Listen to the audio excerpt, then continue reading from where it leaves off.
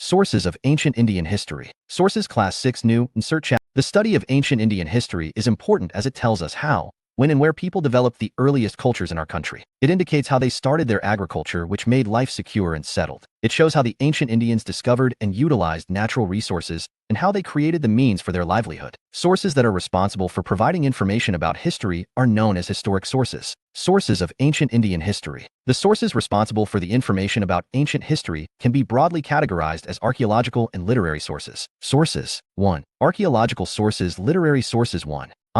Ethereal pottery remains. Coins. Inscriptions. Religious, secular forega. Accounts. Archaeological sources. These sources include material remains, pottery, inscriptions, and coins. The one who studies archaeological sources is known as archaeologist. Material remains. Archaeological excavations show the layout plan of the settlements in which people lived, the type of pottery they used, the form of houses in which they dwelt, the kind of cereals they used as food, and the type of tools and implements they handled. Vertical digging of sites provides us a good chronological sequence of material culture. It also tells us about the material culture of the ancient period. Buildings made of stone and bricks tell us of great building activities in the past. Ring wells are rows of pots or ceramics rings, arranged one on top of other. They have been found in many cities and seem to have been used as toilets, as drains, and garbage dumps. These were usually found in individual houses. In South India, megaliths provide us information about the life of people of post-Iron Age. Some of the largest collection of iron tools and weapons were found in the megalithic burials. The use of iron began in the Indian subcontinent around 3,000 years ago. Around 2,500 years ago,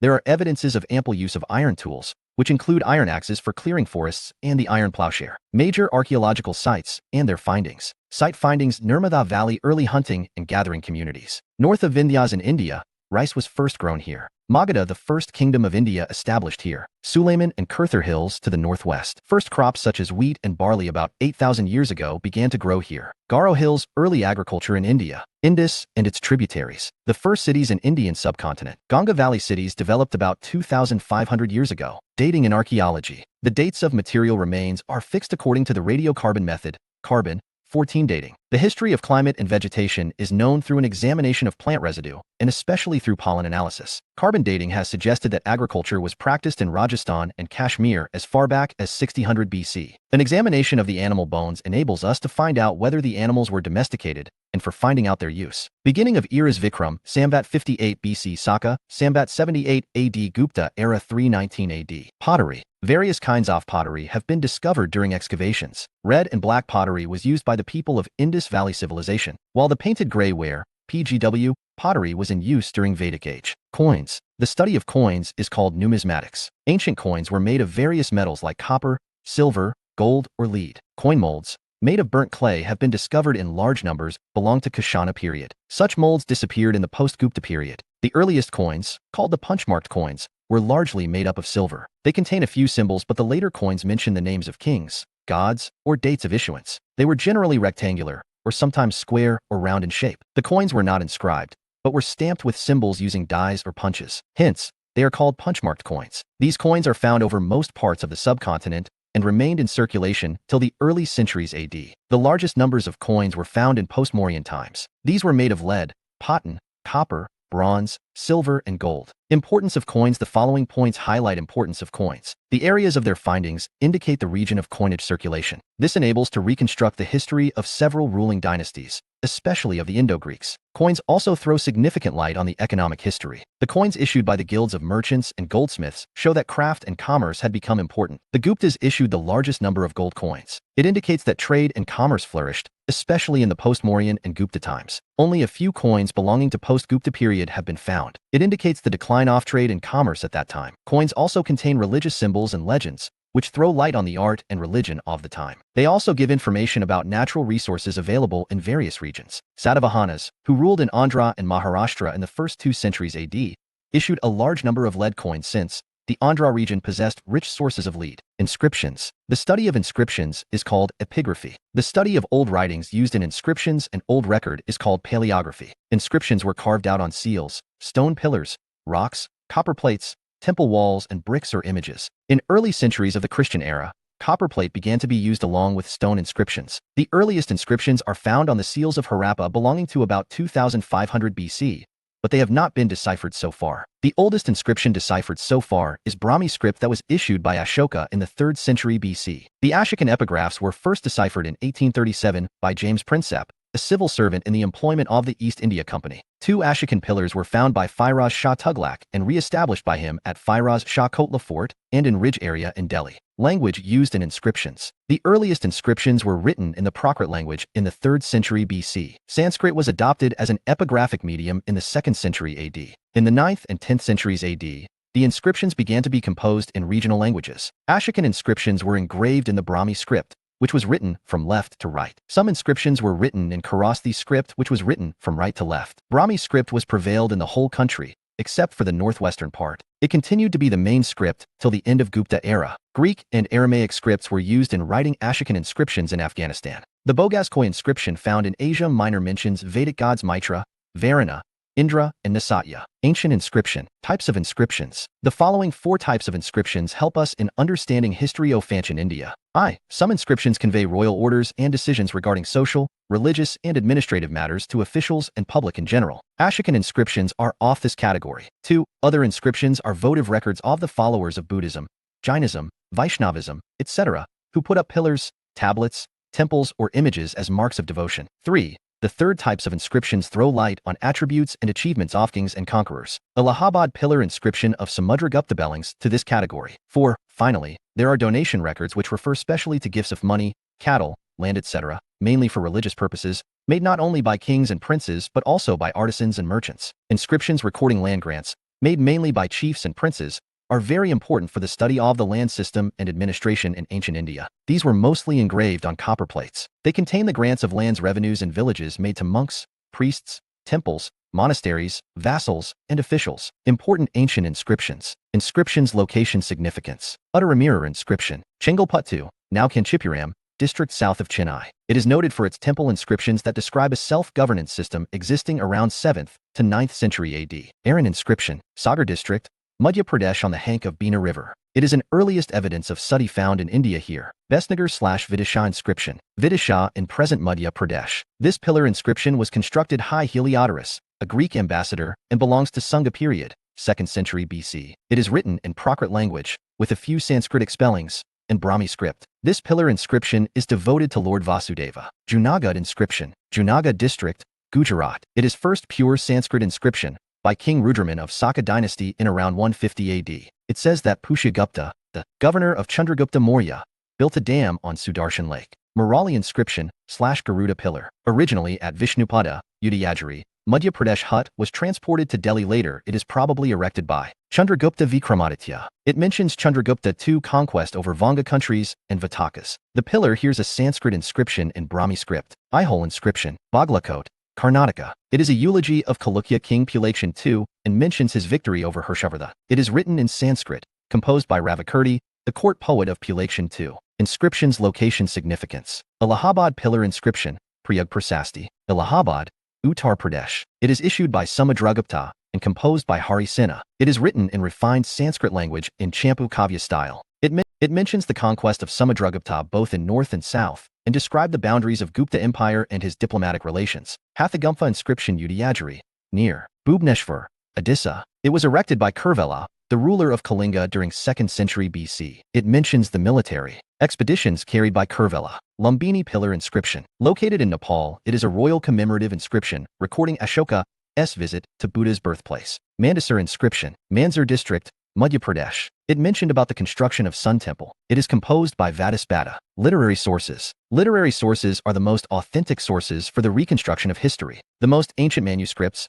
handwritten material, in India are not older than the 4th century AD and have been found in Central Asia. In India, they were written on birch bark and palm leaves. But in Central Asia, manuscripts were written on sheep leather and wooden tablets. The literature can be classified into religious and secular literature. Religious literature. The Vedic, Buddhist, Jain, and other contemporary literature are the religious literary sources of ancient Indian history. They throw light on the social and cultural conditions of ancient times, but it is difficult to make use of them in the context of time and place. Vedic literature. The Vedic literature gives us a clear picture of the political, social, and economic life of the Aryans and of the conflict between the Aryans and the non-Aryans. Puranas. The Puranas contain mythological information. There exists total 18 Puranas. They give the genealogical records, Vanshavali, of the ancient rulers of Kali Yuga. They are very much useful for studying history. Important Puranas are Vayu Purana, Skanda Purana, Matsya Purana, Vishnu Purana, etc., Mahabharata and Ramayana. The two epics Mahabharata and Ramayana seem to have been finally compiled by 400 AD. Off this,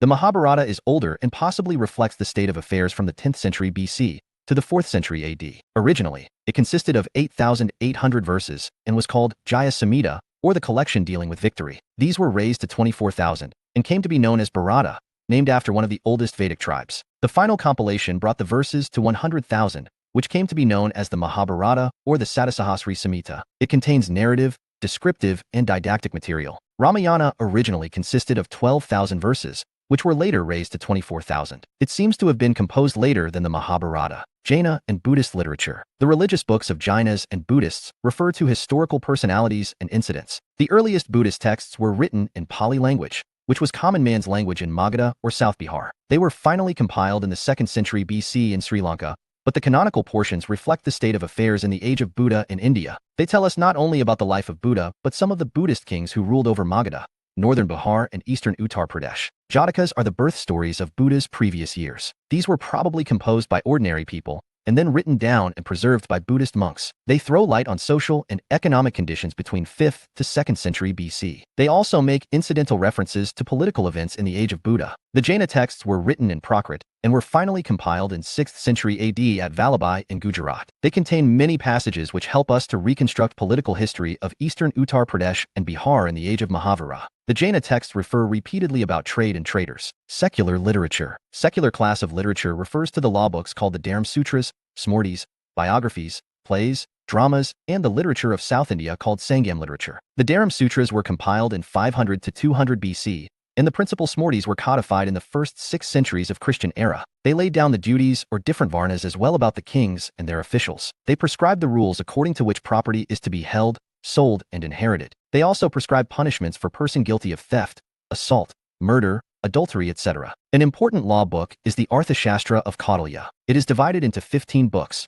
of which Book 2 and 3 may be regarded of an earliest date. The book was put in its final form in the beginning of Christian era. Its earliest portions reflect the state of society and economy in the age of Mauryas. It provides rich material for the study of ancient Indian polity and economy. The secular literature also includes the work of Basa, Kalidasa, and Banapada. They throw light on the conditions of the time to which these writings belonged. They also throw light on the social and cultural life of northern and central India in the age of Guptas. The works of Kalidasa comprise kavyas and dramas, the most famous of which is Abhijayana Shakuntalam. Harshakarita, by Banapada in the 7th century AD, is a semi-biographical work written in Sanskrit language and in fancy style. It describes the early career of Harshavardhana. It gives excellent idea of the court life under Harsha and the social and religious life in his age. Sandhyakara Anandi S. Ramkarita narrates the story of conflict between the Kaivarta peasants and the Paya prince Rampala. Bilhana's Vikramaka Devakarita recounts the achievements Ophi's patron, Vikramaditya VI, 1076 to 1127, the Chalukyan king of Kalyan. The Rajataranjini, or the stream of kings written by Kalhana in 12th century AD, is a string of biographies of the kings of Kashmir. Sangam literature. It comprises the earliest Tamil texts, composed around 2,300 years ago in assemblies, known as Sangama, of poets that were held in city of Madurai. It is a major source of information regarding social, economic, and political life of the people living in the Delta. Foreign accounts. The Greek, Roman, Chinese, and Arab visitors came to India, either as sailors, travelers, or religious missionaries. They left behind accounts of details that they saw in India. Greek and Roman sources. The accounts of Greek and Roman authors, such as Megasthenes, Arrian, Curtens, Plutarch, Diodorus, Dionysius, etc., gave valuable information of India's contemporary situation. The Greek writer, Herodotus, had never been to India, and yet his book has reference to the conquests of northwestern India by the Persian emperors. It constituted the 20th province of the empire of Darius, the Persian emperor. The Greek visitors mentioned Sandrokatas, who was identified with Chandragupta Maurya, whose date of accession is fixed at 322 BC. The Indica of Megasthenes, who came to the court of Chandragupta Maurya, has been lost and preserved only in fragments quoted by subsequent classical writers. Indica furnishes valuable information not only about Mauryan administration, but also about social classes and economic activities in that period. Greek and Roman accounts of the 1st and 2nd centuries AD mentioned many Indian ports and various items of trade between India and Roman Empire. The Periplus of the Erythraean Sea by unknown author and Ptolemy's Geography, 150 AD, both written in Greek, provide valuable data for the study of ancient geography and commerce. An account of a Greek sailor provides detailed account of port of Baragaza, the Greek name of Budoch. Chinese sources, Fahian, 5th century AD, and Haiyuan Sang, 7th century AD, were Buddhist travelers from China who came to visit the Buddhist shrines and to study Buddhism. Fahian describes the social, religious, and economic conditions of India in the age of Guptas, and Haiyuan Sang presents a similar account of India in the age of Harsha. Singh visited India in 7th century after the death of Harsha. Arab sources. Some earlier Arab writers were Sulayman, Silsilatu Tidawarik, and al-Masudi, Muraj al-Zahab. Al-Biruni gave important information about India in his books, Taqi-Hind and Kitab al-Hind. He was Arab scholar and contemporary of Mahmud of Ghazni. Al-Biruni studied Sanskrit and acquired knowledge of Indian literature. He did not give any political information of his times, but gave details insights of contemporary society and culture. Modern historians of ancient India. The first book, which was translated by the East India Company in India, was Manusmriti, that was published as a code of Gentoo laws in English by Nathaniel Brassey Houth in 1776 AD. The Asiatic Society of Bengal was established in 1784 AD by Sir William Jones in Calcutta. He later translated Abhijayana Shakuntalam into English in 1789 AD. William Jones was the first scholar to propagate the deep relationship between the Indo-European languages with Sanskrit as well as Persian. In the year 1785, Sir Charles Wilkins translated the Bhagavad Gita into English as Bhagavad Gita Dialogues of Krishna. German scholar Max Muller contributed immensely on Indology. He translated Vedas, Upanishads, Hitopadesha, etc., and published as Sacred Books of the East in total 50-part series. The Early History of India, written by Vincent Arthur Smith, 1843 to 1920, in 1904, is considered as the first systematic work in ancient Indian history. An eminent scholar, R.G. Bundarkar, reconstructed Satavahana dynasty in Deccan, as well Vaishnavism and other religious sects. Social activist Pandurung Vaman-Kane, 1880 to 1972, wrote the History of Dharmashastras, which is considered as encyclopedia of social code and ethics. Raja Rajendralal Mitra was among the first Indian cultural researcher and historian who published various manuscripts of Vedic literature. He also wrote the Sanskrit Buddhist literature of Nepal in 1882. Eminent historian R.C. Majumdar, 1888 to 1980, had presented History and Culture of Indian People, where he propounded Indian Renaissance in descriptive manner. Another scholar, Nilkantha Shastri, has vividly described about the history of South India in his work History of South India. Historian K.P. Jaiswal in his work Hindu Polity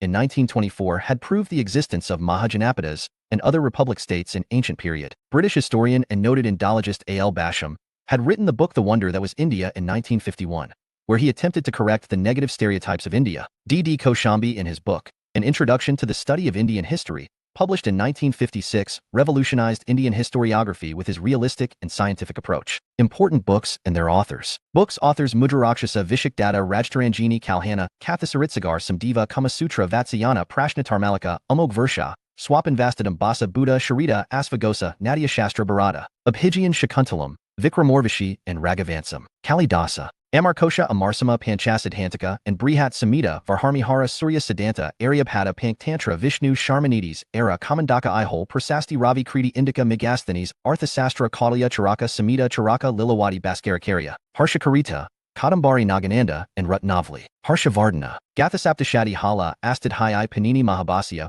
Patanjali Naishadhakaritra Sri Harsha Mrichakatika Shadraka Jitagovinda Jayadev Navratna Versina. Prehistoric cultures. Sources Class 6 New Insert Chap 2, From Hunting-Gathering to Growing Food. Class 6 Old Insert Chap 1, Early Man. Class 9 Old Insert Chap 1, Life in Prehistoric Times. Class 11 Old Insert Chap 1, The Stone Age, The Early Man. Class 11 Old Insert Chap 6, Chalcolithic Farming Cultures. Earliest human remains associated with stone tools found in Africa have been dated as old as 3.5 million years ago. In India, the evidence of first occupation are not earlier than the Middle Pleistocene, which began about 5,000,000 years ago. Initially, men were nomads. They wandered in groups from place to place in search of food and shelter. There was no cultivation, so they consumed all they could find in a certain place and had to move place to place in search of food. They also hunted animals, and they had to go elsewhere in their search. People either lived in caves or built small shelters on the leafy branches of large trees. In the later part of Stone Age, Neolithic, man stopped being a nomad and began to settle down in one place as an agriculturist. It took almost 3,000,000 years for men to change from a food gatherer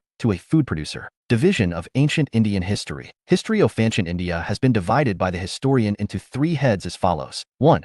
Prehistoric period. It is the period of human culture for which no written records are available. The humans of this period were not civilized. The history of this period is studied by archaeological evidences only. This period is divided into three parts, viz. Paleolithic age, Mesolithic age, and Neolithic age. 2. Proto-history period. It is the period between prehistory and history during which a culture or civilization has not yet developed writing, but other cultures have already noted its existence in their own writings. Duration of this period is 2500 BC to 600 BC. 3.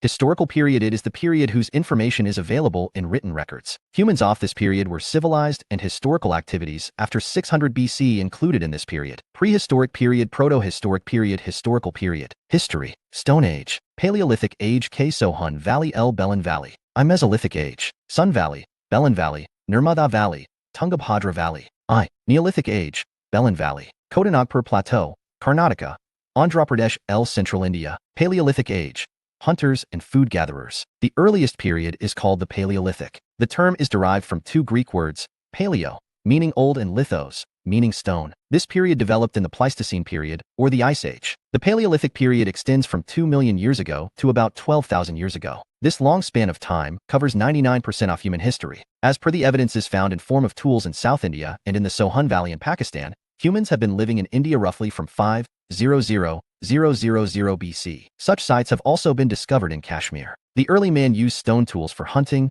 cutting, and other purposes. The tools were made of stone, wood, and bone. Some of these stone tools were used to cut meat and bone, scrape bark from trees and hides, animal skins, chop fruit and roots. Some may have been attached to handles of bone or wood to make spears and arrows for hunting. Other tools were used to chop wood, which was used as firewood. Tools of Paleolithic Age. The Paleolithic men discovered fire, which is evidenced by the traces of ash found in Kurnool, Andhra Pradesh. In winters, earlier man wrapped animal skins or leaves of trees around to keep themselves warm. In this period, man barely managed to gather his food and lived on hunting. He had no knowledge of cultivation and house building. Animal remains found on Belan Valley in Mirzapur district in Uttar Pradesh show that goats, sheep, and cattle were domesticated around 25,000 BC. They hunted wild animals, caught fish and birds, gathered fruits, roots, nuts, etc. The life was not settled yet. The hunter-gatherers of this age moved from place to place in search of food, to follow the movements of animals they hunted, in search of different kind of plants, to meet their friends and relatives. Around 12,000 years ago,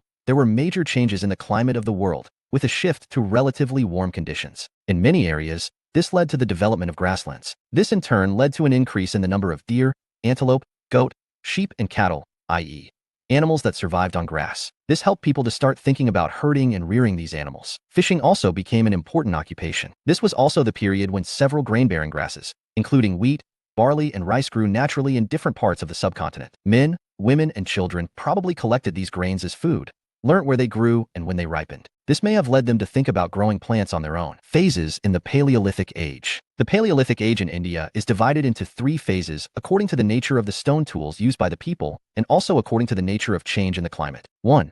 Early or Lower Paleolithic, 5,000 BC and 50,000 BC. The Lower Paleolithic Age covers the greater part of the Ice Age. Its characteristic feature is the use of hand axes, cleavers, and choppers. Its sites are found in the valley of River Son or Sohun in Punjab, now in Pakistan. Other sites were found at Hunski, Karnataka. The early Paleolithic tools have found in the Belan Valley. The Belan sites contain caves and rock shelters, which could have served as seasonal camps for human beings. The sites found in the desert area of Didwana in Rajasthan, in the valleys of the Belan and the Nirmada, Madhya Pradesh, and in the caves and rock shelters of Bhimheka near Bhopal in Madhya Pradesh, roughly belong to 1,000 BC. At some sites, a large number of tools were found that were used for all sorts of activities. These were probably habitation-cum-factory sites. Habitation and factory sites. Habitation sites, these are the places where people lived. These include caves and rock shelters. They provided shelter from the rain, heat, and wind. Factory sites, these are the places where stone was found and where people made tools. Habitation-cum-factory sites, these are the sites where people lived for longer time. Here, large number of tools are found. 2. Middle Paleolithic, 50,000 BC and 40,000 BC. The Middle Paleolithic industries are mainly based upon flakes, which are found in different parts of India and show regional variations. The principal tools are varieties of blades, points, borers, and scrapers made of flakes. Middle Paleolithic sites are found in Son Valley, Nirmada River Valley, and at places south of Tungabhadra River. 3. Upper Paleolithic, 40,000 BC and 10,000 BC. The Upper Paleolithic phase was less humid. It coincided with the last phase of the Ice Age, when climate became comparatively warm. In the world context, it marks the appearance of new flint industries and modern men, Homo sapiens. Caves and rock shelters used by human beings in the Upper Paleolithic phase have been discovered at Bhimbetka, 45 kilometers south of Bhopal. This phase was characterized by massive flakes, blades, burins, and scrappers, which have been found in upper level of Gujarat dunes. The Mesolithic Age.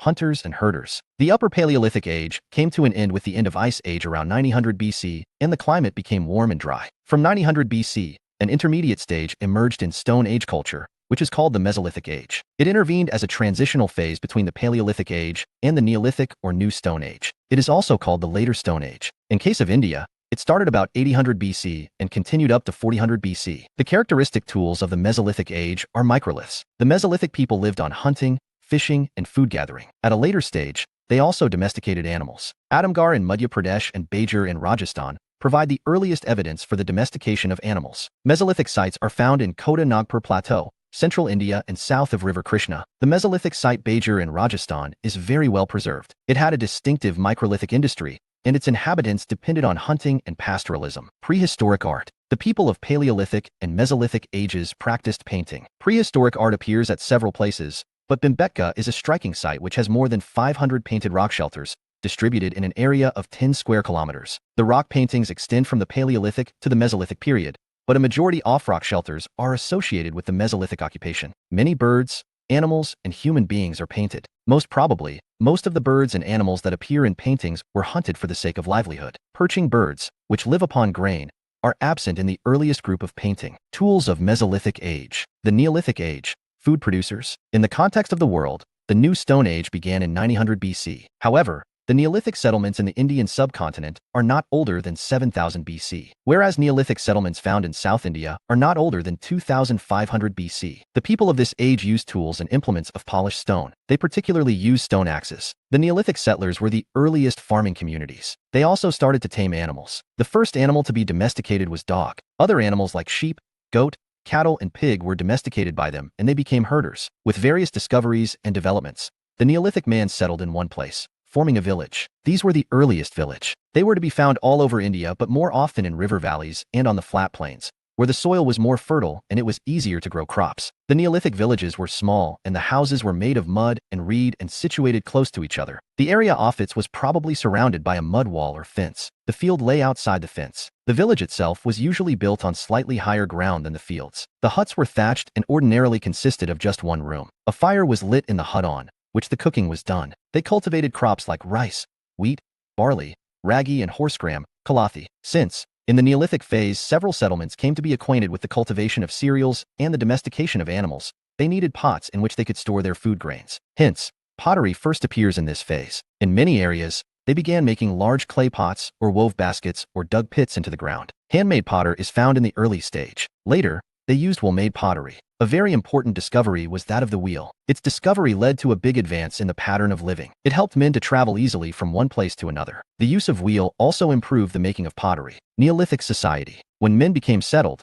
it became necessary to make rules of conduct. The first thing was to decide what each person's job was to be. There used to be division of labor, and men and women had to perform different functions/tasks. Generally, the oldest man in the village had to be leader who could give commands, but sometimes it was the strongest and the bravest man. Religion in Neolithic Age. Sky god and earth goddess were worshipped. The dead were buried in a grave. Several burial sites have been found at Mughal. In one instance, the dead person was buried with goats. Neolithic areas. The sites are found all over the subcontinent. Some of the most important ones are in the north, west, in present-day Kashmir, and in East and South India. Mughal was the earliest Neolithic settlement found in Indian subcontinent, which is located in a fertile plain near the Bolan Pass, at Baluchistan, Pakistan. It was probably one of the places where people learnt to grow barley and wheat and rear sheep and goats for the first time in this area. It is one of the earliest villages that we know about and dates back to 700 BC. Archaeologists have found evidence of many kinds of animal bones from the earliest levels. These included bones of wild animals, such as the deer and pig. The Neolithic people of Mughal were more advanced. They produced wheat,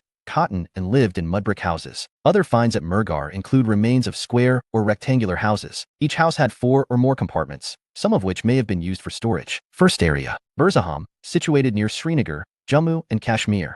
dated back to 2400 BC. The Neolithic people of Burzaham lived there on a lakeside in pits and probably had hunting and fishing economy. They were not acquainted with agriculture or domestication of animals. They used tools and weapons made of polished stone and bone. They used coarse gray pottery. Domestic dogs were found to be buried with their masters in their graves. Gufkrul, literally the cave of the potter, is another Neolithic site located 41 kilometers southwest of Srinagar. The people of Gufkrul practiced both agriculture and domestication of animals. Chirand, near Putna, dates back to 1600 BC. It is the only site in India where bone implements have been found in large number. In addition, sites in Mirzapur and Allahabad have been found. The site in Allahabad district is noted for the cultivation of the rice in the 6th millennium BC. Second area. The second group of Neolithic people lived in South India to the south of River Godavari. The Neolithic phase in South India seems to have covered the period from 2500 BC to 1000 BC. Here, the people settled on the tops of granite hills or on the plateau near the river banks. They possessed cattle, sheep, and goats. They used stone axes and stone blades. The rubbing stone shows that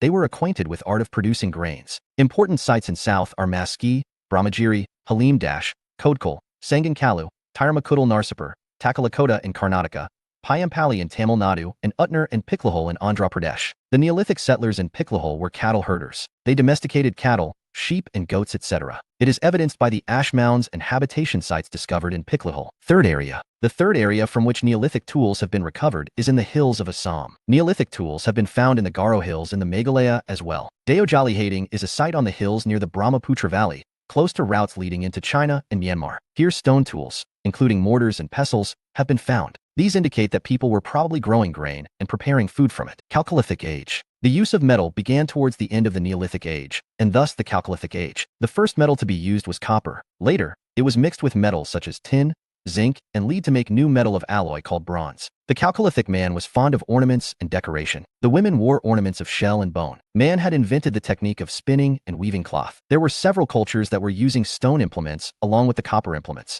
Such cultures are called Chalcolithic cultures. As per scientific analysis, Chalcolithic cultures were not older than 1800 BC. They seem to have continued in some areas till 1000 BC and in other areas till 800 BC. The early settlers. The Chalcolithic communities founded the first villages in India, not an Indian subcontinent, and cultivated barley, wheat, lentil in western India and rice in southern and eastern India. Except for the alluvial plains, Chalcolithic cultures have been discovered almost all over the country. Their earliest settlements appear in Malwa and central India, such as those in Kayatha and Aran. Settlements in western Maharashtra appeared later, and settlements in West Bengal were the last to emerge. In western Madhya Pradesh, sites at Aran, Kayatha, and Navdatoli on Nirmaida have been discovered. The sites in western Maharashtra are at Jorway, Nevasa, and Dimabad in Ahmednagar district, Chandoli, Inamgaon and Songaon in Pune district, and at Nasik. In eastern India, Chirand, Pandu Hajar Dibi in Burdwan district, and Mahisdal in Midnapur district in West Bengal are important Chalcolithic sites. Some Chalcolithic sites have also been found in Allahabad region. The settlements at Kayatha and Aran in Madhya Pradesh and at Inamgaon in western Maharashtra were fortified. On the other hand, the remains of structures in Chirand and Pandu Hajar Dibi in eastern India were poor in nature, giving indications of sinkholes. Tools and weapons. The people of Chalcolithic cultures used small tools and weapons made of stone. In certain settlements, copper implements are found in good numbers. At Ahar, stone tools are completely absent. In Gilland, copper blade industry has been found. The Chalcolithic people used different types of pottery, one of which is called black and red. It was well made and occasionally painted with white linear designs. However, people of different cultures used different types of pottery and implements. Known animals. The people living in southeastern Rajasthan, western Madhya Pradesh, and western Maharashtra domesticated animals and cultivated food grains. They domesticated cow, sheep, goat, pig, buffalo, and hunted deer. Remains of camel have also been found. It is not clear whether they were acquainted with the horse. Some animal remains are identified either to the horse or donkey or wild ass. Food. They used to cultivate wheat, rice, bajra, lentil, green gram, black gram, and grass pea. All these food grains have been found at Navdatoli in Maharashtra. In addition, linseed, ragi, and cotton were also grown. They also ate non-vegetarian food. In eastern India, fish hooks and remains of rice have been found, which suggests that the people in eastern region lived on fish and rice. Houses. The Chalcolithic people were not acquainted with burnt bricks. Occasionally, their houses were made up of mud bricks, but mostly these were constructed with wattle and daub and seem to have been thatched houses. In Inamgaon, an earlier phase, large mud houses with ovens and circular pit houses have been discovered. In the later phase, discovery of house with 5 rooms suggests that families were large. Settlements became stable and widespread in this phase. This is termed as Jorway culture because of its type site is provided by Jorway, a village situated near Pravar River. Every Jorwe village was a nucleated settlement with houses of different size, circular or rectangular in shape. Social inequalities. Social inequalities. In this phase, we also find the beginning of social inequalities. It is evidenced from the material/remains found in the graves. In the graves at Chandoli and Nevasa in western Maharashtra, some children were buried along with copper bead necklaces around their neck, while other children had grave goods consisting only of pots. The Chalcolithic economy was a village economy. These people had no urban civilization. Some settlements, such as Anamgaon, Aran, Kayatha, were fortified and surrounded by a moat. Art and crafts. A little is known about their art and crafts. They knew the art of copper smelting. They were expert coppersmiths and also good workers in stone, as a large number of microliths have been found. They knew the art of spinning and weaving. Spindle whorls have been discovered in Malwa, and cotton and silk have been found in Maharashtra. Burial practices. Unlike Harappans, they did not use separate cemeteries. They had different burial practices. In Maharashtra, people used to bury their dead in urns under the floor of their house in the north to south position, but in the South India in the east-west position. Almost complete or extended burial obtained in Maharashtra, but post-extraction or fractional burial prevailed in West Bengal. Religion. Terracotta figures of women found in Anamgaon suggest that the Chalcolithic people prayed the mother goddess. In Malwa and Rajasthan, stylized bull terracotta show that the bull served as a religious cult. Important Chalcolithic cultures in India. Chalcolithic culture. Sites of Chalcolithic culture. Feature. Ahara culture. Ahara, Rajasthan, Balathal, Gilland, etc. The distinctive feature is black and red ware, decorated with the white designs. Kayatha culture, 2000 to 1800 BC, near River in Chumbel and its tributaries. The sturdy red slipware with chocolate color designs is main feature. Malwa culture, 1700 to 1200 BC, Nirmada and its tributaries in Gujarat, one of the largest Chalcolithic settlements. The Malwa ware is slightly coarse in fabric, but has a thick buff surface over which designs were made either in red or black. Chalcolithic culture. Sites of Chalcolithic culture. Feature. Svalda culture, 2300 to 2000 BC, Dhulia, district of Maharashtra, known for its non-Harappan culture. Prabhas and Rangpur culture, 1700 to 1400 BC, Prabhas and Rangpur, Gujarat. Both of them are derived from the Harappa culture. The polished red ware is the hallmark of this culture. Importance of Chalcolithic cultures. Except for alluvial plains and the thickly forested areas, traces of Chalcolithic cultures have been found almost all over the country. They used microliths and other stone tools supplemented by a little use of copper tools. It seems that most of them knew the art of copper smelting. Almost all Chalcolithic communities used black and red wheel-turn pots. They were the first to use painted pottery. Their pots were meant for cooking, eating, and storing. They used the lota, but there is no trace of the thali. In South India, the Neolithic phase imperceptibly faded into the stone-copper phase, and so these cultures are called Neolithic Chalcolithic. In other parts, especially in western Maharashtra and Rajasthan, the Chalcolithic people seems to have been colonizers. The Chalcolithic communities founded the first villages in India and cultivated far more cereals than is known in case of the Neolithic communities. The burial practices were different. In Maharashtra, the dead body was placed in the north-south position, but in South India, towards east-west position. Almost complete or extended burial obtained in Maharashtra, but post-extraction or fractional burial prevailed in West Bengal. Limitations in Chalcolithic cultures. In spite of a food-producing economy, the rate of infant mortality was very high. It is evident from the large number of children graves in western Maharashtra. Though the copper metal was known, but the Chalcolithic culture was a rural culture since, as a metal, copper has its limitations and its supply was also limited. Further, people did not know the art of mixing copper with tin and thus forging much stronger and useful metal called bronze. It was the bronze tools which facilitated the rise of earliest civilizations. They also did not know the art of writing, nor did they live in cities. Although the Chalcolithic cultures came much later than the Indus Valley civilization, they did not derive any substantial benefit from the advanced technological knowledge of the Indus people. Copper Age in India. Hoards of copper objects have been found in a wide area ranging from the Kota Nagpur Plateau to the Upper Gangetic Basin, but they are concentrated in Gangyamuna Doab. The artifacts found indicate good technological skill and knowledge on the part of the coppersmiths and cannot be the handwork of nomadic people or hunters. At several places, artifacts have been discovered in association with ochre-colored pots and some mud structures, which shows that the people who used the copper hoards led a settled life and were one of the earliest primitive agriculturists and artisans to settle in Doab. The period covered by the ochre-colored pottery culture is roughly placed between 2000 BC and 1800 BC. The end of these settlements is not clear, but the sanctity and religious purity attached to copper vessels, utensils, etc., in Hindu religion may have started in the Copper Age. The people of copper hoard culture were contemporaries of Harappans, and the ochre-colored pottery area in which they lived was not far removed from that of Harappans. Therefore, some kind of barter system between these copper-using people and the bronze-using Harappans can be expected. Megalithic culture or Iron Age. Till 2nd century BC,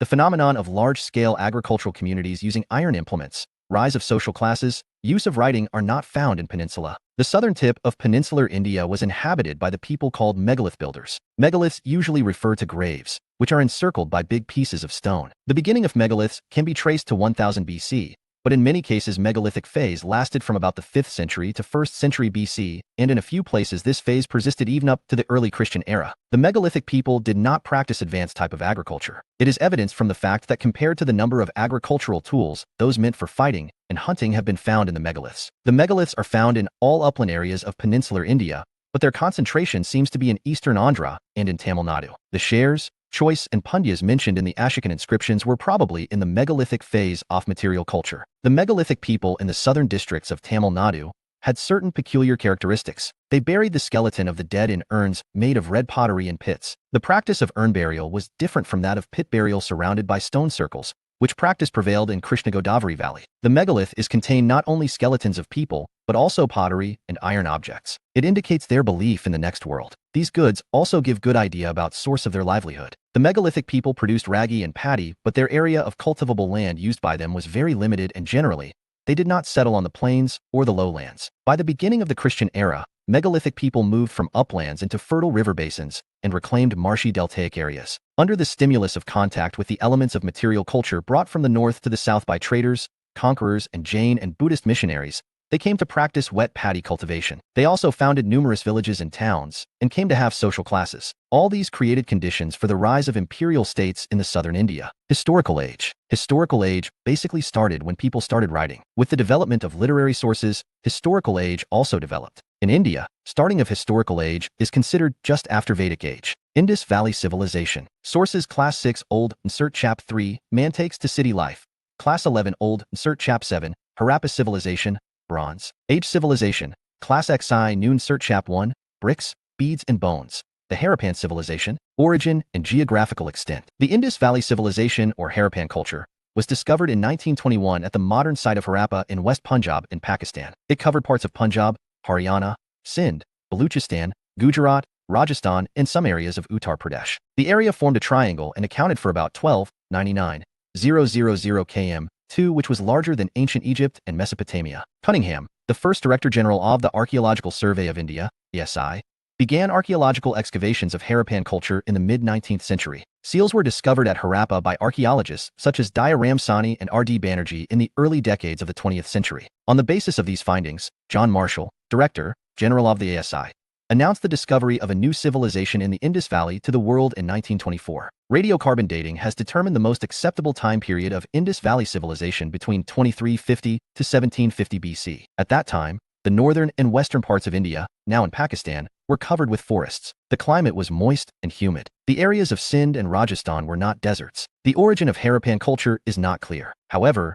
it is said to be evolved out of indigenous settlements. There are no evidences which prove that the influence of Mesopotamia or Egypt helped the rise of Harappan culture. Major developments in Harappan archaeology. Year development: 1875 report of Alexander Cunningham on Harappan seal. 1921 Daya Ramsani began excavations at Harappa. 1925 excavations began at Mohenjo-daro. 1946 Rem Wheeler excavated at Harappa. 1955 S.R. Rao began excavations at Lathal. 1960 B.B. Lal and B.K. Thapar began excavations at Kalibangan. 1974 Mr. Mughal began explorations in Bawalpur, Pakistan. 1988 team of German and Italian archaeologists began surface explorations at Mohenjo-daro. 1986 American team began excavations at Harappa. 1990 R.S. Bisht began excavations at Dhalavira. Phases of Indus Valley Civilization. The period of Harappan culture is divided into 3 phases which are as follows. Early Harappan phase, 3300 to 2600 BC. The early Harappan phase is related to the Hakra phase, identified in the Ghaggar-Hakra River Valley. This phase stands characterized by centralized authority and an increasingly urban quality of life. Trade networks had been established, and there are also evidences of the cultivation of crops. Peas, sesame seeds, dates, cotton, etc. were grown during that time. Kot DG represents the phase leading up to mature Harappan phase. Mature Harappan phase, 2600 to 1900 BC. By 2600 BC, the Indus Valley civilization had entered into a mature stage. The early Harappan communities were turning into large urban centers, like Harappa and Mohenjo-daro in Pakistan and Lathal in India. Sites of this phase were Harappa, Mohenjo-daro, Shanhadaro, Lathal, Kalibangan, Banawali, Sukhajender, and Surkata. Extent of Indus Valley Civilization. Easternmost site Alamgirpur, Meerut, Uttar Pradesh. Westernmost site Sukhagandor, Baluchistan. Northernmost site Manda, Jammu. Southernmost site Daimabad, Maharashtra. Late Harappan phase, 1900 to 1300 BC. The signs of a gradual decline of the Harappan civilization are believed to have started around 1800 BC, and by 1700 BC, most of the cities were abandoned. However, various elements of the ancient Harappan civilization can be seen in later cultures. Archaeological data indicates the continuation of the late Harappan culture till 1000 to 900 BC. The late Harappan phase is found in Rangpur and Rajdi in Kathiawar Peninsula, Gujarat. Contemporary civilizations of Indus Valley Civilization. Civilization banks of river description Egypt Nile River. This was the civilization of the pharaohs who built the pyramids at this time. Mesopotamia Euphrates, and this was the Sumerian, modern Iraq. Tigris River civilization and Harappans had trading contacts with it. Huang Ho, China.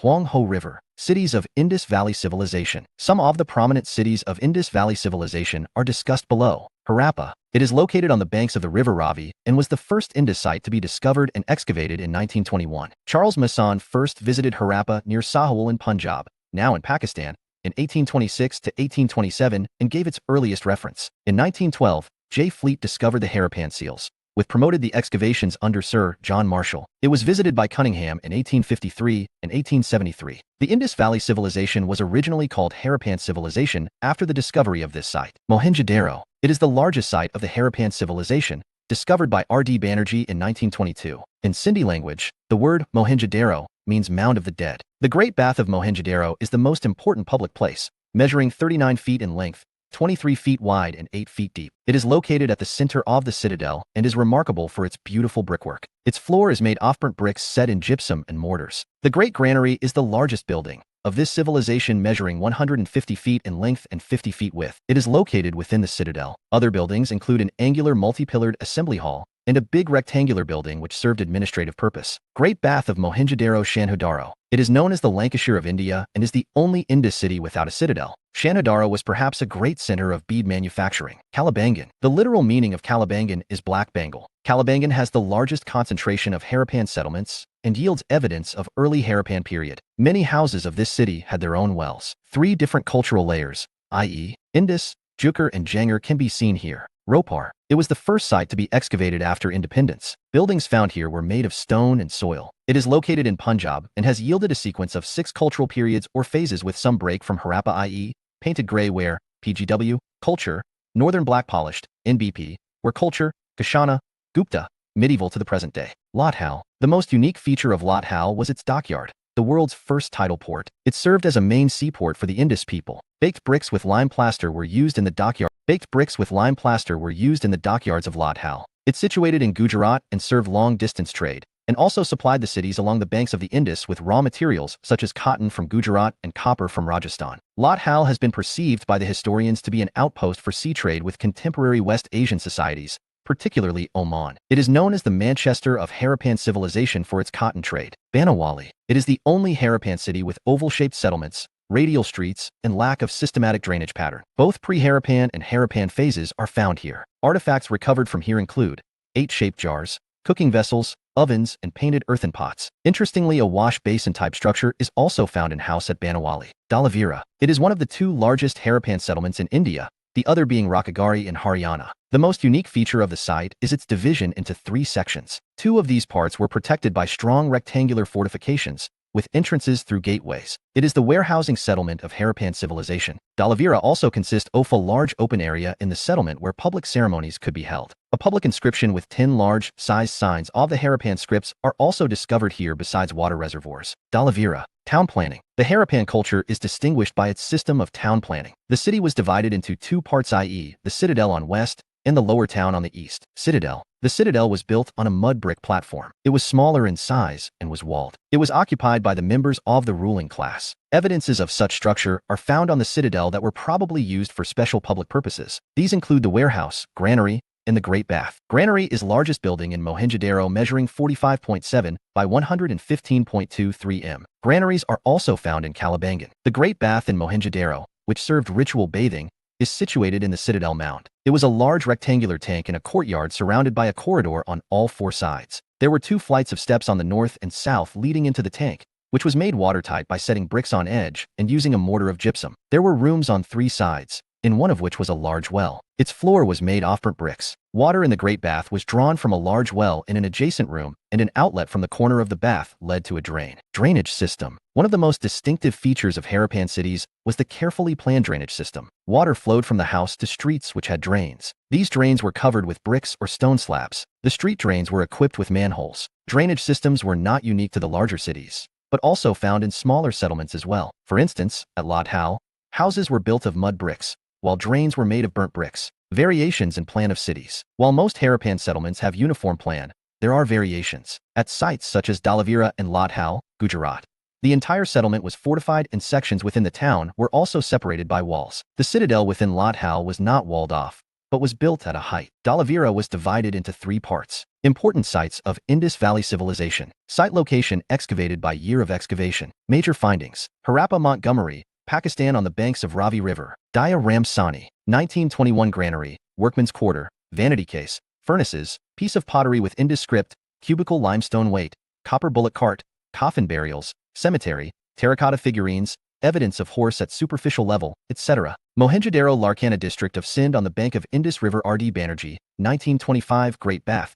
granary, unicorn seals, bronze dancing girl statue, Pashupati seal, steatite statue of beard priest, piece of woven cloth, etc. Sukhajender Baluchistan on Dasht River. Oriel Stein 1929 trade point between Harappa and Babylon, flint blades, stone vessels, stone arrowheads, shell beads, pottery, horse remains, etc. Shanhudaro Mullen Sanda, Sindh on the Indus River. N.G. Majumdar, 1931 Bengal factory, inkpot, beadmaker's shop, the footprint of a dog chasing a cat, cart with a seated driver. It is the only city without a citadel, etc. Rungpur Kathiawad, Gujarat, on the Madar River. MS Vats, S.R. Rao, 1931, 1957 post-Harappan site. Rice husk, 6 types of pottery, etc. Amri close to Baluchistan, on the bank of Indus River. N.G. Majumdar 1935 antelope evidence, rhinoceros evidence, etc. Khatdiji Kherpur, Sindh, Pakistan, on the Indus River. Fazal Ahmad, Guri, 1935-1955 figurine of ox, steatite seal, terracotta beads, etc. Kalibangan Hanumangarh district, Rajasthan on the bank of Gagar River. Amlan Angos, 1953 granary, plowed field, wooden drainage, evidence of earthquake, wooden plow, camel's bone, fire altars, earthen bricks instead of baked one, etc. Lat Hal Ahmedabad, Gujarat on Bhagwa River near the Gulf of Cambay. R. Rao 1955 divided into 6 sections, bead making factory, rice husk, ivory weight balance, dockyard, fire altars, terracotta figure of horse, etc. Ropar Punjab, on the river Sutlej. Y.D. Sharma 1953 5-fold sequence of culture, stone and mud house, evidence of dog burial, along with human burial, etc. Alamgurpur Merit, up, on the Hindon River. Y.D. Sharma 1958 pottery, animal bones, plant fossils, copper tools, etc. Surkatata Gujarat. J.P. Joshi 1964 bones of horses, beads, stone-covered beads, etc. Rakagari Hisar, Haryana, on the Drishtavati River. Surajban 1969 largest Harappan site, fire altars, cylindrical seal, terracotta wheel, etc. Banawali Fatahabad district of Haryana. R.S. Bish 1974 remains of street and drains, beads, barley, oval-shaped settlement, the only city with radial streets, toy plow, the largest number of barley grains, etc. Dhalavira Gujarat and Ran of Kutch. R.S. Bish 1990 only site to be divided into 3 parts, giant water reservoir, unique water harnessing system, dams, embankments, signboard with Indus script, etc. Balakot Arabian Sea, Baluchistan, Pakistan. George F. Dales, 1973 to 1979 early Harappan findings, bricks, bead workshop. D. Salper or gunfly, Nocturna Talika, Gujarat. S.R. Rao, Aghosh, 1963 copper and terracotta seals, brown pottery. Lower Town. The Lower Town, which was below the citadel, was larger in size and was inhabited by the common people. The houses in the lower cities of all Indus settlements followed the grid system.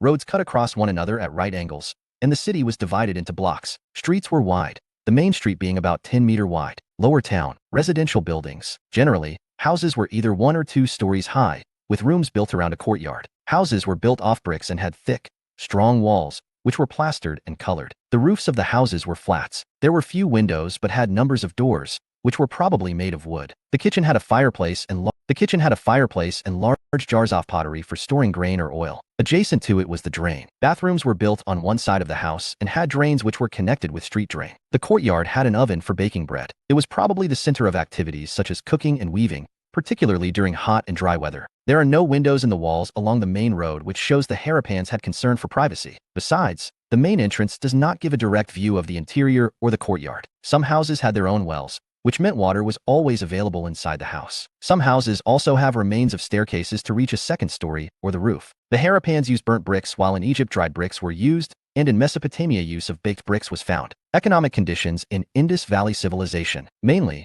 the Harappans were agriculturists. They were also engaged in trade and various other occupations. Agriculture. The Harappan villages, mostly situated near the floodplains, helped in producing sufficient food grains not only to feed themselves but also the town people. Activities of Harappan people associated with agriculture are discussed as follows. Sowing. The Indus people sowed seeds in the floodplains in the month of November, when the floodwater receded, and reaped their harvests of wheat and barley in April before the advent of the next flood. Plow. The Harappan probably used wooden plowshare, and stone sickles may have been used for harvesting the crops. Representations on seals and terracotta sculpture indicate that the bull was known to them and used for plowing. Terracotta models of the plow have been found at sites in Khalistan and Banawali. Archaeologists have also found evidence of a plowed field at Kalibangan, Rajasthan, associated with early Harappan period. The field had two sets of furrows at right angles to each other, suggesting that two different crops were grown together. Crops. The Indus people were the earliest ones to produce cotton. Findings of rice cultivation are relatively rare. However, remains show that the people of Lat Hal used rice. Main crops grown here are wheat,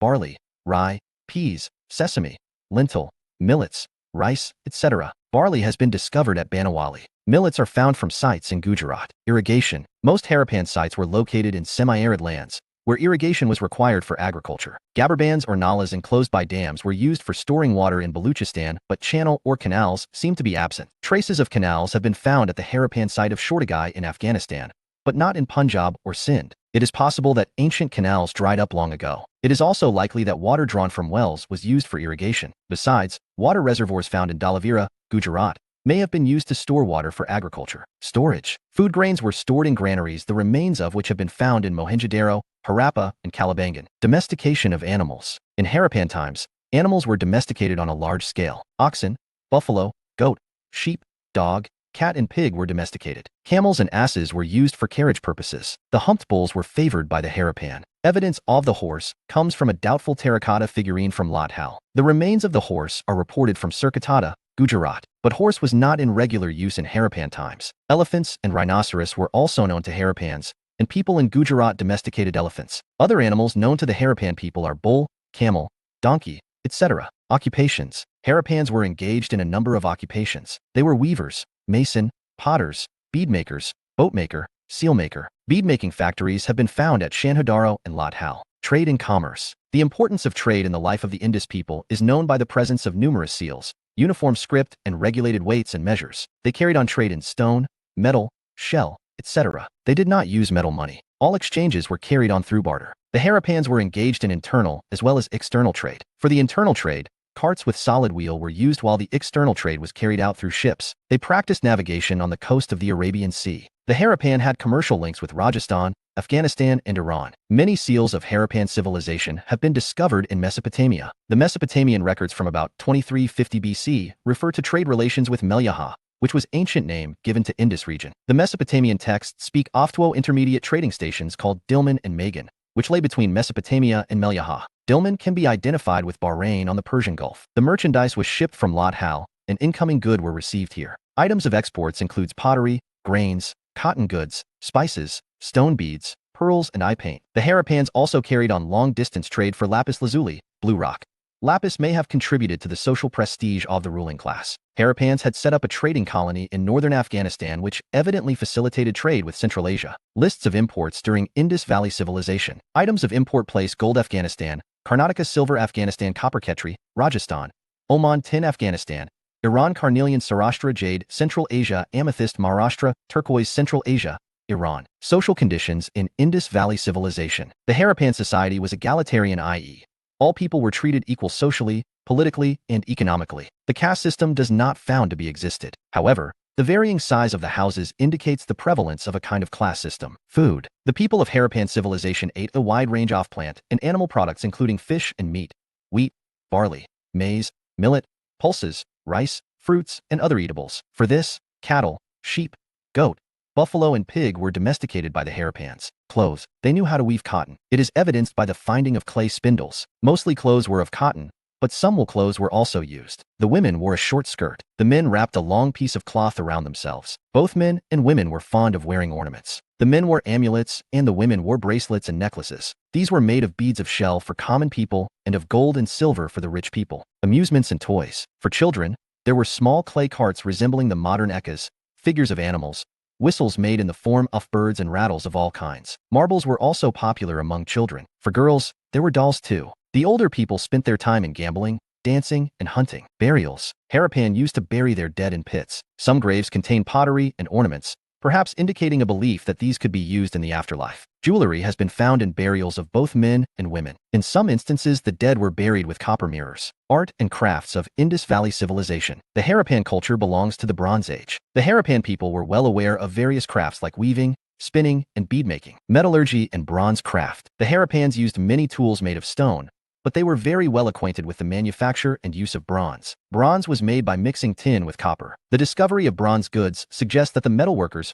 bronzesmiths, constituted an important group of artisans in Harappan society. They produced not only images and utensils, but also various tools and weapons such as axes, saws, knives, and spears. A bronze statue of Dancing Girl found in Mohenjo-daro is the best specimen of that time. Terracotta figurines. A number of figurines made of fire-baked earthen clay, terracotta, have been found from Harappan sites. These were either used as toys or objects of worship. They represent birds, dogs, sheep, cattle, monkeys, men, and women. But the terracotta pieces represent unsophisticated artistic works. Weights and measures. The Harappan used weights and measures for trade and other transactions. Numerous articles used for weights have been found. They show that in weighing mostly 16 or its multiples were used, e.g., 16, 64,160, 320, and 640. The lower denomination of the weight were binary, 1, 2, 4, 8, 16, 32, etc. up to 12800, while the higher denominations followed the decimal system. Weights were usually made up of chert stone,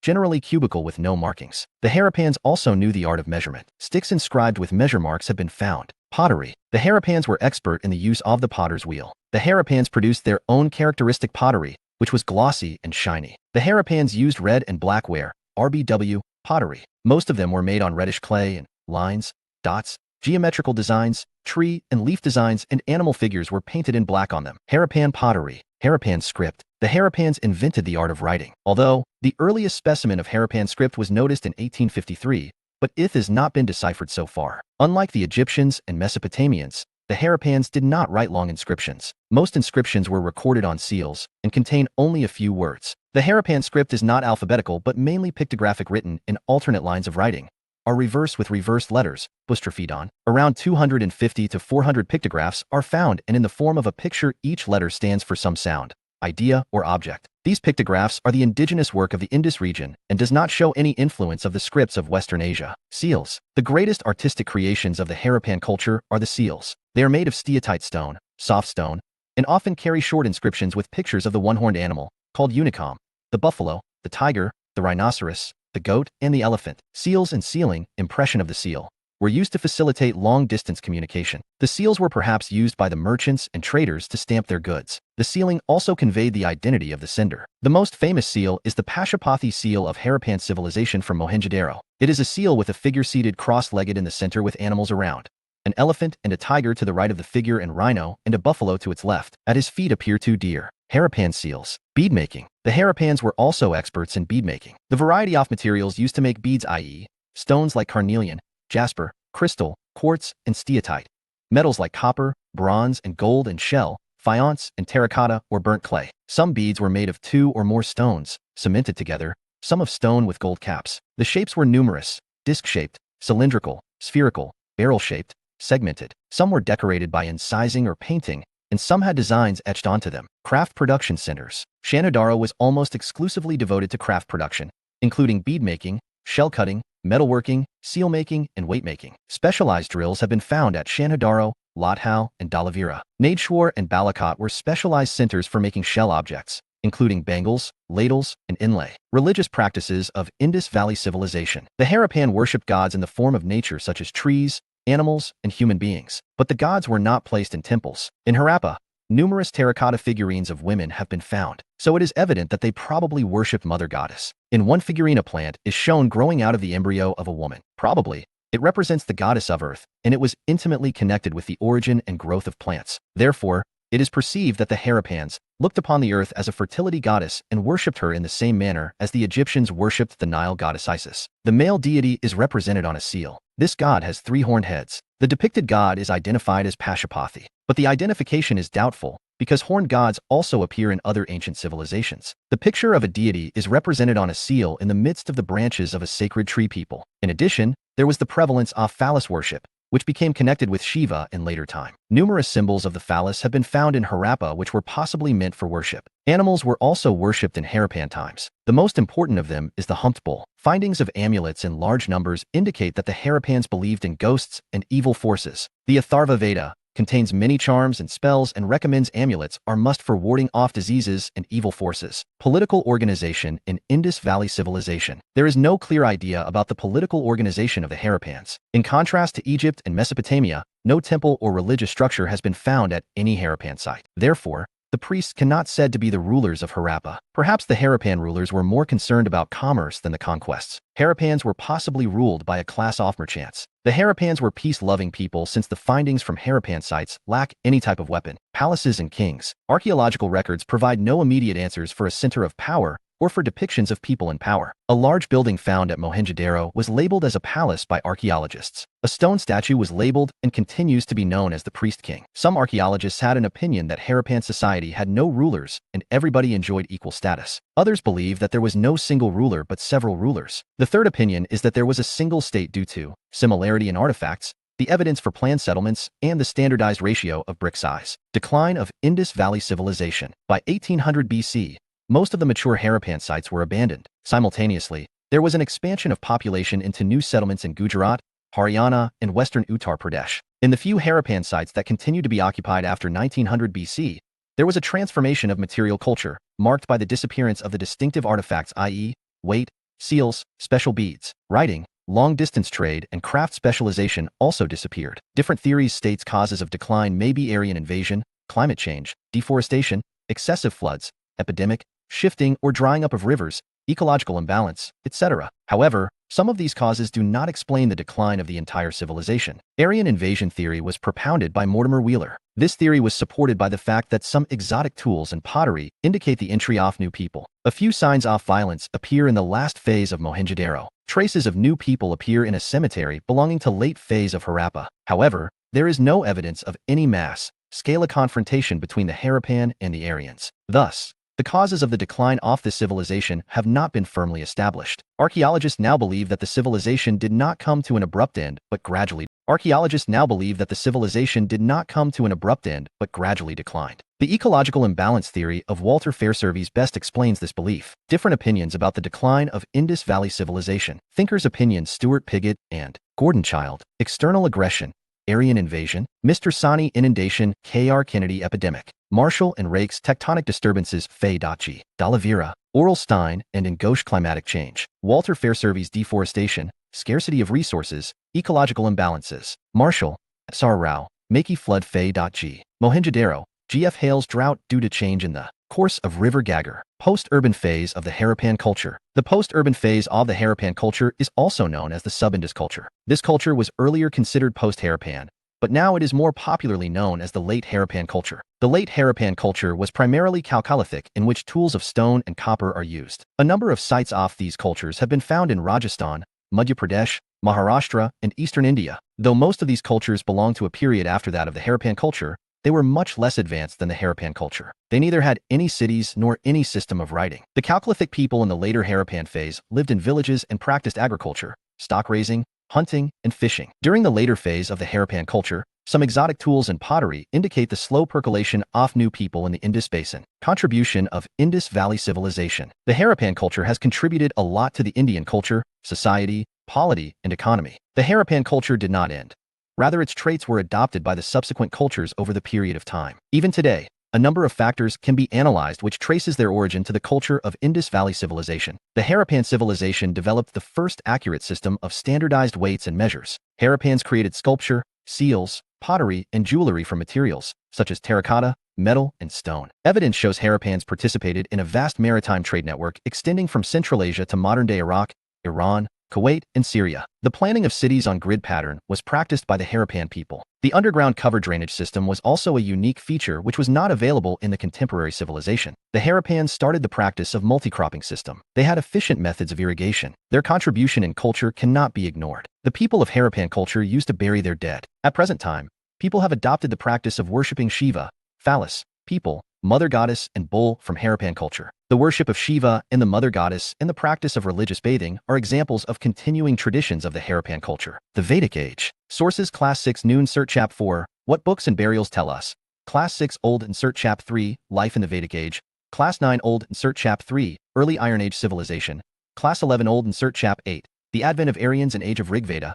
Class 11 Old NCERT Chap 9, Transition to State and Social Formation. The Vedic Age refers to the period when the Vedic Sanskrit texts were composed in India. It is the age of the Aryans who are supposed to have migrated from Central Asia into the Indian subcontinent in several stages during 2000 to 1500 BC. Advent of the Aryans in India. The term Aryan literally means the best or eminent. It is not evident that all the earliest Aryans belonged to one race, but their culture was of the same type. They were distinguished by their common language. They spoke the Indo-European languages. Originally, the Aryans seem to have lived areas of southern Russia to Central Asia. They used horses, and their swiftness enabled them and some allied people to make successful advent in West Asia from about 2000 BC onwards. The Rig Veda gives information about the Aryans in India. The term Arya appeared 36 times in this text and generally indicates a cultural community. The Rig Veda is the earliest text of the Indo-European languages and has many things in common with the Avesta, which is the oldest text in the Iranian language. The two texts use the same names for several gods, and even for social classes. Also,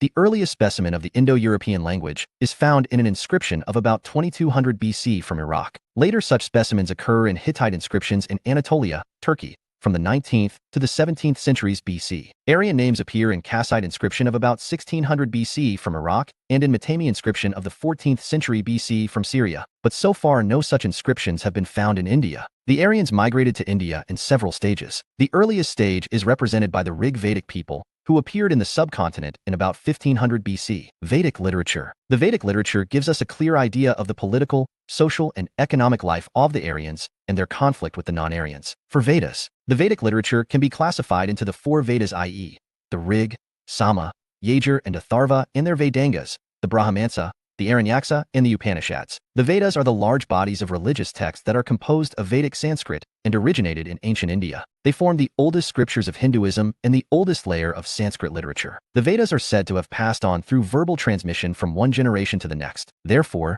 they are also known as Shruti. Rig Veda. It is the oldest Veda and depicts the life of early Vedic people in India. It was compiled between 1500 BC to 1000 BC. Its text consists of 1028 hymns, sukta, which are divided into 10 mandalas or books. Mandala I is primarily dedicated to Indra and Agni. Varuna, Surya, Mitra, Rudra, and Vishnu have also been mentioned.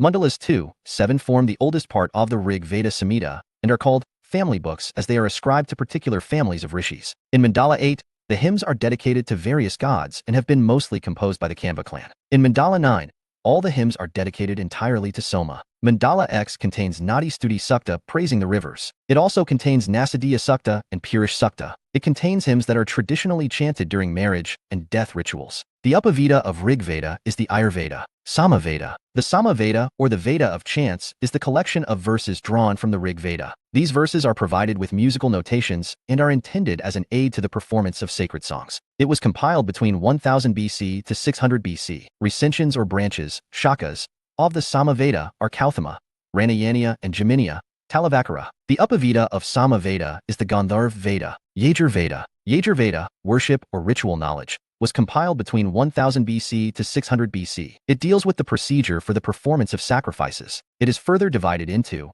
Shukla Yajur Veda / White Yajur Veda. It contains only the mantras. It contains the Madhyandina and Kanva recensions. Krishna Yajur Veda / Black Yajur Veda. It includes mantras as well as prose explanations / commentary. It contains Kathaka, Maitrayani, Taittiriya, and Kapisthala recensions. The Upaveda of the Yajur Veda is the Danur Veda. Atharva Veda. Atharva Veda was also compiled between 1000 BC to 600 BC. It concerns with magic spells to ward off evil spirits or dangers. It is classified into 20 khandas or books, with 711 hymns. It contains Shanaka and Papalata recensions. The Upaveda of Atharva Veda is Shilpa Veda. Brahmanas. The Brahmanas are the prose texts that explain the hymns in the Vedas. In addition to explaining the symbolism and meaning of the Samhitas, Brahmana literature also provides scientific knowledge of the Vedic period, including observational astronomy, altar construction, and geometry. Each Veda has one or more of its own Brahmanas.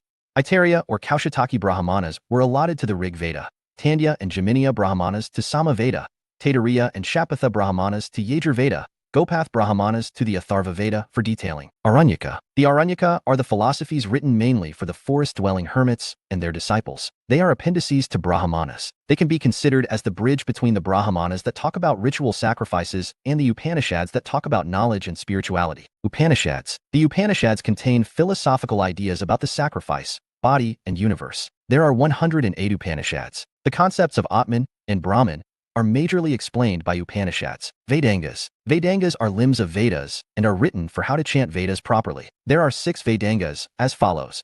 Siksha Vedanga, which covers phonetics, sounds. Nirukta Vedanga, which covers etymology, origin of words. Chandas Vedanga, which covers metrics. Vyakarana Vedanga, which covers grammar. Jyotisha Vedanga, which covers astrology. Kalpa Vedanga, which covers rituals. Upavedas. There are 4 Upavedas, which are Ayurveda, Veda about life, Gandharva Veda, Veda about music, Shilpa Veda, Veda about architecture, and Danur Veda, Veda about archery and warfare. Some school of-thoughts consider Arthashastra as 5th Upaveda. Sutra Sahitya. The period of 600 BC to 300 BC is known as period of Sutra, when various literatures of sutras were written. Sutras first appear in the Vedic literature, known as Brahmana and Aranyaka. It was a period of general upheaval of social, political, and religious thought occurred in India. 6 Sutras. Sutra description. Kalpa Sutra. It contains the sacrificial practice and systematic sutras. Shrada Sutras. It contains teaching of the performance of the great sacrifices. Sulva Sutras. It is related to geometry and mathematics. Grua Sutras. It contains rules of domestic life. Dharma Sutras. It has various customs and social duties. Vedic age.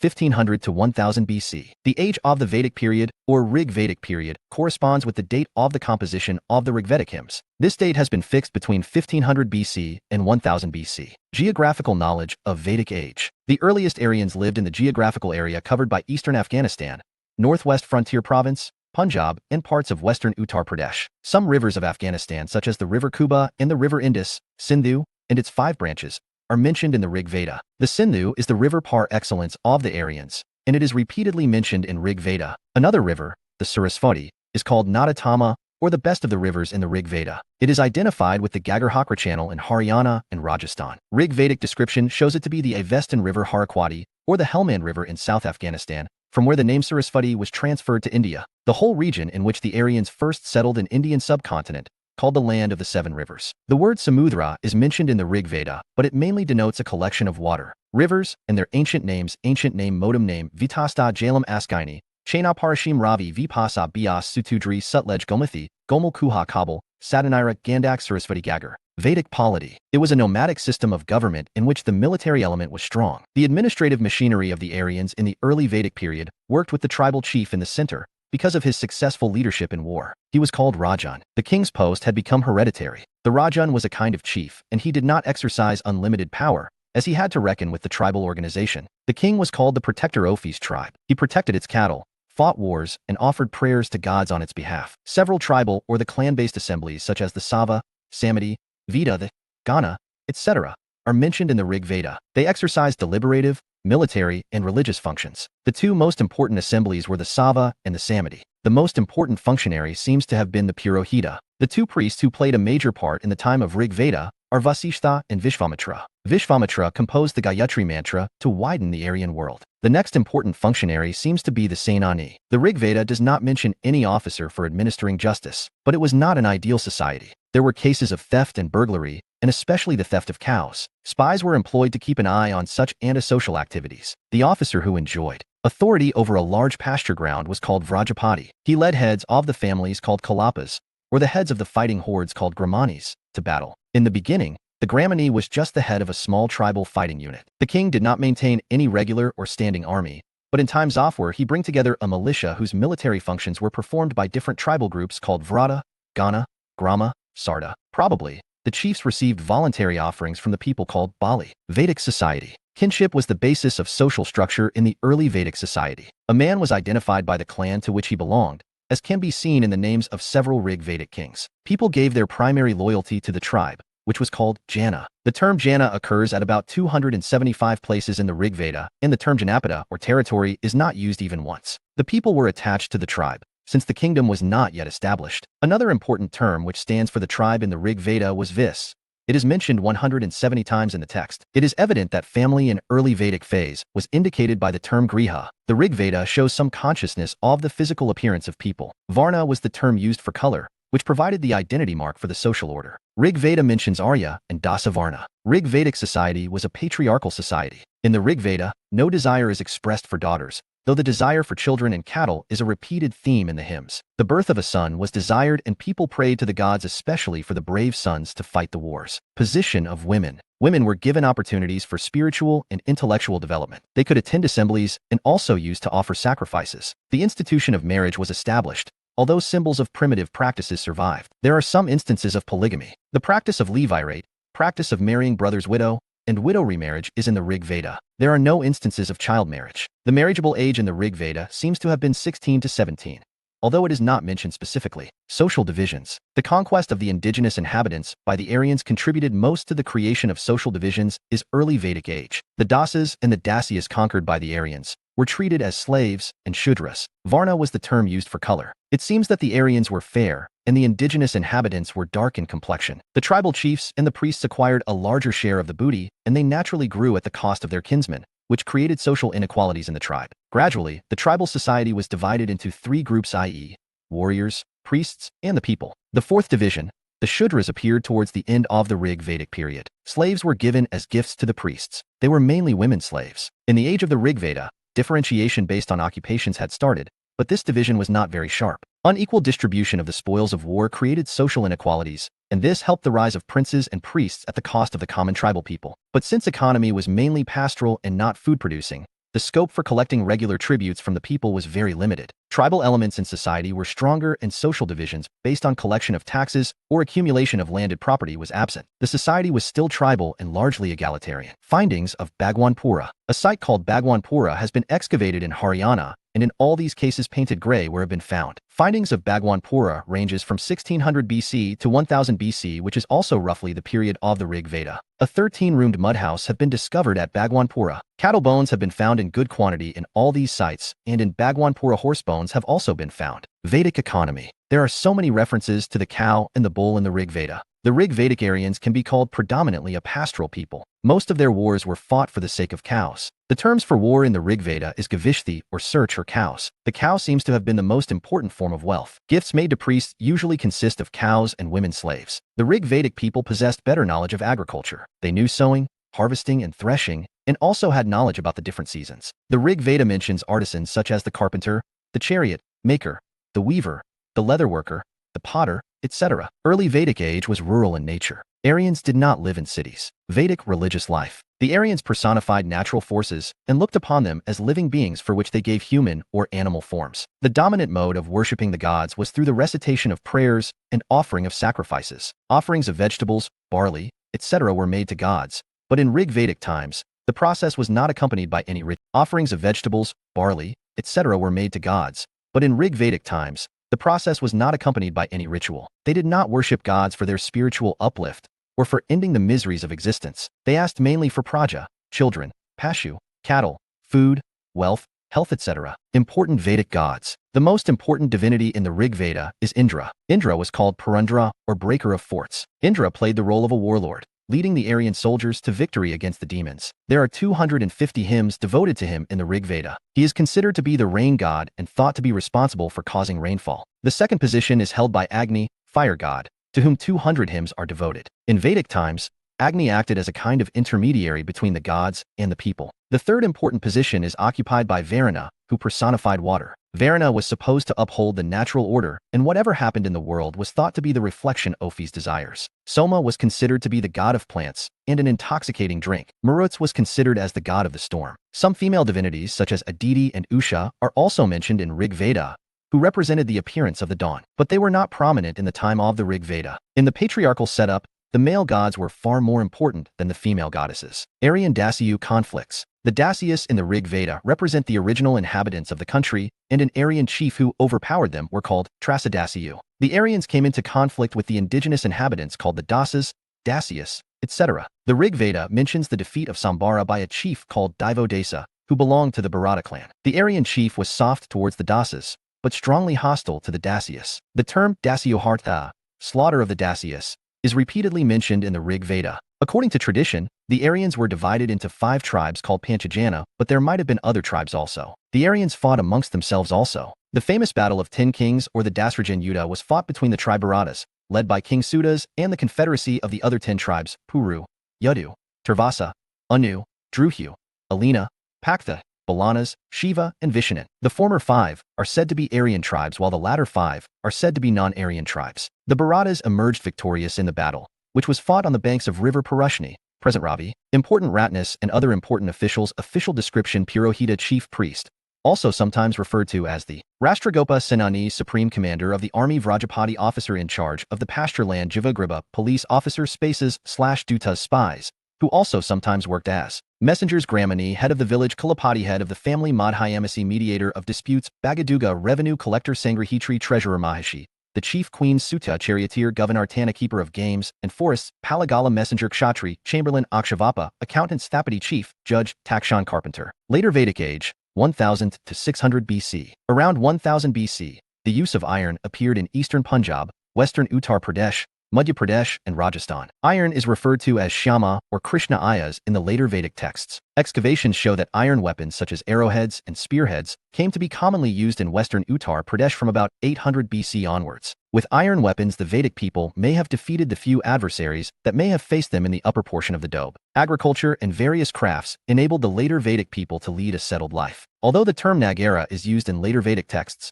beginnings of towns can be traced towards the end of the later Vedic period. The later Vedic period saw certain important changes, such as the beginning of territorial kingdoms. Wars were fought not only for the possession of cattle, but also for the territory. The predominantly pastoral society of early Vedic times had become agricultural. The tribal pastoralists came to be transformed into peasants who could maintain their chief with frequent tributes. The Shudras were still a small serving order. The tribal society broke up into a Varna-divided society. Geographical expansion during later Vedic age. The Aryans expanded from Punjab over the whole of western Uttar Pradesh, covered by the Gangyamuna Doab. In the beginning, they lived between the Sarasvati and the Drishadvati rivers. The Kurus occupied Delhi and the upper portion of the Doab, the area called Kurukshetra, or the land of the Kurus. Gradually, they amalgamated with a people called the Panchalas who occupied the middle portion of the Doab. They set up their capital at Hastinapur, situated in the district of Meerut, Uttar Pradesh. The Mahabharata war of this age is supposed to have been fought around 950 BC. The later Vedic people succeeded in the second phase of their expansion because they used iron weapons and horse-drawn chariots. Later Vedic polity. In later Vedic times,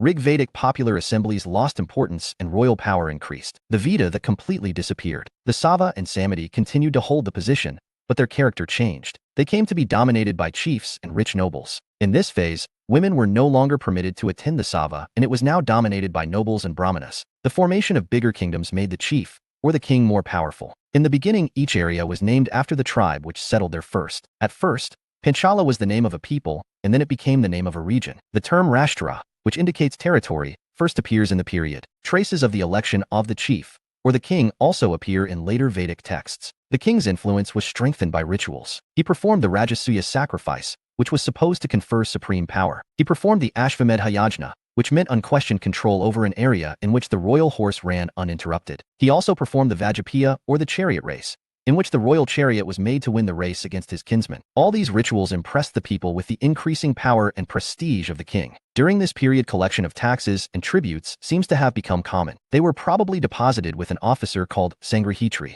However, even in later Vedic times, the king did not possess a standing army. Tribal units were assembled in times of war. Later Vedic economy. Agriculture was the chief means of livelihood of the later Vedic people. Later Vedic texts mention about use of oxen to the plow. The Shatapatha Ramana speaks at length about the plowing rituals. Janaka, the king of Videha and father of Sita, lent his hand of the plow. Ralarama, the brother of Krishna, is called Haladhar, or wielder of the plow. The Vedic people continued to produce barley, but during this period rice and wheat became their chief crops. In this age, the Vedic people came to be acquainted with rice in the dough for the first time. It is called vrihi in the Vedic texts. The Vedic texts also refer to the seas and sea voyages. This suggests some kind of commerce which may have been stimulated by the rise of new arts and crafts in later Vedic age. Copper was one of the first metals to be used by the Vedic people. Copper objects have been found in painted grayware sites. They were used mainly for war, hunting, and ornaments. The later Vedic people were acquainted with 4 types of pottery: black and red ware, black slipped ware, painted gray ware, and red ware. The last type of pottery was most popular, and its use has been found almost all over western Uttar Pradesh. Later Vedic society. The later Vedic society came to be divided into 4 varnas called the Brahmanas,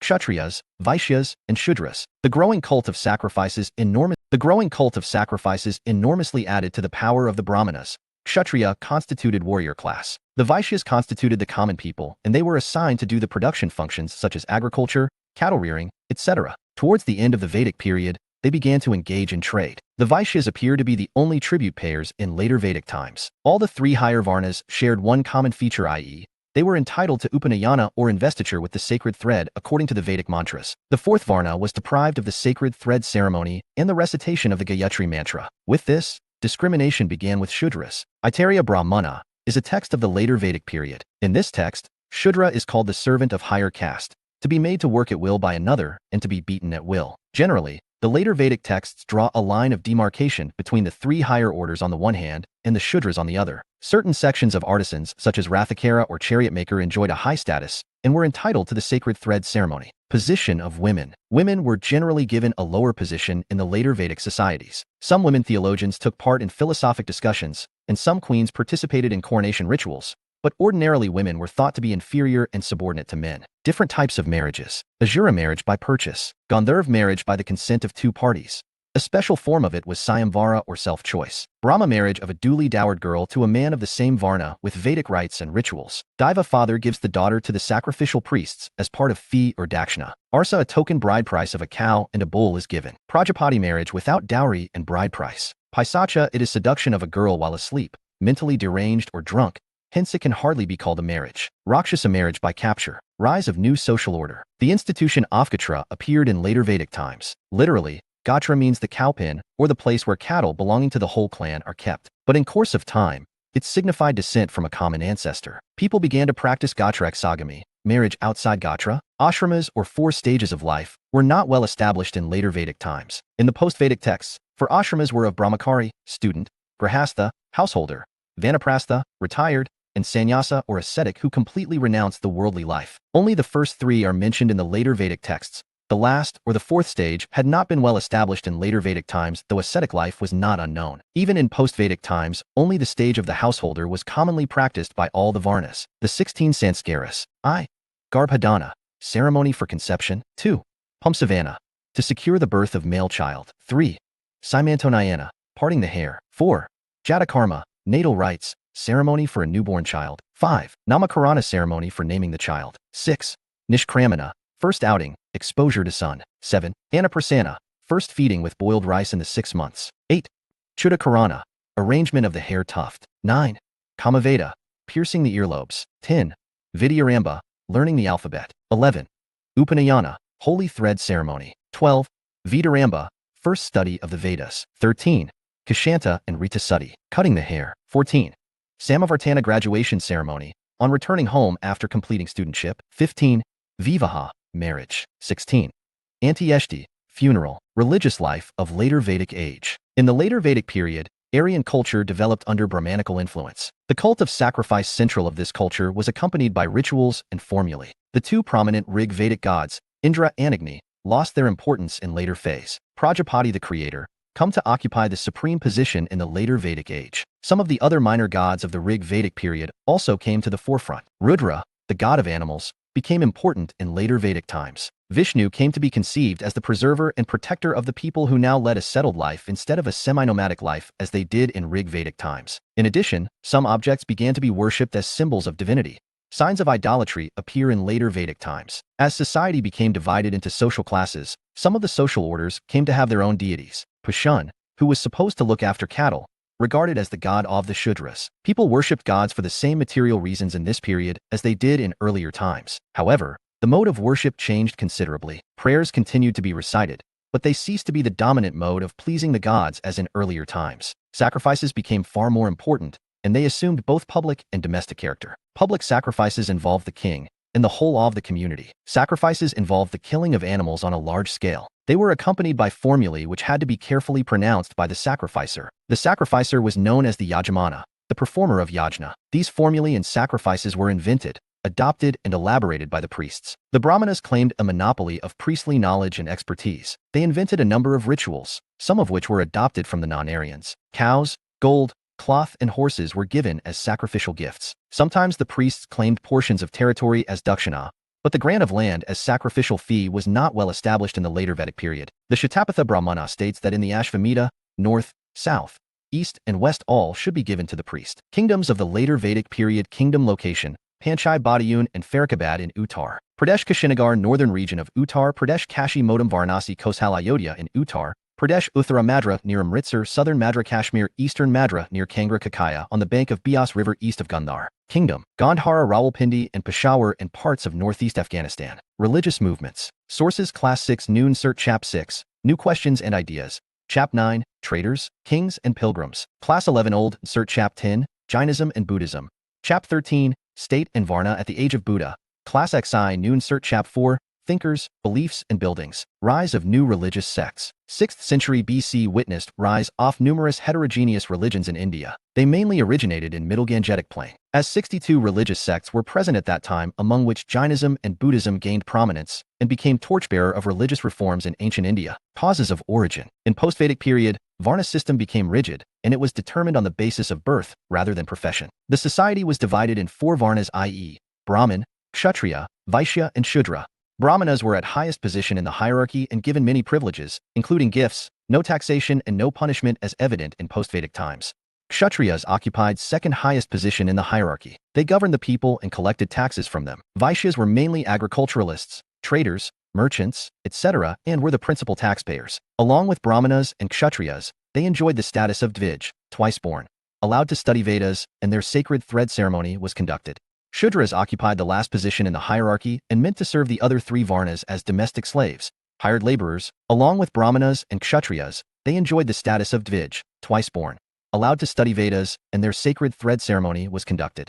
Shudras occupied the last position in the hierarchy and meant to serve the other 3 Varnas as domestic slaves, hired laborers, craftsmen. They were not allowed to study Vedas. They were cruel, greedy, and thieves in habit, and some of them were also considered as untouchables. Persons with higher Varna were considered as purer, and accordingly their punishments were lenient. In other words, higher the Varna, lower the punishment, and vice versa. Varna-based society caused tensions among Varnas and Kshatriya, who were the governing class, opposed to the ritualistic domination of Brahmanas. Thile Topardist over the Varna system based on birth. Another significant reason was the development of new agricultural economy in eastern India, including eastern Uttar Pradesh and Bihar. The area received rainfall more than 100 centimeters and previously thickly forested. The area was cleared with the use of iron axes. The new agrarian economy used iron plows which required to be pulled by bullocks. However, Vedic practices of killing cattle and sacrifices slowly diminished the livestock population. This also made agriculture more difficult. In order to make new economy stable, practice of animal sacrifice was needed to be stopped. Vaishya gained prominence economically and wanted upliftment in the social hierarchy. For this, Vaishyas looked for a new religion which would improve their position. The Vaishyas and trader class made generous support to Vardhaman Mahavira and Gautama Buddha. There are multiple reasons behind it, such as Buddhism and Jainism didn't lay importance on existing Varna system. Both the religions preached non-violence, which was very essential for the stability and promotion of agrarian economy. Further, non-violence would have increased greater trade and commerce. The Brahmana class criticized the system of money lending and that SY Vaishyas were held in low esteem. Both Buddhism and Jainism suggested to live a Puritan and ascetic life. They were supported to live the life only with the basic necessities and not for luxury. This simple living system attracted many people who became followers of Jainism and Buddhism. Jainism. Origin of Jainism goes back to the ancient time. Rishabhanatha, born in Ayodhya, is believed to be the first Tirthankara. Most of the early Tirthankaras believed to be born in Ganga basin except Parshvanatha, 23rd Tirthankara, who was BOM in Varanasi and attained nirvana in Bihar. Vardhaman Mahavira. Vardhaman Mahavira was 24th and the last Tirthankara of Jainism. He was born in 540 BC in Kundagrama, a village near Vaishali. His father Siddhartha was head of Natrika clan, and his mother Trishala was sister of King Chataka, who was a Lichavi prince of Vajraganasanga. He left his house at the age of 30 and attained enlightenment 12 years later at the age of 42 years. He preached for next 30 years in Kosala, Magadha, Mithila, Kampa, etc. He died at the age of 72 at Pavapuri near modern Rajgir. Through Kavalya, Mahavira conquered misery and happiness, and called as Jina, great conqueror. Later his followers were known as Jainas. Mahavira taught simple doctrine of ahimsa, nonviolence, in Prakrit language, which was a common man's language at that time. Doctrines of Jainism. Jainism taught about 5 great vows/doctrines. 1. Do not commit violence. 2. Do not speak a lie. 3. Do not steal. 4. Do not possess any property. 5. Observe Brahmacharya, celibacy, added by Mahavira. Parsvanatha talked about covering upper and lower portion of the body, but Mahavira asked followers to discard clothes altogether. Jainism recognized existence of God, but placed them below Jina. Jainism also not condemned the Varna system. Jainism made serious attempts to counter the evils existed in the Varna system and ritualistic order. Jaina teachings talk about the cycle of karma, which results in birth and rebirth. According to Jainism, asceticism and penance are required to free oneself from the cycle of karma. Therefore, salvation, liberation, can be achieved only when one renounces the world and accepts monastic way of life. Liberation can also be attained by pure and meritorious conduct, even by a person of lower origin. 3 jewels of Jainism which believe to lead the path towards liberation are right knowledge, samyak jnana, right faith, samyak darshana, right conduct, samyak charitra, Tirthankaras with their symbols, Tirthankaras symbols, Tirthankaras symbols, Rishabhanatha, Adinath, bull or ox Vimalanatha bear, Ajitnatha, elephant, Anantnatha, falcon Sam Havanath, horse Dharmanatha, Vajra, Abhinandanatha, monkey, Shantanatha, deer Sumatinatha, red goose Kunthunatha, he-goat, Padmaprabha, lotus Aranatha, fish Supershvanatha, swastika Malanatha, Kalash, Chandraprabhu crescent, new moon, Munisuvrata, tortoise Pushpadanta, crocodile Naminatha, blue water, lily Shidalanatha, Kulpavriksha, Nemanatha, shunk Shriyansnatha, rhinoceros Parshvanatha, snake Vasapujya, buffalo Mahavirath, lion. Philosophy of Jainism. Philosophy of Jainism. Jainism believed in the theory of Saidvada, theory of conditional, i.e., theory of relativity of knowledge. It is believed that there is no absolute answer to a question. Every object exists in relation with other objects. In one way, it is not only an extension of Anekanta ontology but a separate system of logic. The main features of Jaina philosophy remain in its dualistic metaphysics, which states that there are 2 categories of living. 1. Conscious being Jiva. 2. Non-living being Ajiva, Salakana/Santhara. It is a form of penance where an individual perform in order to get rid of the cycle of birth and rebirth. It is a form of starvation in which a person consumes less food and water, gradually fasting into death. Spread of Jainism. Mahavira organized Jainism in a sangha in which both men and women were allowed. He preached his teachings in Prakrit and gave his first sermon near Rajgir. Jainism spread to different parts in India, such as Gujarat, Tamil Nadu and Karnataka. It is believed that Jainism was spread to Karnataka by Chandragupta Maurya, who became a Jain monk himself. Second cause of the spread of Jainism was that North India was famine-struck and Jain monks went to south under the leadership of Bhadrabahu. When they came back, there were certain visible changes in the 2 groups of Jainism. It spread to Kalinga during 4th century BC and given patronage by its ruler Karvela. It is believed that from here, it spread it to Tamil Nadu. Jain councils council year place leader main point. First 322 to 298 BC. Patliputra Shilabhadra 12 Angas were compiled. Second 512 AD Vallabhai Devardi 12 lost Angas Kshmashramana were compiled and 12 Apangas were created. Sects of Jainism. Mahavira had 11 ardent disciples, 10 of whom died before Mahavira. Siddharma was the only disciple remained alive after his death who became the first Ada,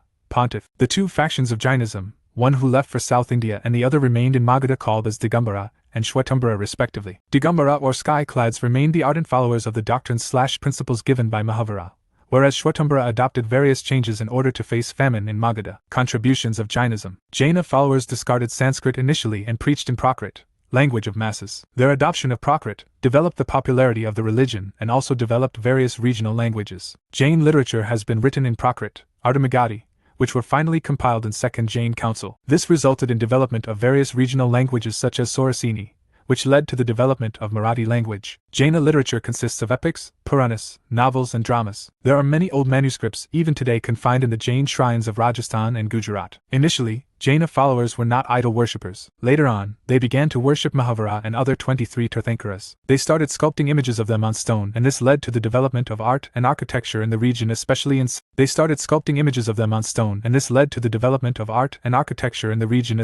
South, Western and Central India. Jaina literature. Jaina literature can be divided in 2 categories. 1. Agama literature. It includes sacred literature, written in Ard Magadhi such as Angas 12 Apangas 12 Purkurnas 10 Ketasutra 6 Mula Sutra 4. 2. Non-Agama literature. These are commentaries, explanation of Agama literature, independent work of scholars and ascetics. Major examples of it are Kulpa Sutra Bhadrabaho Theravali Maratunga Padmasharita Vimla Suri and Thurakatha Rajshakara Parasishta Parwan Himakandra. Jaina architecture. Earliest evidence of Jaina architecture was found in caves, viharas, of Odisha, such as in Kandagiri, Udayagiri, 1st century BC, Hanti Gumpha, 1st century BC, and Ellora, 11th and 12th century AD, in Maharashtra. Jaina temples at Dwara in Rajasthan were built by Solanki rulers. They were dedicated to Jain Tirthankara. These temples were completely built of white marble, and are also famous for their unique and distinct style. Ranakpura Jaina temple was attributed to 1st Tirthankara Adinath. It was built in Chamuk design of architecture. The temple was built in 15th century AD. Statue of Gameshwara, Bahubali, at Shravanabalagala in Karnataka and temples at Gwalior, Khajuraho, Diagar, Chanderi, etc. are the examples of rich heritage of Jaina architecture. 84 feet high statue of Rishabdeva has been built at Bhawangaja, Badwani district of Madhya Pradesh. It was created in 12th century AD. Decline of Jainism. The reasons for the decline of Jainism are lack of royal patronage. Later kings like Harsha and Kanishk promoted Buddhism, which resulted in decline of royal patronage of Jaina religion. Easy living by monks. Monks did not put efforts to spread and popularize Jainism. Traders and merchants remained loyal but do not promoted Jainism. Jaina philosophy. The philosophy of austerity and penance were harsh as compared to Buddha's middle path, which attracted common people more into Buddhism than in Jainism. Division of Jainism in later phase. Jainism was divided in two factions, namely Shvetambara and Digambars. This led to division of the followers, resulting in overall loss of relevance. Buddhism. Buddhism was another prominent religious movement, which arose in India during 6th century BC and had an impact on the existing social and religious order. It was started by Gautama Buddha after attaining enlightenment. Gautama Buddha. Siddhartha, Gautama Buddha, was born in 563 BC in the Sakya Kshatriya clan at Lumbini near Kapilvastu, Piparwad district of Nepal. His father Shuddadana was the elected ruler of Kapilvastu, the head of Republic clan of Sakya. His mother Maya died 7 days after the birth of Siddhartha. After the death of his mother, Siddhartha was brought up by foster mother Mahaprajapati Gautami. From early childhood, Buddha showed a meditative state of mind. He gave up his married life and left his home at the age of 29 years. He was moved by looking the misery of the people. Particularly, he saw an old man, sick person, a dead body and an ascetic. He kept wandering for 6 to 7 years, and at the age of 35, he got enlightenment under the peepal tree at Bodh Gaya, where he was called Buddha, the Enlightened One. After giving his first sermon at Sarnath, Buddha wandered from one place to another giving sermons for next 40 years, resting only during the rainy season. Gautama Buddha passed away at the age of 80 years in 483 BC at a place called Kushinagar, Deoria district, Uttar Pradesh. Doctrines of Buddhism. Buddha gave 4 noble truths. Arya Satya 1. Dukkha, the world is full of sorrows. 2. Samadaya, desire is the root cause of all the sorrows. 3. Nirodha, nirvana can be attained by conquering desires. 4. Magga/Marga, there is a path for cessation of sorrows. Nirvana is the path for the cessation of the sorrows. According to Buddha, this can be done by following of Ashtangic Marga, eightfold path. These eightfold path are 1. Right observation 3. Right speech 5. Right livelihood 7. Right memory 2. Right determination 4. Right action 6. Right exercise 8. Right meditation. According to Buddha, following these Madhyam Marga, an individual will lead to attainment of nirvana. According to Buddha, if a person follows eightfold path, he doesn't require priests to attain nirvana. Pratisha Samudpada is the continuous cycle of birth and rebirth. Its root cause is ignorance. Buddha, Dhamma and Sangha are the triratnas, 3 jewels, of Buddhism. Dasashilas, 10 precepts. 1. Don't tell lie. 2. Don't steal. 3. Observe celibacy. Brahmacharya. 4. Do not acquire gold or silver. 5. Observe nonviolence. 6. Do not consume intoxicants. 7. Don't indulge in corrupt practices. 8. Don't use flour, scents and perfumes. 9. Don't take food after midday. 10. Avoid comfortable bed. Spread of Buddhism. Buddhism doesn't recognize the existence of God but was silent about soul. It considered every human as equal irrespective of his caste and varna. This attracted common people. Women were also included in Sangha. This brought them at par with man. Buddhism made special appeal to the people outside Aryavarta.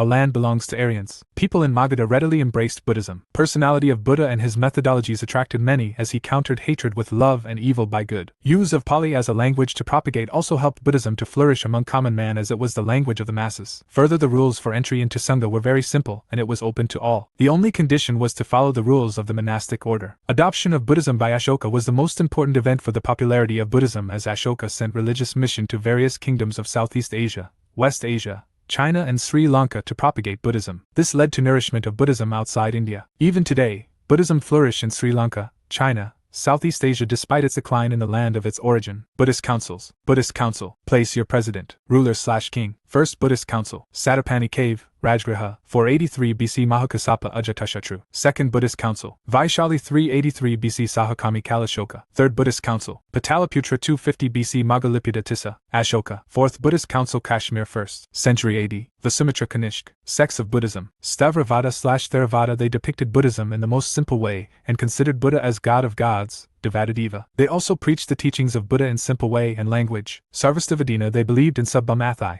All things exists. This doctrine is given in Samyutta Nikaya. Vajrabandhu was the greatest exponent. Mahasanka. They bestowed Buddha with superpowers and consider him as superhuman. Importance of Bodhisattva is more than arhats. They were influential in regions around Amravati, Nagarjuna Khanda. Hinayana. They are also called as lesser wheels. They believed in original teachings of Buddha. Salvation can be achieved through self-discipline and meditation. They worshipped Buddha using symbols rather than idol worship. Mahayana. They are called as the greater wheel. They represented Buddha as a great human, started idol worship and recognized Buddha as incarnation of God. The ideal of Bodhisattva who are concerned with the salvation of others was also central to this. Vajrayana. This is the tantric form of Buddhism, emerged in 7th century AD. This school believed in salvation by attaining magical powers and spells. It became popular in Bengal, Bihar and Tibet. Differences between Hinayana and Mahayana basis. Theravada/Hinayana. Mahayana. Location southern, Sri Lanka, Thailand, Burma, Laos, Cambodia, parts of Southeast Asia. Northern, Tibet, China, Taiwan, Japan, Korea, Mongolia, parts of Southeast Asia. Schools and sects. One school survived. As many as 18 existed at one time. 8 major schools for practice. Based, Zen, Pure Land, Vajrayana, Vinaya. For philosophy-based, Tenai, Avantasaka, Yogacara and Madhyamika. Buddhist scriptures, Pali Canon/Tripitaka only. Books of the Theravada, Tripitaka, in addition to many other sutras, e.g. Lotus Sutra. Buddha's historical Buddha, Gautama, and previous Buddhas only, Gautama Buddha plus, Amitabha, medicine Buddhas and others. Bodhisattvas Maitreya only, Maitreya plus Avalokitesvara, Manjushri, Ksitigarbha and Samantabhadra. Goal of training, Arhat Buddhahood via Bodhisattva path. 3 Buddha bodies, Trikaya, very limited, emphasis, mainly on Nirmanakaya and Dharmakaya, emphasized, including the Sambhogakaya or reward/enjoyment body. Causes of decline of Buddhism. By 11th and 12th century, Buddhism almost vanished from India, due to various reasons. It became victim of the same ritualistic tendencies, which it opposed in the initial stage. Buddhist monks cut off from common people. They gave up Pali and adopted Sanskrit as a language. Further, they started receiving gifts and donations from the kings and aristocrats. Almost 200 villages' revenue were attached to Nalanda University. By 7th century AD, Buddhist monastery became a place of ease living and center of corrupt practice. Enormous wealth received by the monasteries further corrupted them, and women are now considered as an object of lust. Various later rulers persecuted Buddhist monks. Shunga ruler Pushyamitra Shunga and Huna ruler Mahikala were prominent among them. Shaivite king Shashanka of Gaud cut off the Bodhi tree at Gaya. According to Huyuan Sang, 1,600 Buddhist stupas and monasteries were destroyed and thousands of worshippers and monks were killed. The richest monasteries also drew Turkish invaders towards them, and they became easy target for loot. Numerous monks fled to Nepal and Tibet. Significance and impact of Buddhism. Buddhism showed a keen awareness on the existing social and economic problems, and emphasized that all people need to be treated equally. People should not gather wealth. Buddha talked about elimination of poverty by providing farmers with grain, laborers with wages and traders with money. This will eliminate the cruelty, hatred and violence aroused out of poverty. The code of conduct prescribed for monks were the guidelines against the materialistic world, sexual desires, wealth and desires. It was a revolt against the use of money by Buddha. It presented a simple way of life in 6th century BC. The rules of Sangha took full account of existing and emerging material conditions, as debtors and slaves were not allowed in the Sangha unless freed by the master. Further, women and Shuddhas were provided equal status to that of others. Both Buddhism and Buddhist monks were not against the existing social and political order. They respected political order and recognized social order on the basis of occupation. Buddhism talked about attainment of nirvana, however. It was for the monks and not for worshippers. Lay followers were supposed to live in the existing social order. Buddhist text Sutta Nipata considered cattle as the giver of anada, vanada and sampada. Hence, they need to be protected, and Buddhist doctrine of nonviolence also restricted killing of animals. Buddhist monasteries developed great learning centers of the time. Nalanda, Vallabhai and Vikramshila were prominent ones among them. Buddhism laid the foundation of idol worship in India. The first image worship belonged to Buddha. It has depictions of various life events of Buddha at Bodh Gaya, Sarnath and Bharhut. From 1st century onwards, the panel images of Buddha were made. Greek and Indian sculptors worked together and created what is later called as Gandhara School to art in northwest frontier region of India. Similarities and difference between the two religions feature Jainism, Buddhism. Existence Afsal believed in soul, didn't believed in soul. Practices extreme austerity and penance. Majjhim Marg or moderate path. Non-violence, extreme moderacy, practical faith, and karma believed founder Kshatriya. Other heterodox religious movements. Ajivika and Anshadvari were the prominent heterodox religious movements in India. Ajivika. Makali Gosala was the proponent of this sect. He was the first disciple of Vardhaman Mahavira. According to him, every object of the universe is coordinated with fate and destiny. He believed in karma, fatalism, and extreme inactions. It was very popular during the time of Bindusara of Mauryan dynasty. Anshadvari. The leader of this school of sect was Ajitaka Kambali, who was an ancient Indian philosopher in the 6th century BC. He is considered as the first known proponent of Indian materialism. According to him, all is annihilated with death, and there is no afterlife. Bhagwatism. Bhagwatism sect originated in post-Mauryan period. Bhagwat means one devoted to God. Bhagwat sect was highly devotional system, which revolved around a personal god known as Vishnu, Vasudev Krishna, Hari or Narayan. The worshippers of Narayan/Bhagwat were called Bhagwatas. By the 6th century BC, Vishnu became a member of the Trinity of God along with Shiva and Brahma. It was believed that Narayan bestowed good fortune to his worshippers, and in return of that the worshippers offered their loving devotion, or bhakti, to him. It presented the doctrine of incarnation or avatar of Vishnu. It believed that whenever the social order faced crisis, Vishnu incarnated in human form to save it. 10 avatars of Vishnu: Matsya, fish; Kurm, tortoise; Varha, boar; Narasimha, man-lion; Vaman, dwarf; Parshurama, Rama, Krishna, Buddha, and Kalki were 10 avatars of Vishnu. The sect originated from Mathura region and then spread to northwest, northern Deccan, and then South India. After 6th century BC, several texts were written to popularize the virtues of worshipping him, and the most important was the Bhagavad Purana. Patrons of Bhagwatism/Vaishnavism were Heliodorus, Huvishka, Gupta rulers, Chalukyas of Badami, Lakshmana son of Bengal, and Eastern Gangas of Odisha. Popularity of Bhagwat sect. The sect was sufficiently liberal to attract foreigners. As the sect propagated bhakti and ahimsa, non-killing of animals,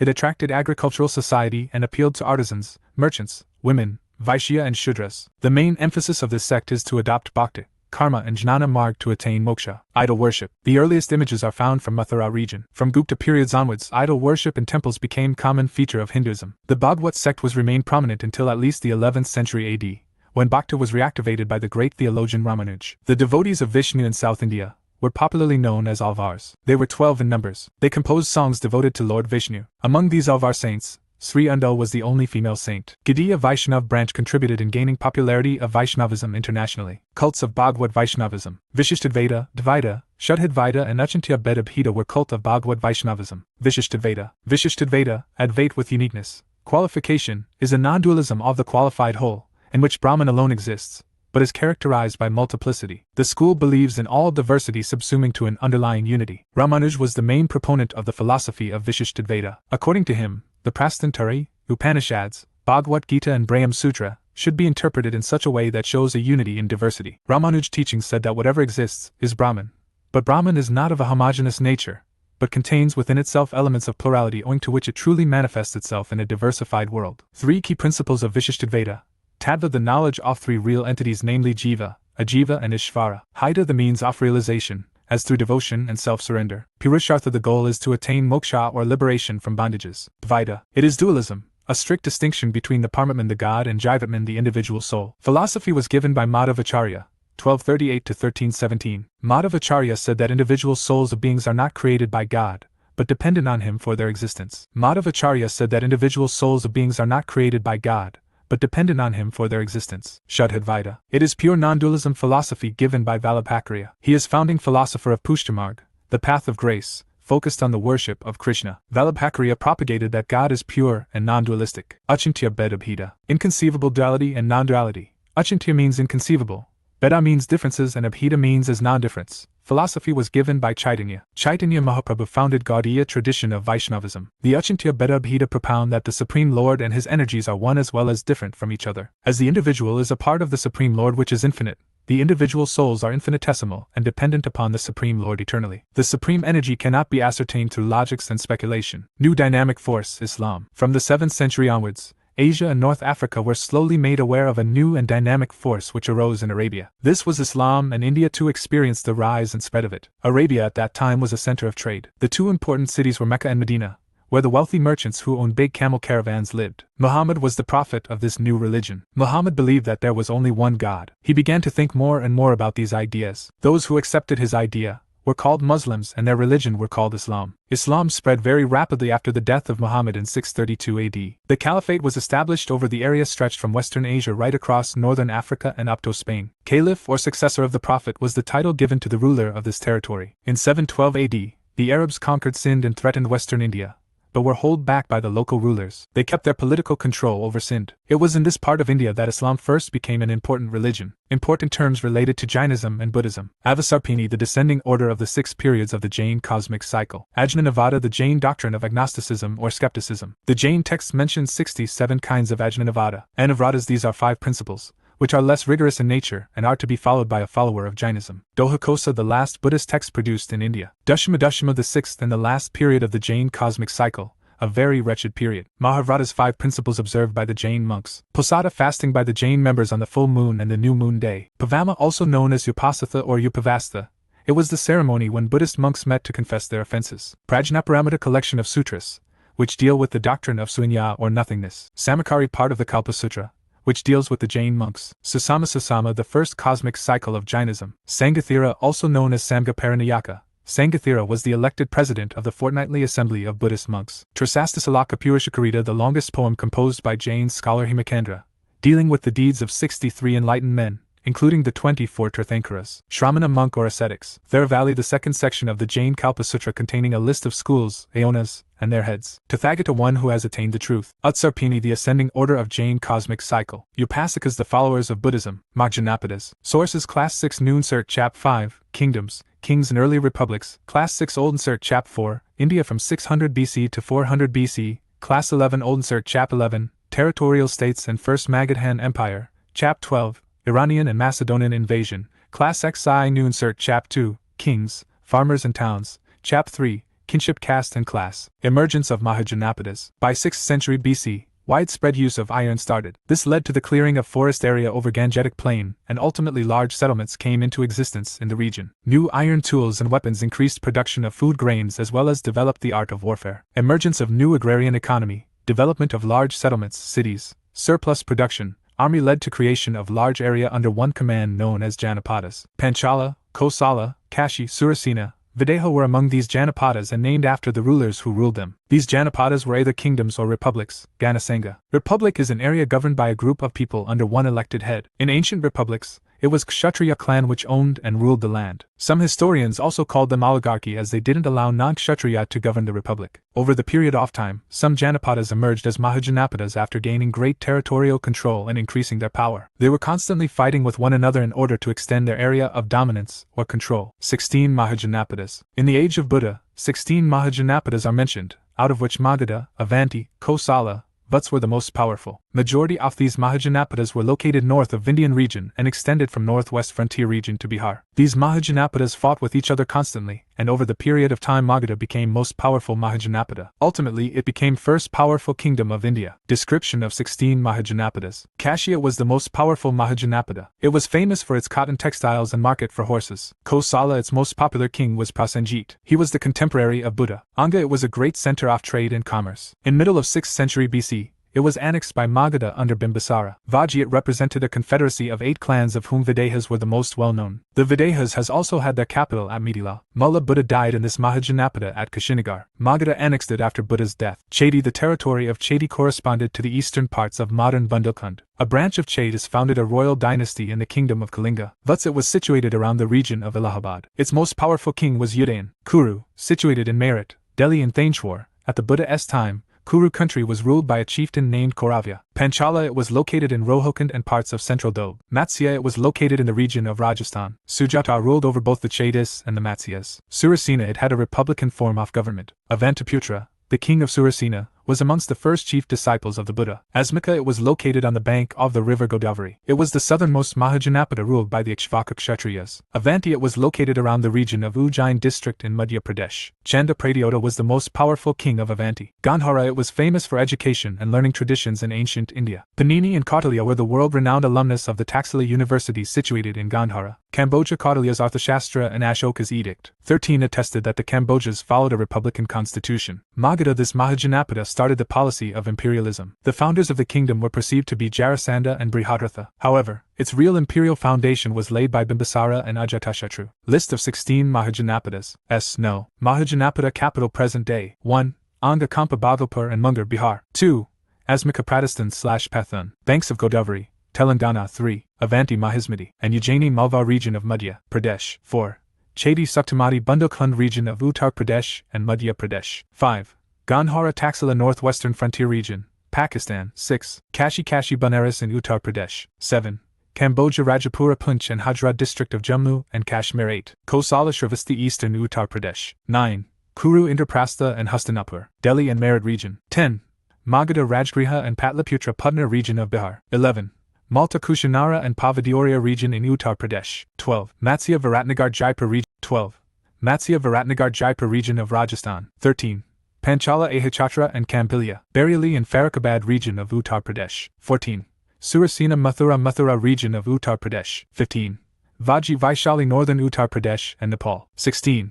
Vats Kaushambi banks of Yamuna in Uttar Pradesh. Republics in the 6th century AD. Among 16 Mahajanapadas were many republic states, and other smaller Janapadas existed in the 6th century AD. Prominent among these were Panchala, Cambodia, Kuru, Malta, Vaji. All were Mahajanapadas: Bagas, Mirzapur, Uttar Pradesh, Kalia, Ramagama, Nepal, Maurya, Pipilavana in the foothills of Himalayas, Sakya, Kapilvastu, Indo-Nepal border, Lichavi, Muzaffarpur, North Bihar, Kalama, Kesaputa, East Champaran, Bihar, Budis, Alakapa, Bihar. Important dynasties of Mahajanapada age are as follows. Haryanka dynasty. The Haryanka dynasty was the first to rule in the Magadha Mahajanapada. It was founded by Bimbisara. 544 to 492 BC. He was the first ruler of the Mahajanapada and contemporary of Gautama Buddha. Bimbisara adopted various mechanisms to increase the geographical area and dominance of Magadha. He defeated Anga capital and established matrimonial relations with Kosala, Mahakoshala Lichavi, Chalana, and Madar clan. This made the position of Bimbisara strong. The Gandhara ruler of Taxila Pukasati sent an embassy to Bimbisara. Ajatashatru, 492 to 460 BC. He killed his father Bimbisara and became the ruler of Magadha kingdom. He did not believe in matrimonial alliance-based relationships. He attacked and defeated Prasenjit,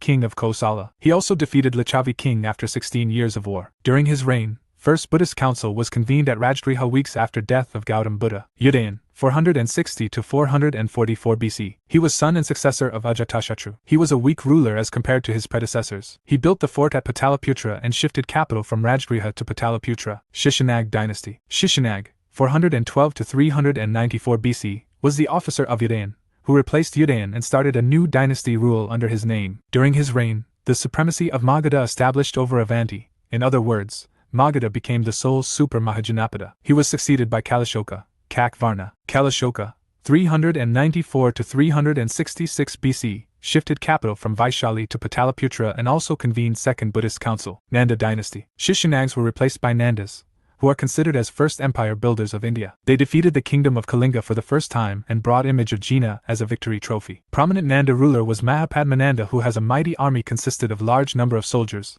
elephants, chariots. It was believed that Mahapadmananda's army stopped Alexander to proceed further eastwards. Dhanananda was the last ruler of Nanda dynasty and was replaced by Chandragupta Maurya, who established Mauryan dynasty. Causes of the rise of Magadha. Various factors were responsible for Magadha's rise into prominence. Some of these were: ambitious rulers. Magadha was ruled by numerous ambitious rulers like Bimbisara, Ajatashatru, Ashoka, etc. Location. Both Rajgriha and Pataliputra were located strategically. As a result, Magadha can control Uttar Patha as near as central and eastern parts. Fertile soil. Alluvial soil of Gangetic plain helped in producing surplus in Magadha province. Natural resource. Abundance of natural resources like iron enabled Magadha to equip with better weapons and tools to develop new agrarian economy. Rise of towns. Use of metallic money led to growth of trade and commerce, which resulted in increase of prosperity of Magadha and developed many towns. Use of elephants. Using elephants in war, which were found in Magadha region, also helped in Magadha's rise. Foreign invasion. In 4th century BC, Greeks and Iranians fought for the supremacy in the Indian subcontinent region. Greek rulers not only conquered Asia Minor region but also marched towards India beyond Indus plains. Iranian or Persian invasion. The Achaemenian rulers of Iran, who expanded their empire at the same time as done by Magadhan kings, took advantages of the political disunity of the northwestern frontier. Herodotus, the Greek historian, also known as the father of history, states that in 516 BC, Darius, 552 to 486 BC, the grandson of Cyrus, sent a naval expedition to explore the valley of the Sindhu River and annexed a part of Punjab and Sindh. The Indian soldiers formed a part of the Achaemenian army that conquered Greece in the time of the Persian ruler Xerxes, 465–456 BC. The successor of Darius I, Darius III, also enlisted Indian soldiers and sent them to fight with Alexander. Effects of the Persian invasion. It led to the introduction of the Aramaic form of writing, which later developed into the Kharosthi alphabets. It led to the promotion of Indo-Iranian trade. Geographical exploration of the Indus and Arabian Sea led to the opening up of a new water route. Fusion of the Persian art forms became quite visible in the Mauryan art and architecture. Greek invasion. In the 4th century BC, the Greeks and the Iranians fought for the supremacy of the world. The Greek ruler Alexander conquered not only Asia Minor and Iraq, but also Iran. From Iran, he marched towards India as he was attracted by its wealth. Alexander, who came through the Khyber Pass, conquered the major principalities one by one. Among the rulers of these territories, two well-known were Amhai, the prince of Taxila and Palms, whose kingdom lay between the Jhelum and the Chenab. Amhai readily submitted to the invader, augmented his army and replenished his treasure. On the other hand, another Indian ruler, Porus, fought bravely, but was defeated. Battle of Hydaspes. The Battle of Hydaspes was fought between Alexander the Great and King Porus in 326 BC. The battle took place on the banks of the Jhelum River, which was known as Hydaspes to ancient Greeks. In the battle, Porus surrendered and the Alexander emerged victorious. After the battle, the Alexander was deeply impressed by the bravery and resistance by Porus, and made Porus his satraps, viceroy to the king. Effects of the Greek invasion. It opened up the trade route between the northwest India and western Asia and Europe. Opening up of 4 distinct routes between India and Greece by land and sea paved the way for increased trade and cultural contacts between the two regions. Not only did the Greek invasion lead to the coming up of guilds, Srini, but also facilitated trade due to the fact that money also got introduced post the invasion. The Greek art influenced the architecture of the period. For instance, the Ashokan pillars have been influenced by the same. Many Greek scholars came to India and wrote on Indian history, now of immense relevance in the reconstruction of the then contemporary socio-religious aspects. The Greek invasion also further helped in the expansion of Mauryan Empire in northwest India, since the local powers were already subsumed by Alexander. Mauryan Empire. Sources: Class 6 Old Insert Chap 5, The Mauryan Empire. Class 6 New Insert Chap 7, Ashoka, the Emperor who gave up war. Chap 11, Buildings, Paintings and Books. Class 11 Old Insert Chap 14, The Age of Mauryas. Chap 15, Significance of the Mauryan Rule. Class XI New Insert Chap 11, Thinkers, Beliefs and Buildings. The 6th century BC witnessed series of conflicts between Avanti, Kosala and Magadha Mahajanapadas for territorial expansion. Ultimately, it was won by Magadha. After Nandas, a powerful Mauryan dynasty established itself on the throne of Magadha. Later on, it became one of the most important dynasties in ancient Indian history. Sources of Mauryan dynasty. Both Indian and classical sources suggest that Alexander's retreat from India facilitated Chandragupta to carve out a kingdom for himself. Kaudilya's Arthashastra is one of the greatest treatises on economical, socio-political condition of the contemporary period. It gives fair idea about foreign affairs, administration, military arts, war and religion of Mauryan Empire. Mudarakshasa, a historical play in Sanskrit by Vishakadatta of 4th century AD, narrated the ascent of the king Chandragupta Maurya to power in northern India with the aid of Chanakya. It gives an account of socio-economic conditions of that era. Parasistha Parvana, a Jain work, written by Hemachandra, is a biography of Chanakya. It also provides crucial information about Chandragupta Maurya, such as his early life, his conquest of Magadha, the famine in Magadha and his conversion to Jainism. Other sources, namely, Rajnaranjini of Kalhana, Kathasaritsagar of Somdev and Brihatkathamanjari of Kshamendra, also provide vital information about the Mauryan period. Buddhist Jatakas describe the stories of previous births of Gautama Buddha. They tell us about the prevalent social order, existence of guilds, popular customs which flourished till the Mauryan age. Manjusri Mokopa is a non-canonical Buddhist work that covers wide historical period from the 7th century BC to the 8th century AD. It also contains important information about the Nandas and Mauryas. Greek governor Strabo, 64 BC 19 AD,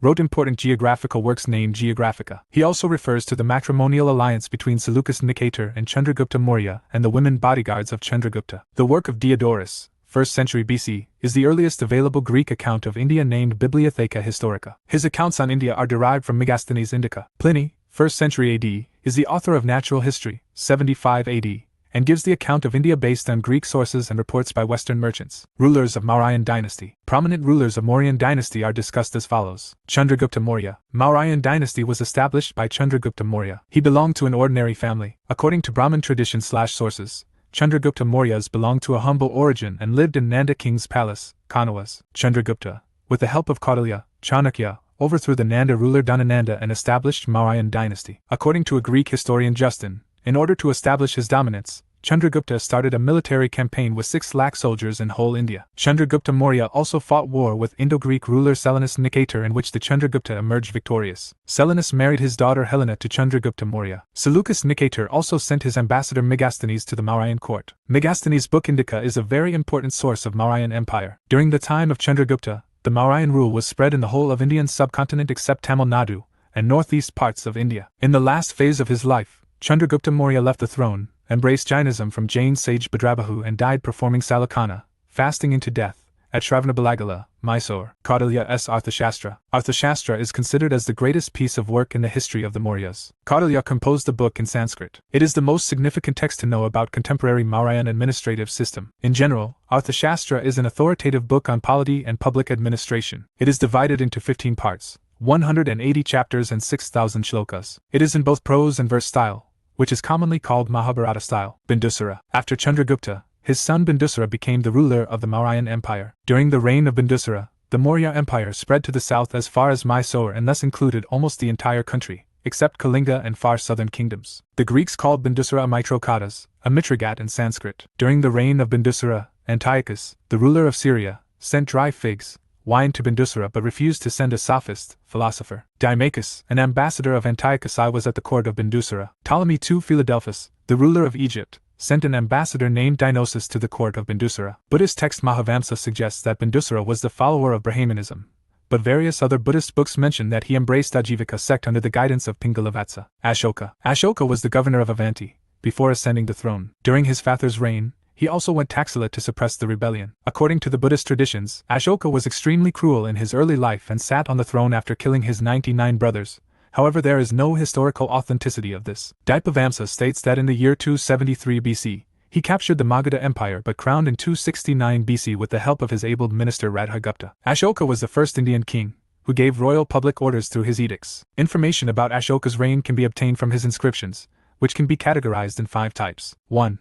Major rock inscriptions. 2. Minor rock inscriptions. 3. Separate inscriptions. 4. Major pillar inscriptions. 5. Minor pillar inscriptions. Ashoka addressed his subjects as son and called himself as Devanam Payadasai. His name Ashoka was found only at 3 places in Karnataka and 1 in Madhya Pradesh. Ashoka's inscriptions have been found in present-day India, Nepal and Afghanistan. So far these inscriptions have been found in 45 places in a total of 182 recitations. Ashoka's inscriptions composed in Prakrit and are written in Brahmi script in most parts of the empire. However, inscriptions from northwestern part are written in Kharosthi and Aramaic script. Major rock edicts. They were found at distant locations of Mauryan Empire, i.e., Kalsi Uttarakhand, Sapara, Maharashtra, Gimar, Gujarat, Yaragudi, Andhra Pradesh, Dali and Jalgada, Odisha, Manshera and Shahbazgarhi, Pakistan, Kandahar, Afghanistan. 14 major rock edicts. 1. It prohibits animal slaughter, particularly during festive season. Only 2 peacocks and 1 deer were allowed to be killed in his royal kitchen. 2. It provides medical treatment for man and animal. The edict also talks about 4 kingdoms of South, Chola, Pandyas, Satyaputras and Keralaputras. 3. 3 Yuktas and Pradeshikas along with Rajuka shall visit all areas of kingdom once in every 5 years to spread Dhamma. It also talks about generosity with Brahmins. 4. 4 It gave importance to Dhamma Gosha, sound of Dhamma, over Bari Gosha, sound offer. It also emphasized that duty is most important. 5. Via talks about appointment of Dhamma Mahamatas to propagate Dhamma and to look after the welfare of the people. 6. 6 It shows king's desire to get informed about his subjects' well-being. 7. 7 It talks about adoption of the policy of tolerance for all religions. 8. 8 It describes Ashoka's first Dhamma yatras to Bodh Gaya and Bodhi tree. 9. 9 It stresses on moral duties of citizens and also condemns popular ceremonies, birth, marriage, etc. 10. It stresses on Dhamma and condemns an individual's attempt to fame and glory. 11. 11 Ashoka explains about the policy of Dhamma and duties towards elders and abstaining from killing animals and liberal behavior towards friends. 12. 12 It talks about religious tolerance, particularly about non-Buddhist religions. 13. 13 It is the lengthiest of all edicts. It laid paramount importance of Ashoka's policy of Dhamma, mentions about the Kalinga War, Dhamma victory over kingdoms of far west and south India. 14. 14 It talks about engravings of inscriptions in other parts of the territory and purpose of the edicts. Ashoka's minor rock edicts. 1. Yaragudi Andhra Pradesh. 2. Rupnath Madhya Pradesh 3, Brahmagiri Karnataka 4, Baru Rajasthan 5, Sidpur Karnataka 6, Aurora Uttar Pradesh 7, Jodhing Rameshwar Karnataka 8, Sasaram Bihar 9, Govamath Karnataka 10, Pangaradia Madhya Pradesh 11, Rajul Mangairi Andhra Pradesh 12, Sanadi Karnataka 13, Maski Karnataka 14, Pakiginda Karnataka 15, Gurjara Madhya Pradesh. Ashoka's Kalinga War. Ashoka's domestic and foreign policies were influenced by the Buddhist ideology. After becoming the emperor, he fought the major war, popularly known as Kalinga War in 261 BC. Ashoka successfully conquered Kalinga. It became the fifth province of the Magadha along with Prachaya, Avanti, Atarpatha and Dakshinapatha. According to the Buddhist literature, lakhs of people were killed in this war, lakhs of people were wounded and 50,000 people were prisoners of war. Ashoka was deeply moved by the large-scale massacre in the Kalinga War. He adopted Dhammagosha in place of Barigosha. Dhamma policy of Ashoka. Ashoka became Buddhist after Kalinga War. He provided immense donations to Buddhists and promoted Dhamma Yatra. According to traditional Anushrutis, Ashoka organized Third Buddhist Council. Ashoka set a very high ideal for himself, i.e., the king being equal to the father. Ashoka appointed Dhamma-Mahammadas to propagate Dhamma among different sections of the society including women. Ashoka's Dhamma policy was not only religiously motivated, but he consciously tried to use as his state policy as well. Ashoka sent his missionaries to promote Buddhism in Sri Lanka and Central Asia. Ashoka used to ask the tribes to follow the path of Dhamma. Ashoka appointed officer called Rajuka who had the right to reward to save Dhamma and punish the subjects if they violate Dhamma. It is known from the Kandahar inscription that due to the policy of Ashoka's Dhamma, the fowlers and fishermen also renounced the violence and lived the life of the farm producers. Ashoka opposed rituals and traditions specially prevailed among women. He banned killings of various birds and animals. Ashoka taught people the lesson of live and let live. He taught kindness towards living beings and good behavior towards brothers. Before Ashoka, the Egyptian king Akhenaten adopted a pacifist policy of opposing war. In the 14th century BC, evaluation of Ashoka. Ashoka tried to establish Pan-India Empire through his ability and spread the fame of the Mauryan Empire inside and outside the country. Ashoka was successful in uniting the whole country under the principle of one religion, one language and often one script. Most of Ashoka's inscriptions are in Brahmi script, but in the integration of the country, he respected all scripts like Brahmi, Kharosthi, Aramaic and Greek. Ashoka's name is immortalized in history for his policy of peace, non-aggression and cultural conquest. Kautilya advised the king that he should always try to win by power, but Ashoka adopted the exact opposite, i.e., the king should try to win through the means of benevolence. During the reign of Ashoka, the Mauryan Empire became highly complex which could not survive after the death of Ashoka. In 232 BC, after Ashoka's death, the neighboring kings captured the northwestern frontier of this empire. Ashoka's successors. After Ashoka, the rule of his weak successors continued for the next 50 years. After Ashoka, his son Kunal became the next emperor. He was called Dharma Vivardhan in Divyavardhan. According to Rajataranjini, the ruler of Kashmir was Jalukha during the rule of Kunal and Magadha. The names of Samprati, Dashratha, Shalashuka and Brihadartha, last Mauryan ruler, are known as the later Mauryan rulers. Mauryan administration system. The king was the head of the Mauryan administrative system. Kautilya has called the king Dharma Pravartak, i.e., the operator of the social system. The top officials in the Mauryan administration were called Tirthas, 18 in numbers. Most of the officers were paid in cash. Ministers, priests, commanders and princes were of the highest order and were given high salaries. The messenger was an important official. He moved from place to place and kept an eye on the activities of the spy officers of the king. In the central government there were more than 24 departments for the administration, which looked after the social and economic activities in the areas adjacent to the capital. Provincial administration. The Mauryan Empire was divided into several provinces. Each province was under the control of a prince. Provinces were also divided into smaller units. There was a system of administration in both Gramankal and Nagarankal. Provinces and capitals during Mauryan period. Provinces capitals Uttarpath, Taxila, Avantika, Ujjaini, Dakshinapath, Sivamagiri, Mughal, Pataliputra, Kalinga, Tosali. City administration. Megasthenes has described the city administration of Pataliputra. Pataliputra city was administered by a group of 30 members. There was a total of 6 committees in the city and each had 5 members. The head officer of the city was astronomoi and the head of the district was agronomoi. Military administration. According to Megasthenes, there was a council of 30 members for military administration,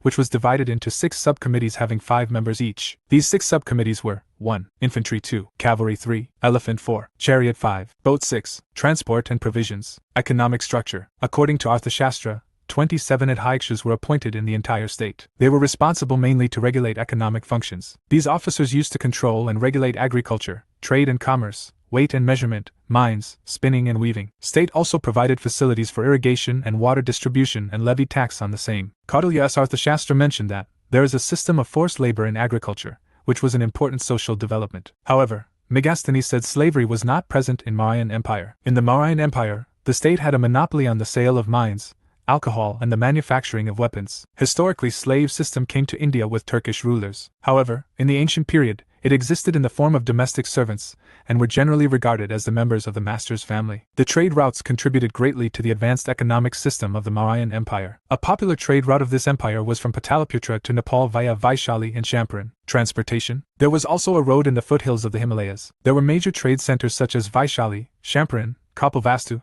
Kalsi, in Dehradun district, Hazara and Peshawar. In the northern plains, the Ganges and its tributaries were part of the water transportation. Tax structure. Kautilya has described various taxes that were collected from farmers, craftsmen, and traders. The Samahata was the supreme authority of tax assessment, and the Samidhata was the custodian of the state treasury and warehouse. The elaborated system of tax assessment was first evident in the Mauryan Empire in ancient India. In rural areas, there were state warehouses, which indicates that tax was also collected in the form of food grains. The taxes collected from farmers ranged from L/4th to L/6th oft her produce, which can be increased at emergency. Custom duty was also levied on goods brought for sale in the city. Agriculture. The punch-marked silver coins with peacock, mountain and crescent moon were the valid denomination of the Mauryan Empire. During Mauryan Empire, fallow land has been brought under agriculture. Forced labor and cultivators played an important role in this process. This also increased the revenue of the state. Mauryan society. Society was mainly divided into four varnas: Brahmin, Kshatriya, Vaishya and Shudra. The varna system became very rigid and no vertical movement was allowed. However, Megasthenes divided Mauryan society into 7 categories. 1. Philosophers 2, farmers 3, soldiers 4, herdsmen 5, artisans 6, magistrates 7, counselors. Joint family system was prevalent, and family structure was predominantly based on patriarchy. Women were allowed to accumulate sridhan, property in the form of bride gift. Widows were also given respected position in the society. Any offense against women get punished severely. Religion during Mauryan period. Mauryan period was religiously very active period. It witnessed rise and growth of Buddhism and Jainism over Brahmanism. Chandragupta Maurya followed Jainism and went to Shravanabelagala after renouncing the materialistic world. Bindusara and his successors were the followers of Sarmanas and Ajivikas. Ashoka was the greatest patron of Buddhism and also convened Third Buddhist Council at Pataliputra in 247 BC. There was general tolerance prevalent in the society. However, incidents were also mentioned by historians about religious persecution of Brahmins. Mauryan art and architecture. Stone and wood architectural work began on a massive scale during the Mauryan period. Megasthenes mentioned that the Mauryan palaces at Pataliputra were as grand as the palaces built in the Persian Empire. Fragments of stone pillars and their stubs have been found at Kumar in Modamputna, which indicate the existence of a huge building with 80 pillars. Mauryan pillars made of a single piece of yellow sandstone is also found, which was brilliantly polished. Carved top with lion and bull are evidenced of unique architectural developments of that time. Mauryan craftsmen also started the tradition of making rock-cut caves for the Buddhist monks. The oldest example of this is the Barabar caves. In the Mauryan period, the baked bricks were started using in northeast India. Baked brick structures made during this period have been found mainly in Bihar and Uttar Pradesh. It is known from the excavations that logs off wood were used to build important water channels and dams to protect against floods and external attacks. Ringed wells first came into prevalence during the Mauryan period, which later spread to the outer provinces of the empire. The potteries of Mauryan period was called Northern Black Polished Ware, NBPW. It is associated with the second urbanization in India. These were made of clay with black polish and were highly glazed in appearance. In Bangladesh, inscriptions of Mahastan and Maurya Brahmi script have been found in Bogra district, and northern black polished pottery has been found at Bangra in Midnapur district. The settlement of Shishupalgarh, Odisha, is believed to be from the 3rd century BC of the Mauryan period. And here, along with the northern black polished pottery, iron tools and punch-marked coins have also been found. Iron tools and weapons of that time have also been found at many places in Andhra Pradesh and Karnataka. The art of iron making spread to some parts of the country through Mauryan contacts. With the spread of iron, some improved methods of clearance of forest and farming began. As a result, conditions for the rise of the Chedi kingdom were created in that region. Decline of Mauryan Empire. Decline of the Mauryan Empire can be attributed to many factors. Not a single reason dominated, rather it was the accumulation of all the reasons that were related by the chain reaction. These were weak and incapable rulers. After the death of Ashoka, Mauryan Empire was ruled by numerous weak and incapable rulers, which resulted into decrease of area under direct control of Mauryan Empire. Foreign invasion. Many Greek and Achaemenian rulers started invading India. As a result, Mauryan Empire was divided into various independent and autonomous regions, particularly in northwestern parts of India. Rise of new dynasty. Pushyamitra Shunga, who was the commander of last Mauryan king Brahadratha, killed the king and established himself on the throne at Pataliputra. He was a Brahmin and tried to revive Brahmanism and established his control over north and central India. Economical degradation. Ashoka maintained a large army, which required huge sum of money for its maintenance. This led to the decline of royal treasury. Further, Huge donations given by Mauryan rulers to Buddhists also depleted the treasury. Reaction of Brahmins. Although Ashoka adopted policies of non-violence and prohibition of sacrificial rituals, but it displeased Brahmanical sacrificial order. This resulted into increased support of Brahmins to create displeasure and sense of insecurity against Mauryans, like Pushyamitra Shunga. As a result, many new dynasties emerged during this time, were ruled by Brahmin kings e.g., Satavahana, Shunga, etc. Post-Mauryan period. Sources: Class 6 New Insert Chap 10, Traders, Kings and Pilgrimages, Class 6 Old Insert Chap 6, India from 200 BC to AD 300, Class 11 Old Insert Chap 16, Central Asian Contacts and Towns, Class XI New Insert Chap 17, The Age of Satavahanas, Class XI New Insert Chap 1, King, Farmers and Towns, Chap 3, Kinship, Caste and Class, Chap 4, Thinkers, Beliefs and Buildings. With the fall of Mauryan Empire, Pushyamitra Shunga came to the Magadha Empire. However, there were many large and small kingdoms which also came up in Indian subcontinent after 185 BC onwards,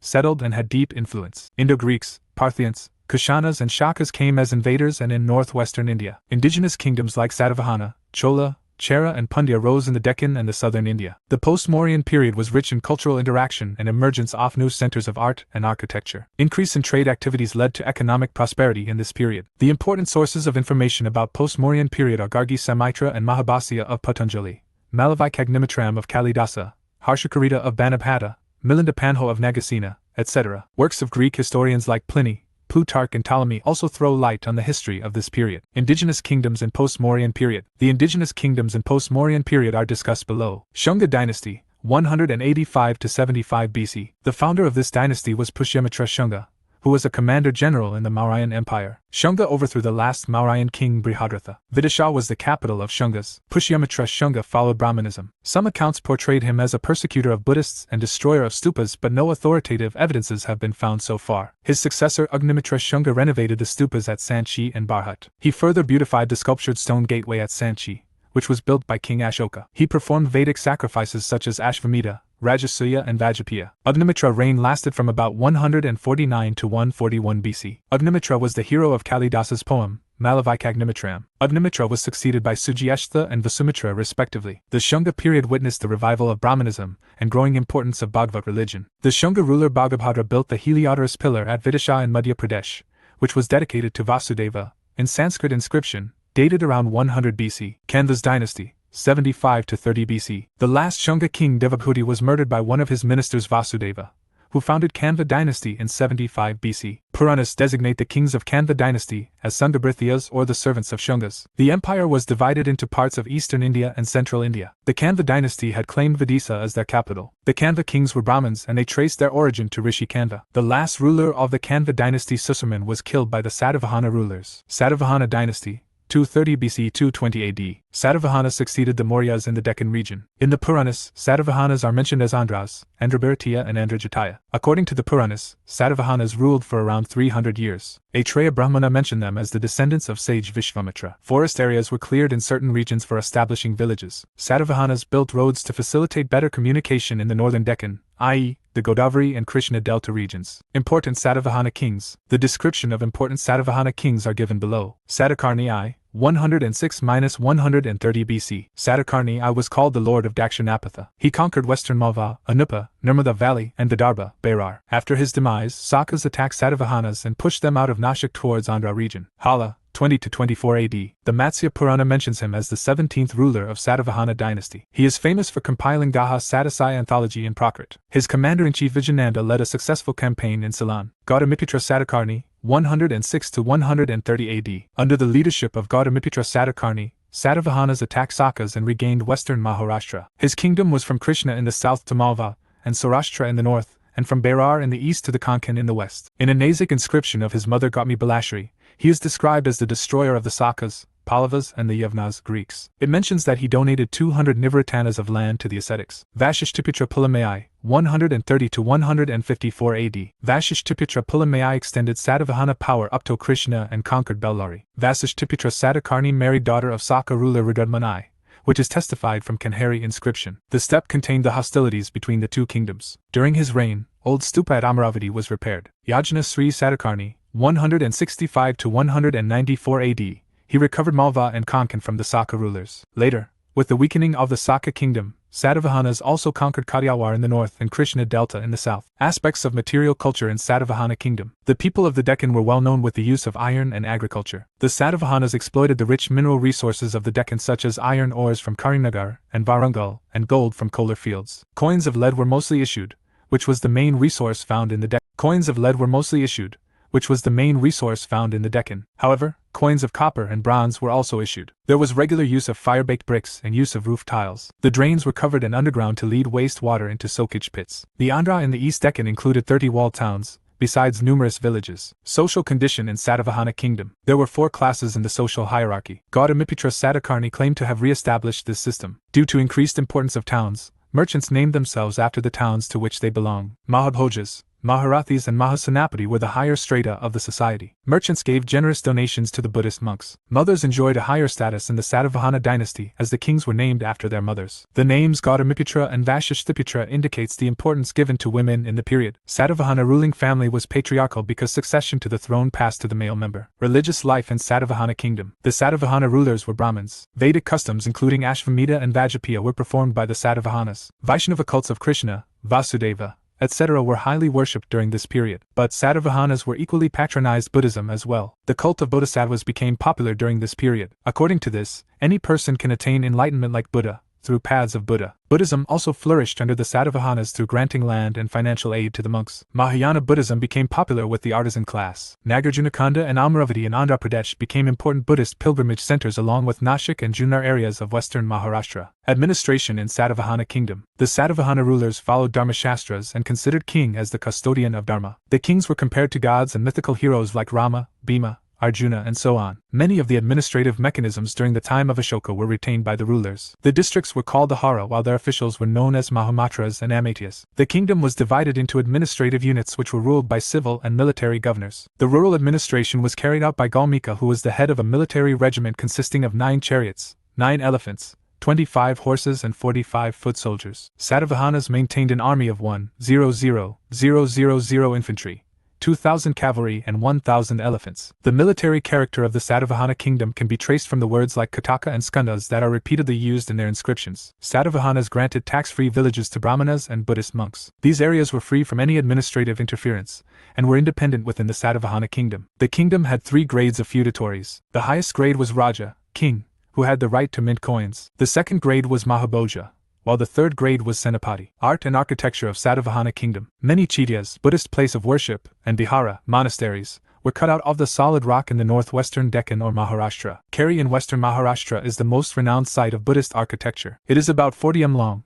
15 m wide and 15 m high. There are 3 viharas in Nasik and it is believed to have been constructed in the 2nd century AD since it has the inscriptions of Nahapana and Gautamipitra. The rock-cut architecture is also found in the Krishna Godavari region in Andhra Pradesh. Some famous Buddhist stupas are in Amaravati and Nagarjunakonda. Amaravati stupa has sculpture that depicts various scenes from the life of Buddha. Its dome measured 53 m across the base and 33 m in height. Nagarjunakonda prospered under the patronage of Ikshvakus, the successors of Satavahanas. Other than Buddhist monasteries, Nagarjunakonda has the earliest Brahmanical brick temples. There are around 24 Buddhist monasteries in Nagarjunakonda. Terracottas and their molds were found from Kandapur, which is 65 kilometers from Hyderabad. Terracottas were owned by the extremely rich people of the town. Indian ivories have been found from Rome and Afghanistan. They are linked to the ivory objects excavated from Satavahana sites in the Deccan. Language in Satavahana Kingdom. Prakrit was the official language of Satavahanas. All of their inscriptions were in Prakrit written with the Brahmi script, just like the Ashokan inscriptions. Some Satavahana kings have composed Prakrit literary works. One such text, Gatha Satasai, is attributed to Satavahana king Hala. It consisted of 700 verses. The most celebrated Prakrit poet Ganadhya had written Brihat Katha. Economic condition. Major economic system of Satavahana and other contemporary dynasties were well organized and in systematic manner. There was all-round development in the field of agriculture, industry and trade during this period. Agriculture was the main occupation of a large section of the people. The paddy transplantation was a well-known art of the Satavahanas. The area between the Krishna and Godavari formed a great rice bowl. The Gramakshatra was protected area by fences and field watchmen against pests like birds and beasts. The entire coast tract from Kavaripattinam to Tamaralipti was the center of commercial activity. There were silver, copper, lead and potton coins in the Satavahana Empire. In a village settlement found in Karimnagar district, Telangana, carpenters, blacksmiths, goldsmiths, potters, etc. lived in separate quarters and agricultural, and other laborers lived at other end. Weapons, sickles, balance rods and other equipment were excavated from Karimnagar, and Nalgonda districts. 18 types of guilds were mentioned in the literature. Guilds became an important institution in the economy. The guilds implemented and defined rules of work and controlled the quality of the finished product and its prices to safeguard both the artisans and the customers. Ikshvaku dynasty. Ikshvakus were the successors of Satavahanas in the Deccan region. They ruled in the eastern Krishnabenta region, from their capital at Vijayapuri, modern Nagarjunakonda in Andhra Pradesh, during 3rd and 4th centuries AD. There are not much historical details available about this dynasty, though Matsya Purana mentioned Ikshvakus as Shurparvatiya Andhras. The Ikshvaku kings were Shaivites and performed Vedic rites. Buddhism was also patronized during their reign. Foreign kingdoms in post-Mauryan period. The foreign kingdoms in post-Mauryan period were Indo-Greeks. The descendants of Greek generals of Alexander who ruled Iran and Afghanistan carried out an invasion in India and conquered parts of Punjab and Kabul Valley. The kingdom started when Greco-Bactrian king Demetrius, son of Euthydemus I, invaded India around 180 BC. He conquered southern Afghanistan and parts of Punjab. The most famous Indo-Greek king was Menander I Soter, also known as Manidra, Manadra or Melinda, in Pali. He was initially a king of Bactria. His empire extended from Kabul River Valley in the west to the Ravi River in the east and from Swat Valley in the north to Arakosia, Helmand in Afghanistan. The Indo-Greek kings minted coins, and these coins helped to understand the history of their respective kingdoms. Some of their kings, e.g. Menander, became Buddhist. Others worshipped Lord Vishnu as well. Sakas, Indo-Scythians. In the 2nd century BC, Central Asian nomadic tribes and tribes from the Chinese region invaded the region of present-day Kazakhstan whose inhabitants were Scythians. This promoted the Scythians to move towards Bactria and Parthia. After defeating the Parthian king, they moved towards India. Scythians who migrated to India are known as Indo-Scythians. Sakas came to northwestern India after crossing Hindu Kush. They ruled Sindh and Saurashtra. Sakas were in constant confrontation with the Satavahanas in the south and Kushanas in the north. Their most powerful king Rudradman I had resisted the expansion of Satavahana to the north of Nirmada. He issued the first ever long inscription in Chase Sanskrit known as Junagadh inscription. Parthians. The Saka rule in northwestern part of India was followed by the Parthians. Parthians had their roots in Iran, and from there, they migrated to India. Compared with the Sakas and Greeks, they ruled over only a small portion of northwestern India in 1st century AD. The most renowned Parthian king was Gondophares. Parthians were noted for the construction of the Buddhist monastery Takhtai Bahi, UNESCO World Heritage Site, in Mardin, Pakistan. Kushanas. The Kushanas were originally from the Chinese Turkestan and came to Afghanistan in the 1st century AD. Kushanas are considered to be one of the 5 branches of the Yuezhi tribe who lived in the Chinese frontier or Central Asia. They displaced Indo-Greeks, Sakas and Parthians, and established their kingdom in Taxila and Peshawar. Kushanas expanded further and later controlled the entire Punjab plain and western Ganga plain. A large number of Roman gold coins found from this era indicate the prosperity of India at that time, and also the growing trade with the Romans. Kujala Cadphises. Kujala was the successor of Hermias, the last Greek prince of the Kabul Valley. He minted copper coins in place of coins. Roman influence can be seen from the coins minted under his kingship. Vima Cadphises. Vima was the son of Kujala. He further expanded the Kushana Empire and annexed Taxila and Punjab to his empire. Kanishk. Kanishk was the most powerful Kushana king, and he adopted the title Kaiser. He controlled Uttar Pradesh, Punjab, Kashmir, northwestern frontier province and Bawalpur of northern Sindh. Under his patronage, the 4th Buddhist Council was organized in Kashmir in 78 AD. Post-Mauryan administration. Sakas were the first to introduce the satrapa system of government in India. The chief feature of the system was a joint rule by Mahakshatrapa, Raja, and Satrapa, Yuvaraja. Sakas and the Parthians used to govern many of their Indian processions through strateg and satraps. The district officer was known as meritor and the military commandant as strategos under the Greek rulers. The general administrative structure did not differ from that of the earlier period. Senior officials were known as Mahamatras and Rajukas. Social condition in post-Mauryan period. New ideas on religion, culture, art, and administration entered into various aspects of Indian life due to foreigners. Foreigners were also incorporated into the caste structure. Indian sources referred Greeks as Yavnas. Sakas were absorbed to the Kshatriya caste, which later in the 9th and 10th century emerged as Rajput clan. The growth of arts, crafts, and trade resulted in attaining changed social status by the Vaishyas and Shudras. Religious condition in post-Mauryan period. In the post-Mauryan phase, people followed Vedic Sanatana Buddhism and Jainism. In spite of her personal affiliation to a particular religion or deity, the rulers, they never appear to have made that particular religion as the state religion. Along with Vedic ritualism, Bhagavatism also flourished during this period. Greek ambassador Heliodorus had set up a pillar in honor of Vishnu near Vidisha. Mahayana and Hinayana sects emerged from Buddhism. Like the Vedic Dharma and Buddhism,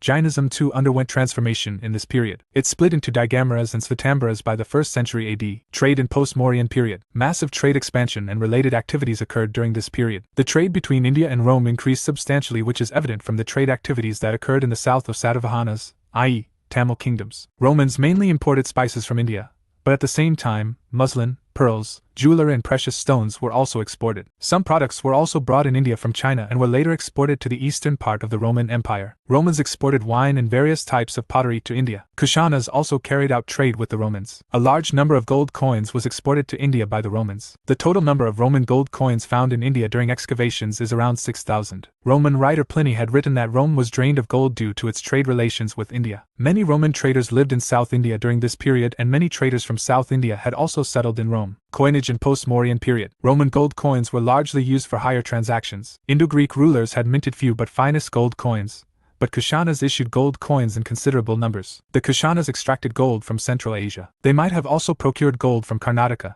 and the gold mines of Dalbam in Jharkhand. Kushanas issued dinar-type gold, which later became abundant under Gupta rule. Day-to-day transactions were carried out using coins made from lead, cotton, or copper. Kushanas had also issued coins made out of copper. Art and architecture in post-Mauryan period. The cultural interaction with Western Asia enriched Indian art. Sculptures of Greek and Roman gods were brought into the cities of northern India. The new style of sculpturing also interested the Indian artists in Gandhara, which later came to be known as the Gandhara school of art. The image of the Buddha emerged during the 1st and 2nd century AD in India. It was the first time any godlike creation on stone was engraved and started worshipping. Another set of artists in Mathura created a new style that was different from the Greek model. This later became Mathura school of art. Manufacturing of luxurious handicrafts also became predominant in this period. Many such craft materials were found in Kushana complexes. Pre-Mauryan text Ayya Nikaya mentioned about 24 occupations, while the post-Mauryan text Mahavasta mentioned about 36 kinds of workers living in the town of Rajgir. Milinda Panho mentions about 75 works, out of which 60 are connected to various types of crafts. 8 crafts were associated with gold, silver, lead,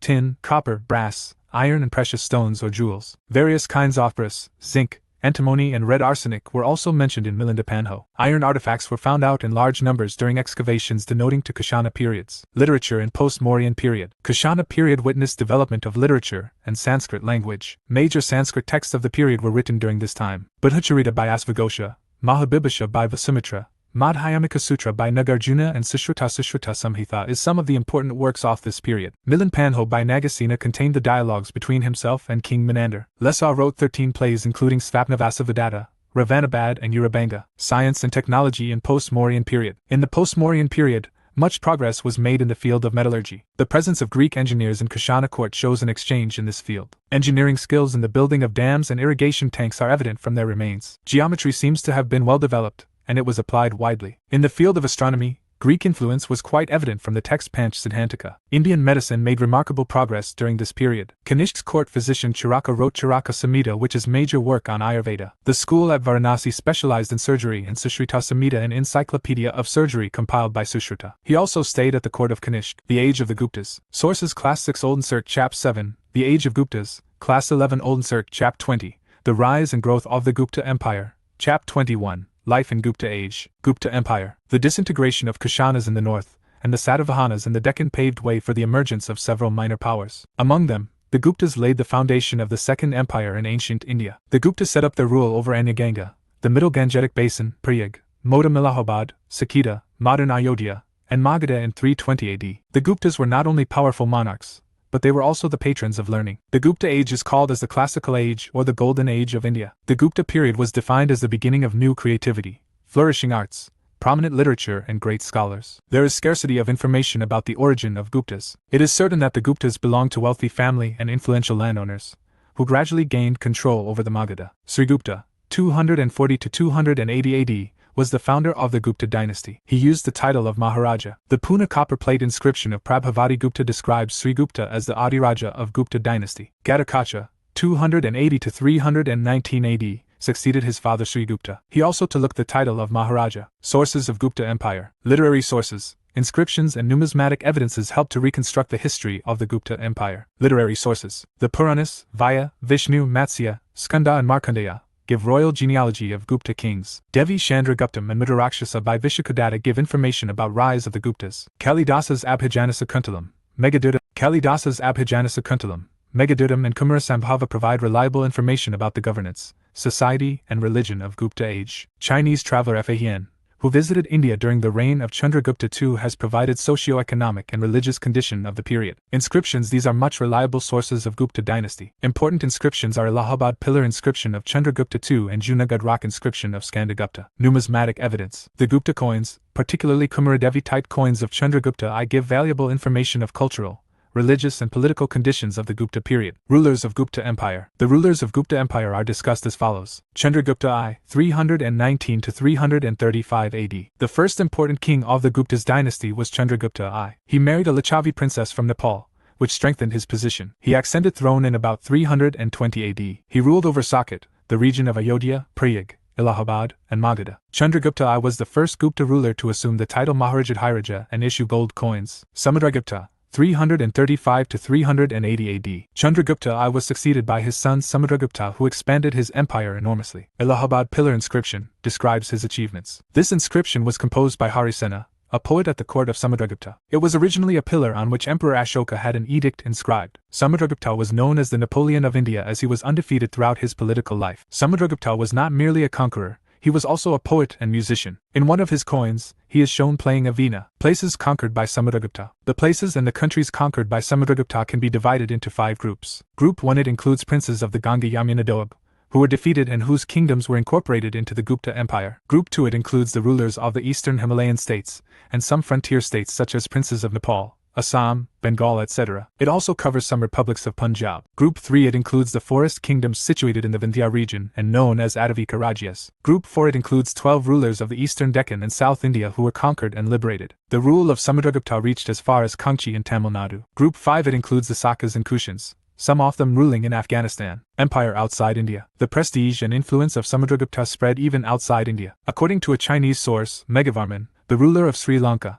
sent a missionary to Samudragupta for permission to build a Buddhist temple at Bodh Gaya. This was granted, and the temple developed into a huge monastic establishment. Ramagupta, 380 AD. Ramagupta's name does not appear in the official records of the Gupta dynasty, but according to Sanskrit play Devachandraguptam, he was emperor of Gupta dynasty. The play mentions that Ramagupta surrendered to a Shaka enemy as he was weak ruler. Later, his brother Chandragupta II killed the Shaka enemy. Some coins discovered in central India have been attributed to Ramagupta. Chandragupta II, 380 to 412 AD. Devachandraguptam of Vishakadatta tells us that Chandragupta II removed and killed his brother Ramagupta and ascended the throne. The Gupta Empire reached its height in terms of territorial expansion during the reign of Chandragupta II. He extended the limits of the empire by matrimonial alliances and conquests. He married his daughter Prabhavati with Vakataka Prince Rudrasena II. He conquered western Malva and Gujarat, which had been under the rule of the Sakas for about 4 centuries. The conquest gave Chandragupta the western sea coast, famous for trade and commerce. Chandragupta II adopted the title of Vikramaditya, which had been first used by an Ujjain ruler in 58 BC as a mark of victory over the Sakas. It was in Chandragupta's reign that the Chinese pilgrim Fahian, 399 to 414, visited India and wrote an elaborate account of the life of its people. He also collected rare Buddhist manuscripts. 9 gems of Chandragupta II. The court of Chandragupta II at Ujjain was adorned by numerous scholars, which were known as Navratnas or 9 gems. These were Kalidasa, Vitala Bhatia, Varamahira, Vararuchi, Amarsama, Dhanvantari, Kahapanaka, Shanku and Harisena. Kumaragupta, 415 to 455 AD. He performed an Ashvamedha sacrifice and also issued Ashvamedha type of coins. The epigraphic records show that he organized the administration of vast empire. He also laid the foundation of Nalanda University. Bilsada Edict provides information about beginning of his reign. Skandagupta, 455 to 467 AD. He was one of the greatest rulers of Gupta dynasty. His chief claim to fame in Gupta history rests upon his remarkable defense of the territorial integrity of the Gupta Empire, both against foreign invasion as well as internal upheavals. He defeated the Huna armies as indicated by the Batari stone inscription. His Girnar inscription mentions the breach at Lake Sudarshana in 455 AD which had been built during Chandragupta Maurya reign, and its repair next year within a short period of 2 months. With his death in 467 AD, the glory of Gupta Empire faded with a rapid pace. Society and administration. In Gupta Empire, the society and administration in Gupta period was highly centralized. All the powers were concentrated with the king. Provincial and local administration. The Guptas organized a system of provincial and local administration. The empire was divided into divisions, bhaktis, and each bhakti was placed under the charge of an uparika. The bhaktis were divided into districts, visyas, which were placed under the charge of Vishyapati. In eastern India, the Vishyas were divided into vithas, which again were divided into villages. The village headman became more important during this period. He managed the village affairs with the assistance of elders. No land transactions could be come into force without the consent of town's leading local elements. In the urban administration, organized professional bodies were given considerable share. The artisans, merchants and scribes served on same corporate body. The common organization, artisans and bankers were organized into their own separate guilds. Numerous guilds of artisans and traders were located at Baida and Waist. At Mandsaur, silk weavers maintained their own guilds, and in the district of Bulandshahr in western Uttar Pradesh, oil pressers had their own guilds. The representative administration was prevailed only in North Bengal, Bihar, Uttar Pradesh and some adjoining areas of Madhya Pradesh, which were ruled directly by the officers appointed by the Gupta kings. The charters marked with the royal Garuda seal seems to have been issued to the vassals. Grant of fiscal and administrative concessions to priests and administration became a regular affair in Gupta period. Religious functionaries were granted tax-free land, and they were authorized to collect all the taxes from the peasants, which could have otherwise gone to the emperor. The villages granted to the beneficiaries could not be entered by royal agents. Abundance of gold coins suggests that higher officials were paid in cash, but many officers may have been paid by land grants as well. Officers during Gupta age. Name, function: Mahabalidakrita, Commander-in-Chief; Mahadandanayaka, Chief Justice; Mahapatihara, Maintenance of Royal Palace; Mahasandhavigrahaka, Post-War Mediator; Dandapashika, Police Department Head; Bandagaradekrita, Head of Royal Treasury; Mahapakshapatatak, Head of Account Department; Vinayasthidasansthapak, Head of Education Department; Sarvadhyaksha, Inspector of all Central Department; Mahashwapati, Controller of Cavalry; Mahamahipalapati, Controller of Elephantry; Vinayapura, official to present different bests at the king's court; Kadyat Pakika, Inspector of Royal Kitchen. Economy. The king collected taxes varying from 1/4 to 1/6 of the produce. Whenever the royal army passed through the countryside, the local people had to feed it. The peasants had to supply animals, food, grains, furniture, etc., for the maintenance of royal officers on duty in the rural areas. In central and western India, the villagers were also subjected to forced labor called vishti for serving the royal army and officials. Judiciary. Several law books were compiled in this period. For the first time, civil and criminal law were clearly defined and demarcated. Theft and adultery came under criminal law. Disputes regarding various types of property came under civil law. The guilds of artisans, merchants and others were governed by their own laws. Seals from Vaishali and from Baita near Allahabad indicate that these guilds were well flourished. Bureaucracy and administration. During the Gupta period, first signs of bureaucracy emerged in India. The most important officers in the Gupta Empire were the Kumaramadhyas. They were appointed by the king in the home provinces and possibly paid in cash. Recruitment was not confined to the upper varnas only. Several offices were in the hands of the same person, and posts became hereditary. Social life. The account of Fahian gives information about the social life of Gupta era. He informed that Magadha was full of cities and its rich people followed Buddhism and gave ample amount of charities. Till 550 AD, India carried on some trade with the Eastern Roman Empire, to which it exported silk. The striking development of the Gupta period was the emergence of priestly landlords at the cost of local peasants. Land grants to the Brahmanas on a large scale suggest that the Brahmanical supremacy reached its new height in Gupta times. The castes divided into numerous subcastes as a result of two factors. A large number of foreigners were assimilated into the Indian society, and each group of foreigners was considered a new kind of Hindu caste. 2. Another reason was the absorption of many tribal people into Brahmanical society through the means of land grants. In some ways, the position of Shudras and women improved in this period. They were now permitted to listen to the epics and the Puranas. They could also worship a new god called Krishna. During this period, the untouchables increased in number, especially the Chandalas. Fahian informed that the Chandalas lived outside the village and dealt in meat and fisheries. Trade. With the increase in trade in the earlier period, towns grew and prospered. In the earlier part of the Gupta period, this prosperity continued. There was not only the trade within India itself and with Western Asia, but also with Southeast Asia. As trade grew, knowledge of sea voyage and shipbuilding also improved. Larger ships were built than before and many more ships crowded into the ports along the eastern and the western coast. Tamluk port in the Ganga Delta handled a large part of the trade with countries of Southeast Asia, such as Suvarnabhumi, Myanmar, Yavadvipa, Java, and Cambodia. Broach, Sapara and Kalyan were the main ports on the west coast, and they also sent ships to Southeast Asia. Indian goods were taken to Mecca, Arabia, Iran and the Mediterranean lands. Caravans of traders and missionaries of religion also traveled overland to Central Asia and China. Religion. Buddhism no longer received royal patronage and Hinduism became a powerful religion during the Gupta era. However, the word Hindu was not used until a later time by the Arabs when they referred to the people of Hind, i.e., India. The Hindus were worshippers of Shiva, Shakti and Vishnu. Lord Vishnu emerged as the god of devotion, and he came to be represented as the savior of the Vama system. A whole Purana called the Vishnu Purana was compiled in honor of Lord Vishnu. A law book called the Vishnusmriti was also named after him. By the 4th century AD, there appeared the famous Vaishnava work Bhagavad Gita, which taught devotion to Lord Krishna. It emphasized the performance of the functions assigned to each varna. It was believed that Vishnu sometimes comes to earth to help men lead good lives, and this is called an avatara or incarnation. Many of the older books such as the Ramayana, the Mahabharata and some of the Puranas were compiled at this time. Now they are treated as religious texts. Gupta kings performed religious sacrifices,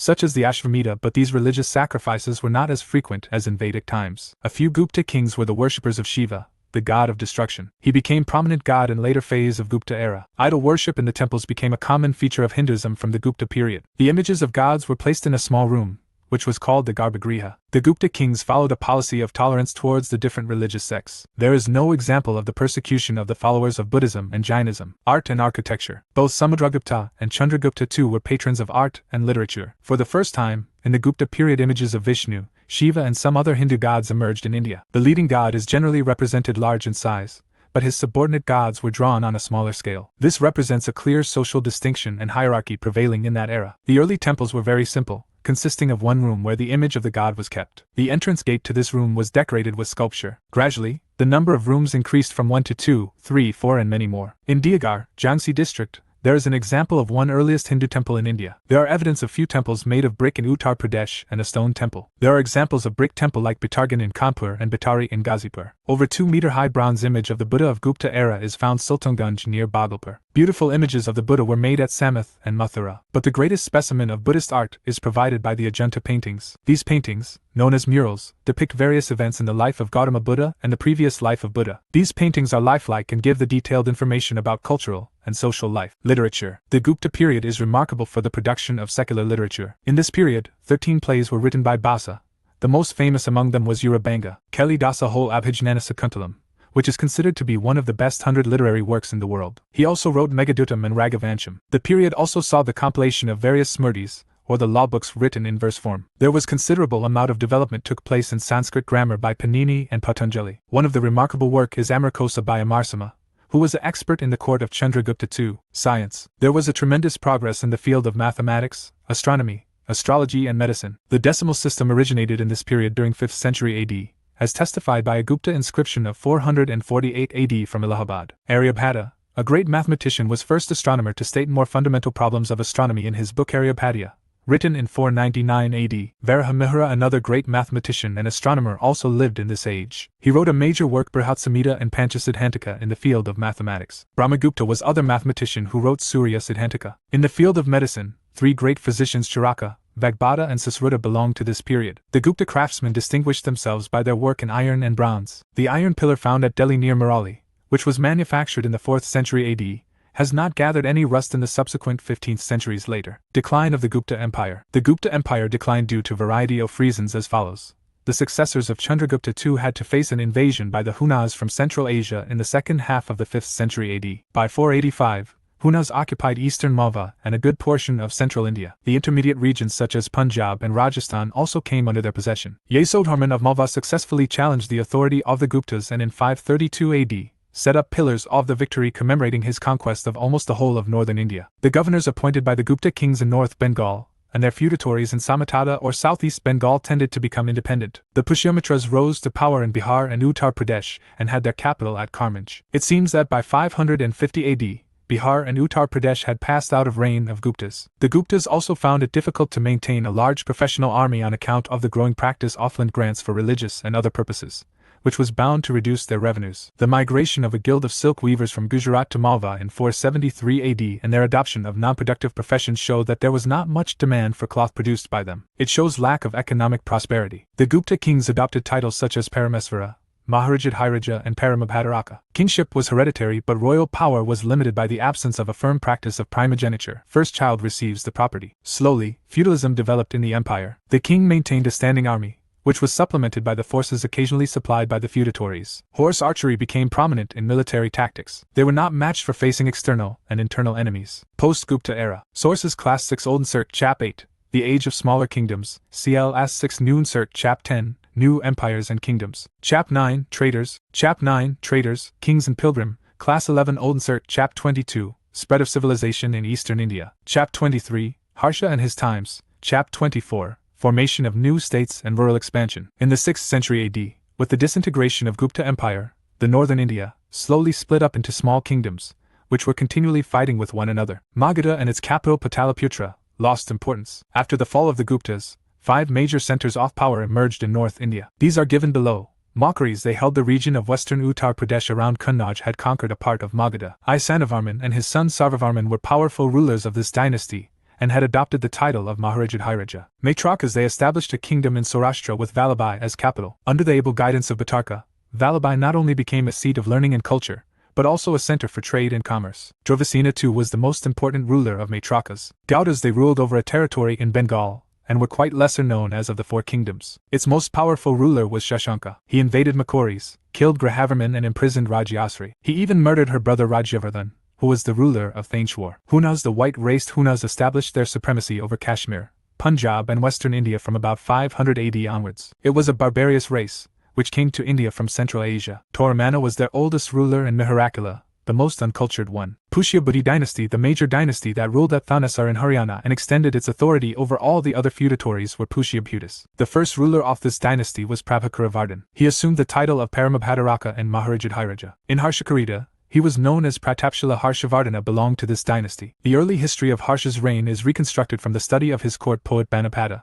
who wrote Harshakarita and Kadambari. Harsha moved his capital from Thanesar to Kannauj. He set out on a long campaign and conquered many parts of northern India including the Punjab, eastern Rajasthan and the Ganga valley as far as Assam. His southward march was stopped on the Nirmada river by the Chalukyan king Pilakshin II, who ruled over a great part of modern Karnataka and Maharashtra with his capital in Badami in the modern Bijapur district of Karnataka. Administration under Harshavardhana. Harsha was an efficient administrator. He personally looked into the affairs of the state, and constantly traveled into different parts of his empire. He governed his empire on the same lines as the Guptas did, except that his administration had become more feudal and decentralized. Harsha's administration was more or less based on the Gupta administration. There was a council of ministers to assist Harsha. They were called Sachiv or Amatya. The chief ministers of Harsha were Mahasandavigrudhikrita, Minister of War and Peace, and Mahabaladakrita, officer in supreme command in the area. Harshavardhana, 606 to 647 AD. Watcher of royal harem was known Asaya Macedas and superintendent of soldiers Barak was Khalid Pathi. A new post called Rajasthania was created,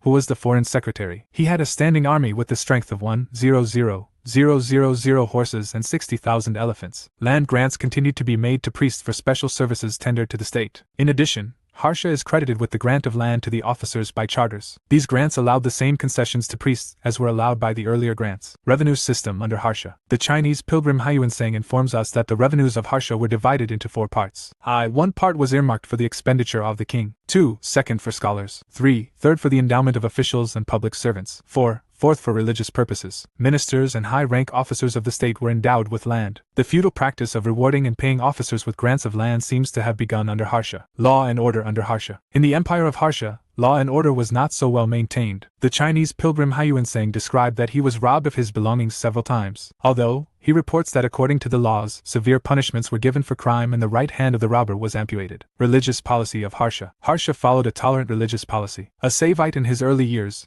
he gradually became a great patron of Buddhism. He used to organize assembly at Prayag every 5 years, which was attended by all the tributary princes, ministers, nobles, etc. The Buddhists were divided into 18 sects in the time of the Chinese pilgrim. The most famous center was Nalanda, which maintained a great Buddhist university meant for Buddhist monks. It is said to have had as many as 10,000 students, monks and scholars. The monastery at Nalanda was supported from the revenues of 200 villages. Nalanda became a huge monastic establishment in the time of Harshavardhana. Huinsang's account on Harsha. The reign of Harsha is vividly described by the Chinese pilgrim Huinsang, who left China in 629 AD and traveled all the way to India. Huinsang described India as a rich and prosperous country. Brahmanism, Buddhism and Jainism were popular religions of India. Prayag and Kannauj in the Doab had become important. The Brahmanas and Kshatriyas were reported to have led a simple life, but the nobles and priests led a luxurious life. He called Shudras as agriculturists, which is very significant information. In the earlier texts, they are represented as serving the 3 higher Vamas. The Chinese pilgrim takes notice of untouchables such as scavengers, executioners, etc. They lived outside the villages and used to consume garlic and onion. The dress of the people varied from region to region. He described Indians as simple, humble and honest. Indians were also particular about cleanliness. Society under Harsha. Wealthy Brahmins used to get more revenue from the land. Such grants were called Agrahara or Brahmadiya grants. Brahmins conducted the religious ceremonies and rituals for the king. Some also wrote biographies of the king. A number of Brahmins were also employed as officers. People living in the towns were still mainly artisans and traders. Shudras were the poorest because most of them were either cultivators or peasants. Apart from the Shudras, there were the untouchables who continued to do the work that were considered low in society. Economy under Harsha. The king did not have direct control over the revenue. The systems of paying salaries by grants of revenue of land increased during this period. As the number of grantees increased,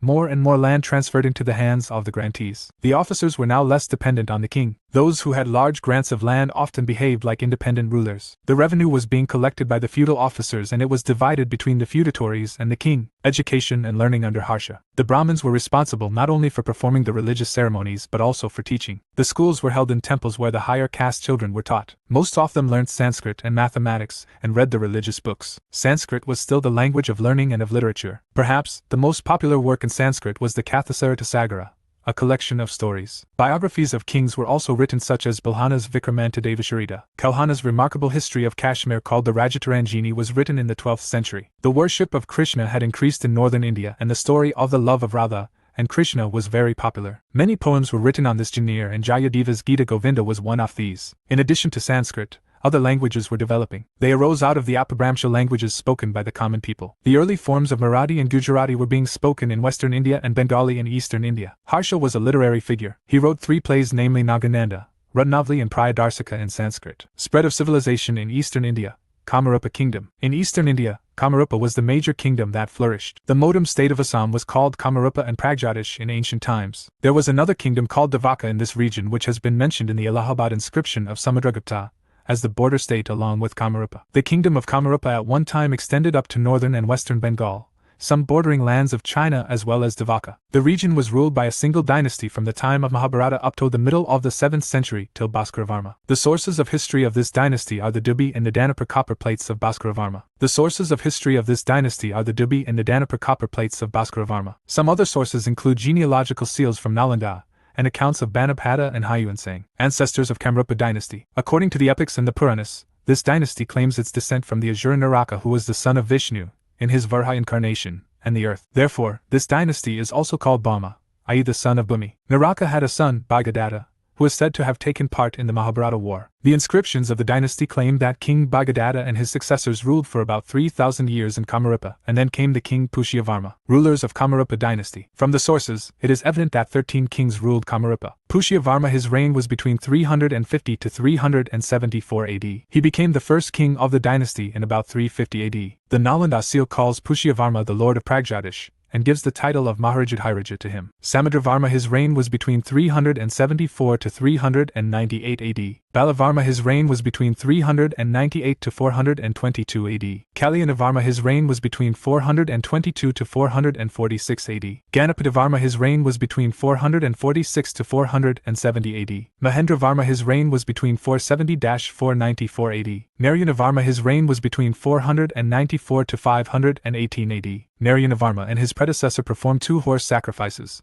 which shows that he may have become independent of the Gupta Empire in the first half of the 6th century. Buddhavarma, his reign was between 518 to 542 AD. He is also known as Mahabhudavarma. Under him, Kamarupa became a powerful kingdom. It included the whole of the Brahmaputra Valley and Sylhet, and extended to the west as far as the Karatoya River, which continued to be the traditional boundary of Kamarupa for a long time. Chandramukhavarma, his reign was between 542 to 566 AD. Stitavarma, his reign was between 566 to 590 AD. He is said to have performed a horse sacrifice. Sustitavarma, his reign was between 590 to 595 AD. Some historians think that this ally of Mahasenagupta was Sasanka of Gauda and not a king of Maukari dynasty. Supratishtitavarma, his reign was between 595 to 600 AD. Gauda king Sasanka defeated and imprisoned Supratistitavarma and Bhaskaravarma soon after the death of their father Sustitavarma. However, both brothers managed to escape from the prison of the Gauda king, and Supratistitavarma ruled for a short period. Bhaskaravarma, his reign was between 600 to 650 AD. After Supratistitavarma, Bhaskaravarma became king. He was a contemporary of Harshvardhana in the first half of the 7th century. He was an ally of King Harshavardhana. He is described in Harshakarita of Banapata. He sent his ambassador Hamsavega with presents to have an alliance with Harsha. With the help of Harsha, Bhaskaravarma succeeded in occupying a large portion of Bengal from the kingdom of Sasanka. Account of Hayuansang on Bhaskaravarma. Bhaskaravarma's influence over the Buddhist monastery of Nalanda is also attested by the account of Hayuansang. He narrates that King Bhaskaravarma sent a messenger to the head of Nalanda monastery, Silabhadra, to send the great pilgrim of China to him. The story of Hayuansang shows that Bhaskaravarma had control over exercises North Bengal, and also some influence over Nalanda in Bihar. Decline of Kamarupa dynasty. The dynasty came to an end with the death of Bhaskaravarma in the same way as it happened with the kingdom of Harsha. It is indicated by the evidence that the kingdom was occupied by a Mlechka ruler named Salastamba. Other dynasties in post-Gupta era. The other dynasties of post-Gupta era are discussed below. Payad dynasty. The province of Bengal, from 650 to 750 AD, after the death of Harsha, was subjected to internal disorder, anarchy and confusion referred to as Matsyanyaya, the rule of strong devouring the weak. This gave birth to a revolution by the people, in which the local chief Gopala, the first king of Paya dynasty, was elected, Grihita, by the leading men of Bengal. Gopala, 750 to 770 AD. He was the son of a warrior named Vapyata and founder of the Paya dynasty. He consolidated his authority over almost the whole of Bengal. He was an ardent Buddhist. According to Tibetan Lama Taranatha, Gopala built the celebrated monastery at Odantapuri, modern Bihar/Sharif Bihar. Soon after his accession, Dharmapala got involved in a struggle with the two main powers of the time, i.e. the Pratiharas and the Rashtrakutas. He was one of those involved in the tripartite struggle. Others were Vatsaraja of Pratihara dynasty and Dhruva of Rashtrakuta dynasty. He was a Buddhist and also founded the famous Buddhist establishment, university, at Vikramashala, Bhagalpur district. According to Taranatha, he founded 50 religious institutions and was patron of the great Buddhist author Haribhadra. He revived the Nalanda University, and 200 villages were set apart for meeting its expenses. Dharampala, 770 to 810 AD. He was the son and the successor of Gopala. He extended the kingdom and was a follower of Buddhism. He founded the Vikramshila University at Bhagalpur, Bihar. He had frequent wars with the Pratiharas and Rashtrakutas. Devapala, 810 to 850 AD. He is considered as the most notable Paya king. A great patron of Buddhism, he constructed Buddhist temples and monasteries in Magadha. After a short reign of 3 to 4 years, his nephew Vigrahapala sat on the throne. Naryunapala, 850 to 908 AD. He was the son and successor of Vigrahapala. He proved to be weak ruler. The Bhagalpur inscription records that in the 17th year of his reign, he granted Mujajiri, Mungar, a village in Tirubhakti, Tirhut, to the shrine of Shiva and built 1,000 temples in the honor of the same deity. Naryampala was succeeded by weak rulers like Rajiapala, Gopala II and Vigrahapala II. Mahipala I, 988-1036 AD. He was the son of Vigrahapala II. He ascended the throne in 988 AD. Rajendra Chola invaded his state and defeated Mahipala I. The Tirumalai inscription of Rajendra Chola records the details of his conquests in the north. The invasion, however, did not lead to the establishment of the Chola suzerainty over Bengal. Revolt of Kaivartas took place during his period. After his death, the Pai power declined due to internal conflicts and external invasions. Ramapala, 1077 to 1130 AD. Ramapala carried out expeditions against the Kaivartas, suppressed them, and captured their chief. He is mentioned in Sandhyakara Nandi's book Ramkarita, which is the biography of Ramapala. He was succeeded by Kamarpala, Gopal III and Madanpal, who were all weak rulers. Thus, by the middle of the 12th century, the Paya power had faded. Gurjara Pratihara dynasty. The Gurjara Pratiharas ruled much parts of the northern India from the 6th to 11th century AD. They find their origin from Ujjain or Mandsaur. Due to the military skills of Gurjar Pratiharas, Arabs were confined to Sind from 7th to 11th century AD. The founder of this dynasty was Harichandra in 6th century. The successors of Harichandra established Marwar in Rajasthan and built the temple city of Ojjain, near Jodhpur. Nagabhat I. The first important ruler of this dynasty was Nagabhat I, whose reign was from Mandor, Jodhpur, to Malwa, Gwalior and Badaukh. His capital was Avanti in Malwa. It was during his times when Junaid, another Arab commander, invaded India after Muhammad bin Qasim. Nagabhat I, along with his feudatories such as Chauhans and Guhalats, defended the western frontiers, but the Arabs were capable of doing a lot of damage to their western frontiers. Junaid was defeated and his successor Taman was compelled to run back to Arab. This is known as Battle of Rajasthan. Vatsaraja. He captured Kannauj and came in direct conflict with the Palas of Bengal. He defeated Dharmapala of Paya dynasty. In 786 AD, the Rashtrakuta king Druid defeated him. He died in 805 AD. Nagabhata II. Nagabhata II was initially defeated by Rashtrakuta king Govinda III but later recovered and captured Kannauj. Nagabhata II was the most important and powerful rulers of the Gurjara Pratiharas. He is best known for rebuilding the Somnath temple in 815 AD, which was destroyed by Arab armies of Junayd in 725 AD. This was a large structure offered sandstone which was again destroyed in 1024 by Mahmud of Ghazni. Meher Bhoja. Next important king of this dynasty was Meher Bhoja, who ruled till 885 AD. Was assumed the title of Adavaraha. Meher Bhoja was one of the great empire builders, who after some initial defeats conquered the territories of modern Rajasthan, Gujarat and Madhya Pradesh. The Telimandir at the Gwalior fort built by him. Decline of Gurjara Pratihara dynasty. The beginning of the 10th century brought weakness in the Gurjara Pratiharas. In 912 AD, the Gurjara Pratihara king Bhoja II was overthrown by a Paya king Mahipala I. The feudatories took the advantage of the temporary weakness of the Pratiharas and declared their independence. The major feudatories Guhalats captured Chittor and founded the Muir kingdom. On the other hand, Chauhans established the Chauhans kingdom in Ajmer. Rashtrakuta dynasty. Dr. A.S. Altekar stated that the period of Rashtrakuta ascendancy in the Deccan from about 753 AD to 982 AD constitutes perhaps the most brilliant chapter in the history of India. till the rise of the Marathas as an imperial power in the 18th century. Literally, the term Rashtrakuta means designated officer in charge of territorial division called Rashtra. The Rashtrakutas originally belonged to Ladalura, modern Latur in the Maharashtra. They were of Kannada origin and Kannada was their mother tongue. Initially, they were the feudatories under the Chalukyas of Badami. The important Rashtrakutas kings were as follows: Dantadurga, 735 to 756 AD. Dantadurga was the founder of the Rashtrakuta dynasty. He defeated the Gurjaras and captured Malva from them. Then he annexed the Chalukya kingdom by defeating Kirtavarman II. Thus, the Rashtrakutas became a paramount power in the Deccan. Krishna I, 756 to 773 AD. His successor Krishna I was also a great conqueror. He defeated the Gangas and the eastern Chalukyas of Vengi. He built the magnificent rock-cut monolithic Kailasha temple at Ellora. He was succeeded by his son Dhruva, who ruled till 793 AD. Govinda III, 793 to 814 AD. The next important king of this dynasty was Govinda III. He achieved victories over North Indian kingdoms. He successfully obtained the submission of Gurjara Pratihara Nagabhata II, Dharmapala of Payat Empire and other small principalities in Kannauj. Amogvarsha I, 814 to 878 AD. He ruled for a long period of 64 years. He had lost control over Malva and Gangavati. Yet, his reign was popular for the cultural development. He was a follower of Jainism. Janasena was his chief preceptor in his reign. He was also a patron of letters and he himself wrote the famous Kannada work, Kavarajamarga. He had also built the Rashtrakuta capital, the city of Mokht or Manikita. Krishna III, 936 to 968 AD. Among the successors of Amogvarsha I, Krishna III was famous for his expeditions. He marched against the Cholas and defeated them at Takkalam. He marched further south and captured Tanjore. He went as far as Rameswaram and occupied it for some time. He built several temples in the conquered territories including the Krishnaswara temple at Rameswaram. Throughout his reign, he possessed the Tondamandalam region including the capital Kunchi. After his death, the power of the Rashtrakutas declined. Kannauj and the tripartite struggle. The tripartite struggle, that continued for nearly a century, refers to the struggle among the three important dynasties of the period, i.e. the Gurjara Pratiharas of Ujjain/Mandsaur,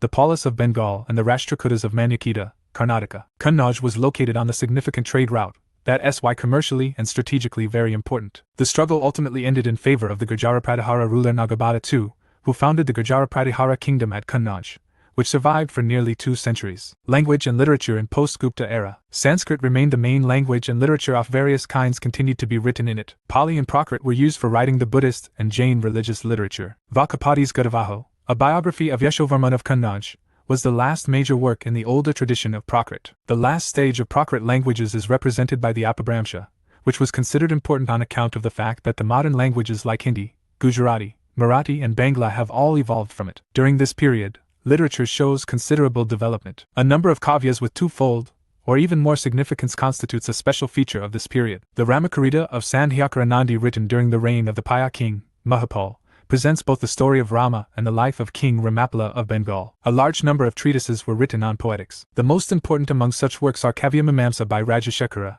Dasharupa by Dhananjaya, Sarasvati Kantabharana by Bhoja, Kavyanushasana of Hemakandra, Kavikanthabharana by Kshamendra, etc. Society in post-Gupta era. Apart from 4 Varnas, another important class that emerged as a jati during this period was that of Kayasthas, the scribes of the administration, responsible for writing documents and maintaining records. Though the reference of Kayasthas are available from the Mauryan period itself, it appears that by the 7th century they came to be regarded as distinct jati. The Smrti authorities of this period followed the older marriage rules. The literature also reflects the new ideas and practices regarding remarriages. The words like punarba and didisha, meaning a remarried woman, is frequently mentioned in the literature. The women's right to inherit property was accepted by the authorities. The widow was entitled to succeed to the whole estate of her Ishulus, deceased husband. Economic life in post-Gupta era. During the post-Gupta period, the literary and inscriptional evidences show the advanced state of agriculture, trade and economy. Medhatithi included a group of 17 articles, including rice and barley, in the category of grain, dhanya. Abhidanara Namala mentions a large variety of cereals and other food grains with their synonyms. It mentions that soils were classified variously as fertile, barren, fallow, desert, excellent, as well as those green with grass or abounding in needs, those which were black or yellow, and those which owed their fertility to rivers or rains. Irrigation by the erhata, Persian wheel, and by leather buckets are mentioned in the inscriptions. The records of this period mention a great variety and qualities of textiles such as woolen and hempen yarns, garments made of silk,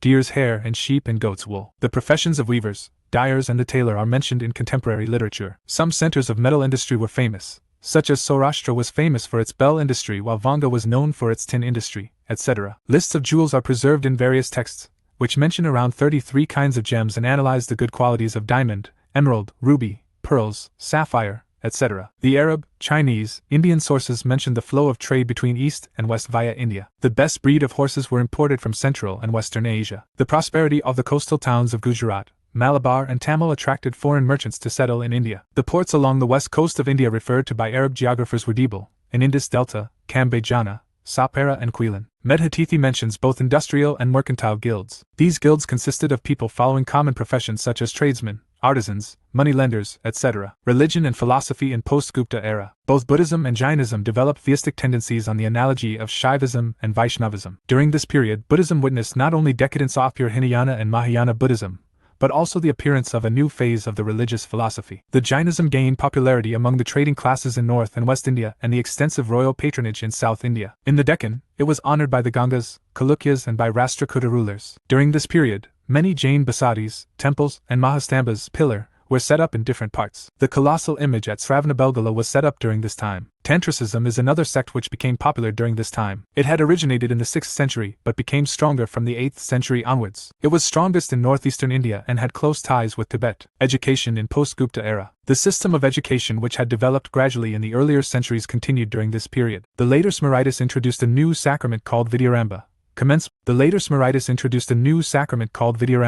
Commencement of education, and Aksharasvakriti or Aksharabhyasa training in the alphabet. Education was imparted in the temple like earlier periods. Students were either taught by the temple priests, as in the smaller village temples, or else attended the college attached to the larger temples. Professional education continued to be maintained through the training given to apprentices in guilds and among the groups of artisans. At a more popular level, oral instruction, much simpler than the Sanskrit learning of the colleges, was imparted by the saints and elders. The numerous mathas and other centers of education in various parts of India enabled ideas to flow freely and quickly from one part of the country to another. Education was also available in the Jain and Buddhist monasteries at Vikramshila, Adantapura, Vallabhai and Nalanda, which were great centers of higher learning. Art and architecture in post-Gupta era. Post-Gupta era was a fruitful age of the art and architecture, as it is be apparent from the numerous temples that are standing for the 1,200 years. The famous temples of Orissa, especially those of Bhubaneswar, are magnificent specimens of the Nagar style, or North Indian style. Another place, where several excellent Nagar-style temples still stand, is Khajuraho in Bundelkhand. In the Deccan, the temples of Vatapi, Badami, and Patadakal,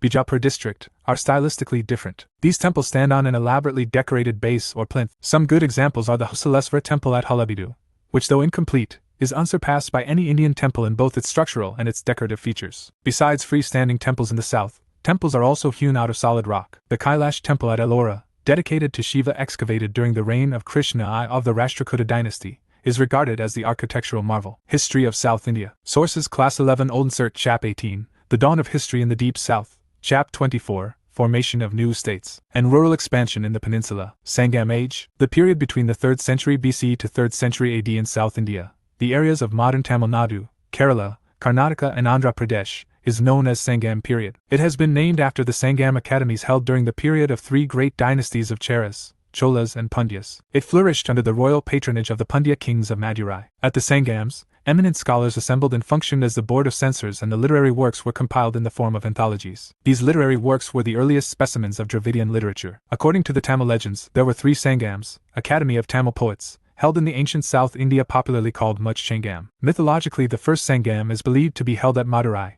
attended by gods and legendary sages. No literary work off this Sangam is available. The second Sangam was held at Kapatapuram, and the only text during this Sangam that survived was Tolkapiyam. The third Sangam was also held at Madurai. A few of the Tamil literary works have survived and are useful sources to reconstruct the history of the Sangam period. The earliest script that the Tamils used was the Brahmi script. It was only from the late ancient and early medieval period that they started evolving a new angular script, called the Granda script, from which the modern Tamil is derived. The Sangam literature was finally compiled in its present form in 300 to 600 AD. Language of Sangam literature. The Sangam literature was rightly regarded the age of Tamil literature. Tamil is the oldest among the spoken literary languages of South India. It deals with secular matter relating to public and social activity like government, war, charity, trade, worship, agriculture, etc. Among the poets and thinkers of the Sangam age, Tolkapiyar, Tiruvalluvar, Ilango Adigal, Sidalai Satanar, Nakirar, Kapilar, Puranar, Ovayar and Mangudi Maritinar are remarkable. The Sangam literature can roughly be divided into 2 groups: narrative and didactic. The nature of Sangam literature is quite unique as it is written in secular nature, and its major themes are love, revenge and poetry, etc. Earliest Tamil works. Tolkapiyam. It is the oldest extant Tamil grammar written by Tolkapiyar, one of the 12 disciples of sage Agastya. It is divided into 3 major parts, each consisting of 9 aisles, subparts, and has a total of 12 sutras. Patapatu, 10 poems. The poetry in the Patapatu was divided into 2 main groups, i.e., Aham, deals with matters strictly limited to one aspect of subjective experience, viz. Love, and Puram, deals with matters capable of externalization of objectification. Muragarupadai by Nakira, Sirapanarupadai by Nadanar, Parambanarupadai, Majurai Kanji, by Mangudi Marudam, Padanapalai, by Canon, and other works come in the category of Patapatu. Atutogai, it is a collection of 8 anthologies. The 8 anthologies were 1. Aingarunaru, compiled by Gudler Killer, consists of 500 erotic poems. 2. Agananuru, compiled by Rudrasarman, consists of love poems. 3. Naranai comprises 400 short poems on love. 4. Kuruntagai has 400 love poems. 5. Purananura consists of 400 poems in praise of kings. The Nandas and Mauryas are referred in one of the poems. 6. Kalathogai comprises love poems. 7. Parapadal has 24 poems in praise of gods. 8.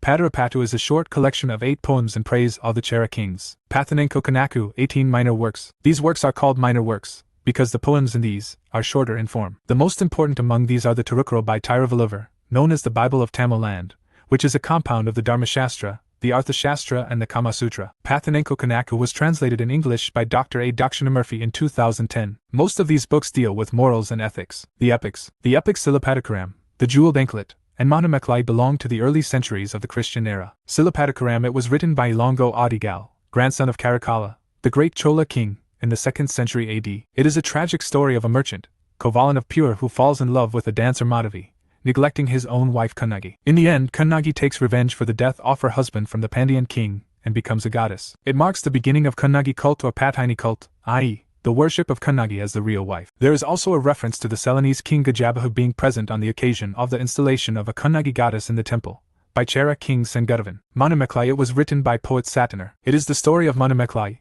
the daughter of Kovalan and Madhavi, of the earlier epic. The main aim of this epic was to show the excellence of the Buddhist religion through the painful life of Manameklai due to the loss of the city, Pure. This epic is the only important ancient work which gives glimpse of the development of the fine arts in the Sangam age. Megalith culture in South India. The megaliths are the graves encircled by big pieces of stone. They are found in all upland areas of the peninsula, but their concentration seems to be in eastern Andhra and in Tamil Nadu. The people used various types of pottery, but black and red were popular with them. The practice of burying goods in the graves with the dead bodies was based on the belief that the dead would need all these in the next world. The Cholas, Pandyas and Cheras mentioned in Ashokan inscriptions were probably in the megalithic phase of material culture. The megalithic people in the southern districts of Tamil Nadu had certain peculiar characteristics. They buried the skeletons of the dead inside urns made of red pottery in pits. The practice of umburial was different from that of list burial or pit burial surrounded by stone circles, which prevailed in the Krishna Godavari valley. Although the megalithic people produced paddy and ragi, apparently the area of cultivable land used by them was very limited,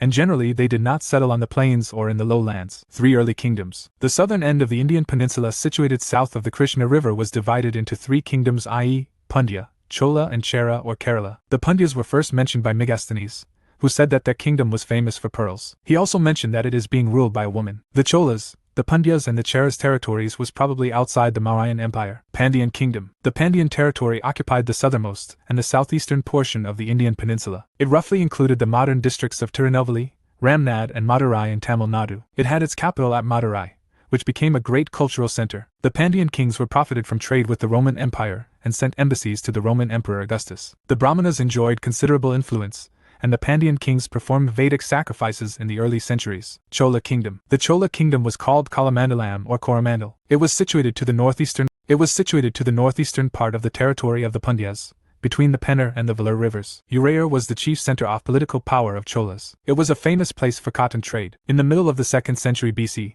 a Chola king named Alara conquered Sri Lanka and ruled over it for nearly 50 years. The Chola kingdom flourished around 180 under the rule of famous King Karakala. He founded Pure and constructed 160 kilometers of embankment along the Kaveri River. Pure is identical with Kavarapattanam, which was the Chola capital. It was a great center of trade and commerce. The excavations show that it had a large dockyard. One of the main sources of the wealth of the Cholas was trade in cotton cloth. They maintained an efficient navy which sailed as far as the mouths of the Ganga and the Irrawaddy. Under Karakala's successors, The Chola power rapidly declined and their capital Kavrapattanam was also destroyed. Chera Kingdom. The Chera or the Kerala country was situated to the west and north of the land of the Pandyas. It included the narrow strip of land between the sea and the mountains and covered a portion of the modern Kerala state. The Cheras owed its importance to trade with the Romans. The Romans set up 2 regiments at Maziris identical with Kranganore in the Chera country to protect their interests. The most important event in the political history of the Cheras was their fight against the Cholas in about 150 AD. According to the Chera poets, the greatest king was Senkatavan,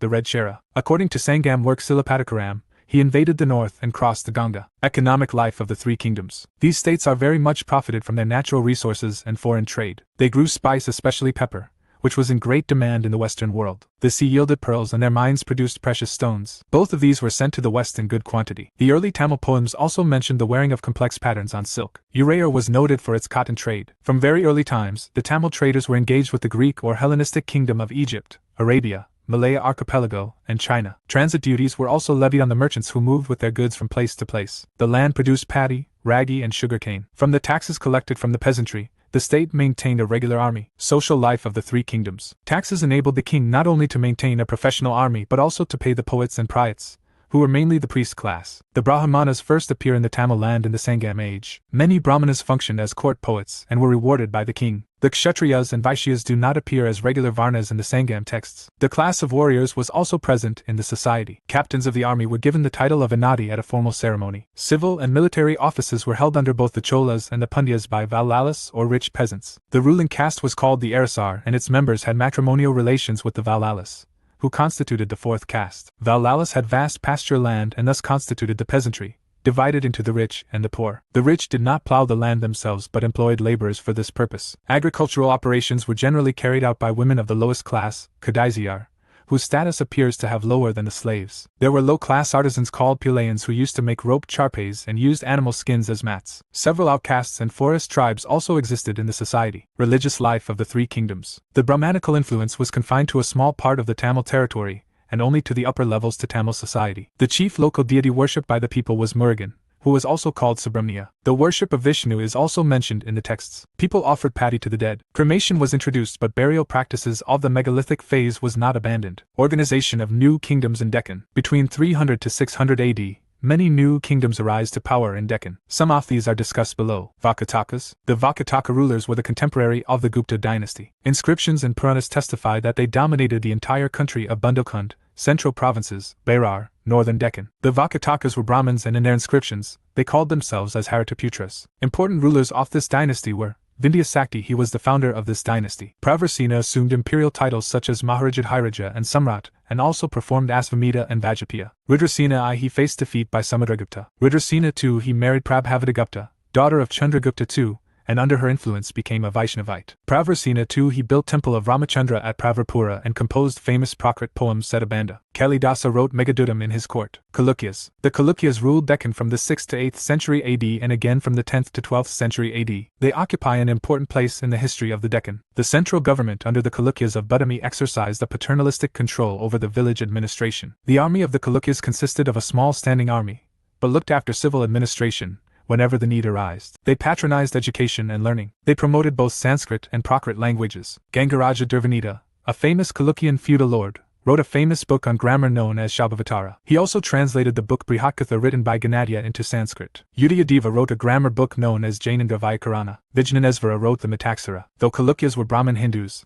they also promoted other religions. For example, Jainism made huge progress under them. The Chalukyas developed the Deccan or Vizara style in the building of structural temples. The temple building can be divided into 2 stages. The first stage is represented by the temples at Aihole and Badami. Aihole was a town of temples and had as many as 70 temples. The most remarkable ones were Lad Khan Temple, the Jain Temple of Megudi, the Durga Temple and the Hukumaligidi Temple. The second stage is represented by the temples at Patadakal. There are 4 temples in the northern style, Nagara style, and 6 in the southern style, Dravidian style. The Papanatha Temple and the Virupaksh Temple are the prominent ones. They perfected the art of stone building, i.e., stones finely joined without mortar. It had 2 main components, Vimana and the Mandapa. Though the cave paintings began earlier, some of the finest specimens belong to the Chalukya era. At Ajunta, a painting depicting the reception given to a Persian ambassador by Pulakshan II is one such example. Pallavas. The term Pallava means creeper and is a Sanskrit version of the Tamil word Tandai, which also carries the same meaning. The Pallavas were possibly a local tribe, who established their authority in the Tandai Nadu,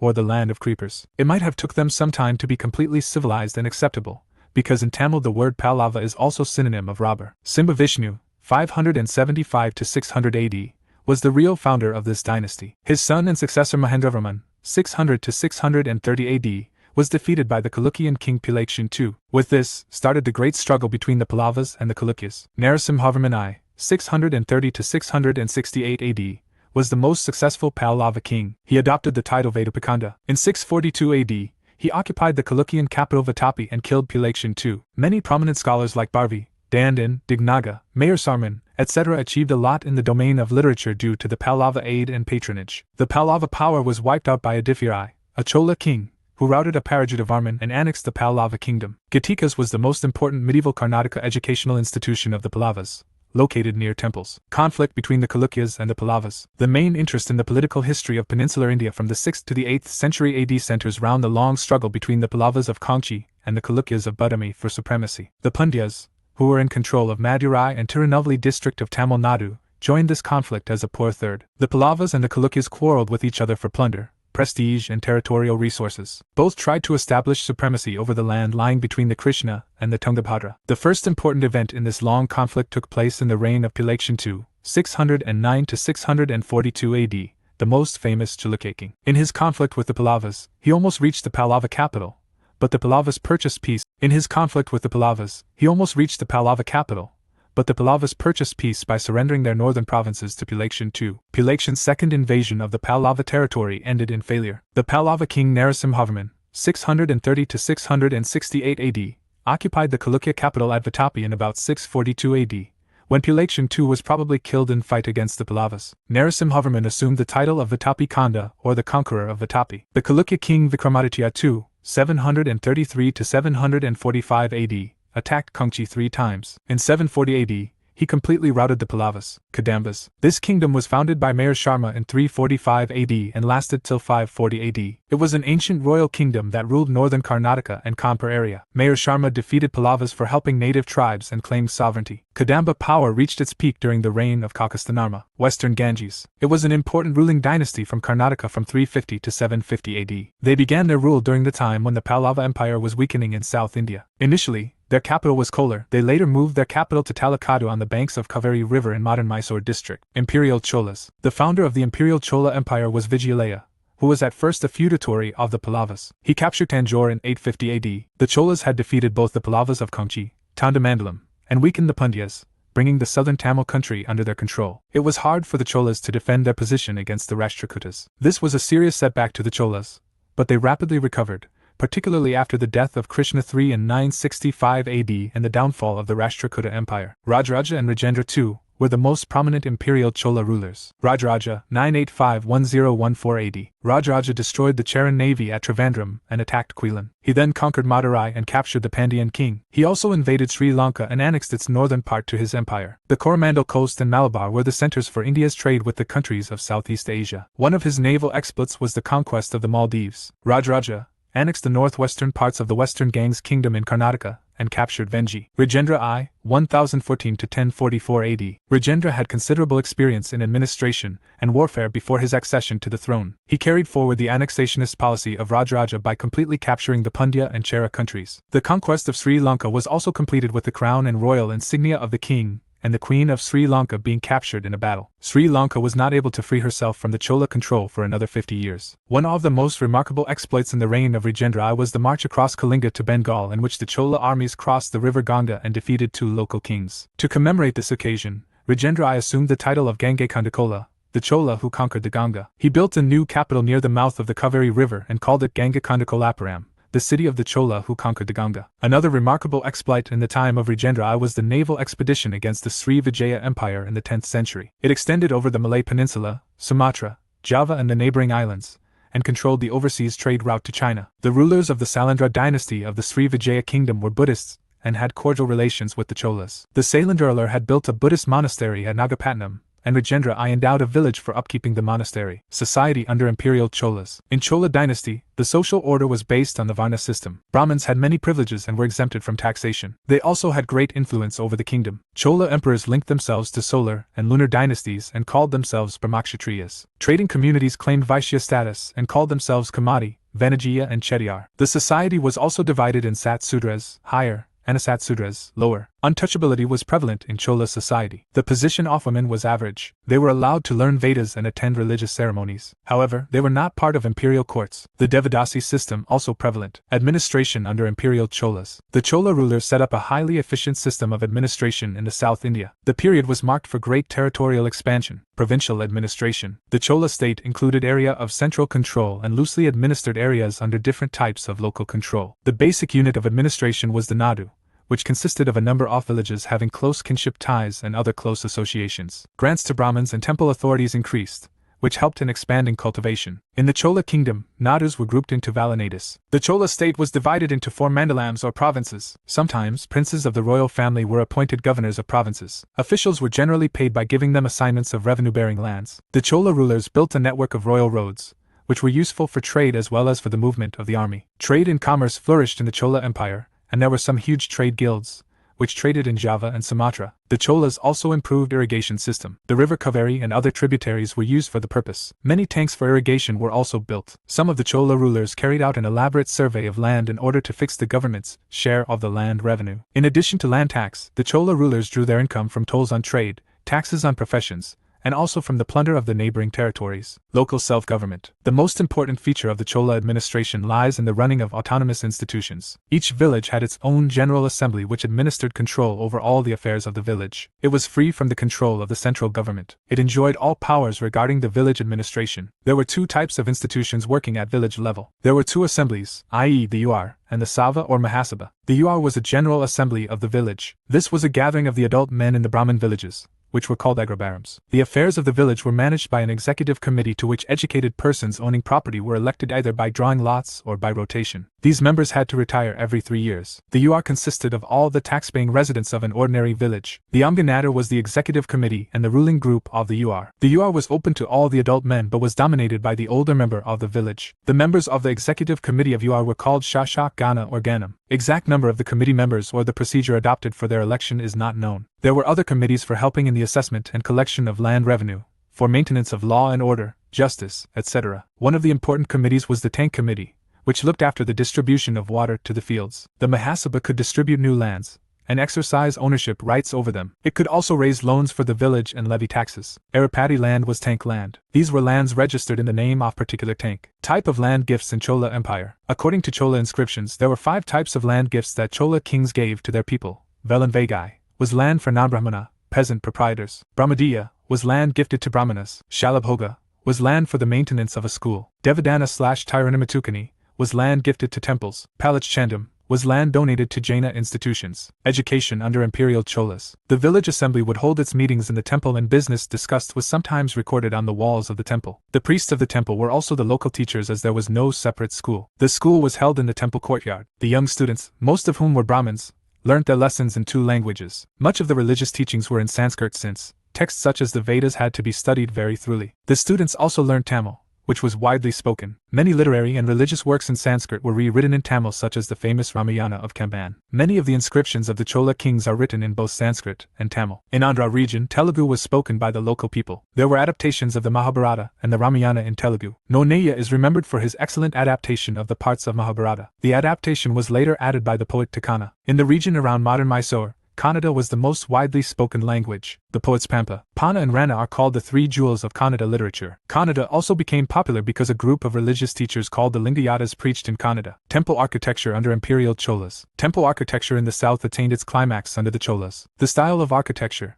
which came into vogue during this period, is called Dravida, because it was confined largely to South India. The main feature of this style was the building of many stories above the Garbhagriha, the innermost chamber where the chief deity resides. The number of stories varied from 5 to 7, and they had a typical style which came to be called the Vimana. The Kailashnathar temple at Kongchi and 7 pagodas as well as some other mansions were built in the reign of Narasimhavarman. The striking feature of the Kailashnathar temple and 7 pagodas is that they were carved out of solid rocks. He also built Mahabalipuram, which was a popular port and shore temple. Rajaraja and Rajendra I marked their victories by erecting a number of Shiva and Vishnu temples at various places. The most famous of these was the Brihadishwara temple at Tanjore, which was completed in 1010. The Chola rulers adopted the practice of having inscriptions written on the walls of these temples, giving a historical narrative of their victories. Mahabalipuram Temple. 12. Arab and Turk conquest in India. Sources: Class 6 Old NCERT Chap 1, India and the World, Class 11 Old NCERT Chap 5, The Age of Conflict, Class XI New NCERT Chap 5, Through the Eyes of Travelers. In India, the 8th century AD marked as the end of the ancient period and beginning of medieval period. During this time, many aspects of Indian society have changed, such as the political and economic aspect as well as social laws,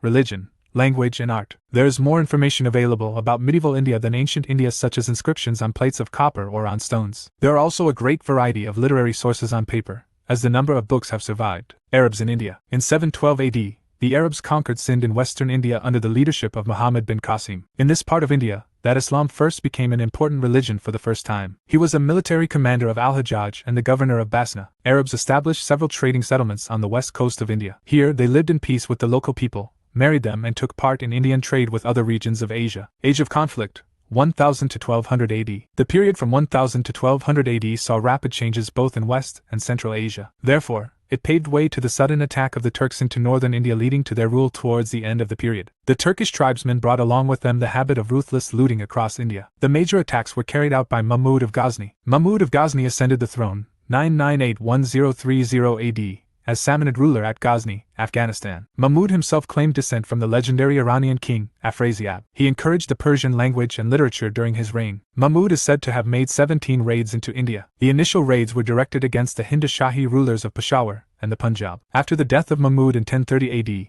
a powerful empire, the Seljuk Empire, came into existence. The Seljuk Empire included Syria, Iran and Transoxiana. It contended with the Ghaznavids for the control of Khorasan. In a fierce battle, Masud, the son of Mahmud, was defeated and had to flee to Lahore for refuge. The Ghaznavid Empire was now limited to Ghazni and the Punjab. Ghaznavids. Major invasions of Mahmud Ghazni in India. State/ruler period description. Hindushahi ruler, Jayapala. 1001 AD. Mahmud in his first invasion of India defeated Jayapala in 1001 AD. Peace was made high, ceding the territory west of the Indus to Mahmud. Jayapala killed himself later and his son Anandapala became his successor. Conquest of Beira. 1003 AD. Mahmud again appeared on the bank of river Jhelum and invaded Beira. After his victory, Mahmud plundered Beira ruthlessly and returned to Ghazni with immense booty. Sukhbul 1008 AD. Sukhbul was appointed governor of Multan by Mahmud because he embraced Islam. Nawaz Shah Hut soon he gave up Islam and began to rule as an independent ruler. Again, Mahmud invaded Multan and Fateh Dud was again appointed the ruler of Multan. Anandapala, Salt Range. 1009 AD. Anandapala was defeated and Mahmud plundered his new capital,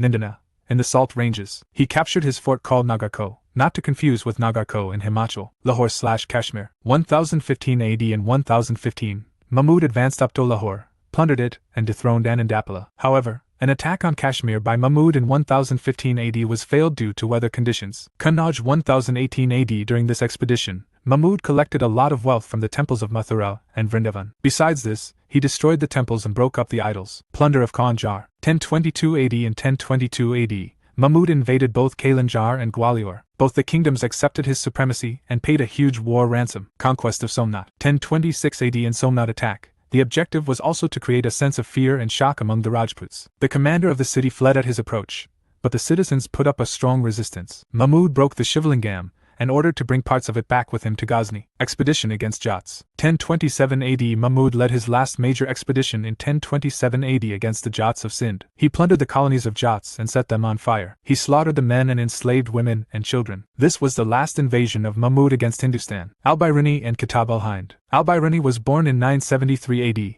in Khwarizm, present-day Uzbekistan. He came to India with Mahmud of Ghazni. Al-Biruni's expertise in several languages allowed him to compare languages and translate many Indian texts into Arabic. Al-Biruni's Kitab al-Hind is written in Arabic. It is divided into 80 chapters on subjects such as religion and philosophy, festivals, astronomy, alchemy, manners and customs, social life, laws and metrology, science of measurement. Al-Biruni adopted a distinctive structure in each chapter, beginning with a question, following with a description based on Sanskritic traditions and concluding with a comparison with other cultures. Turkish conquest in India. After the Ghaznavid conquest of the Punjab, it became common trade of plunder, which resulted in raids into the Gangetic Valley of India. The rulers of the Rajput states resisted these raids and became victorious against the Turks on several occasions. Two new powers rose to prominence during this period: the Khwarezmi Empire based in Iran, the Ghurid Empire based in Gur in northwest Afghanistan. The power of the Ghurids increased under Sultan Alauddin, who earned the title of the World Burner, Jahansaz. Muhammad of Gur, or Shahabuddin Muhammad. In 1173 AD, Shahabuddin Muhammad,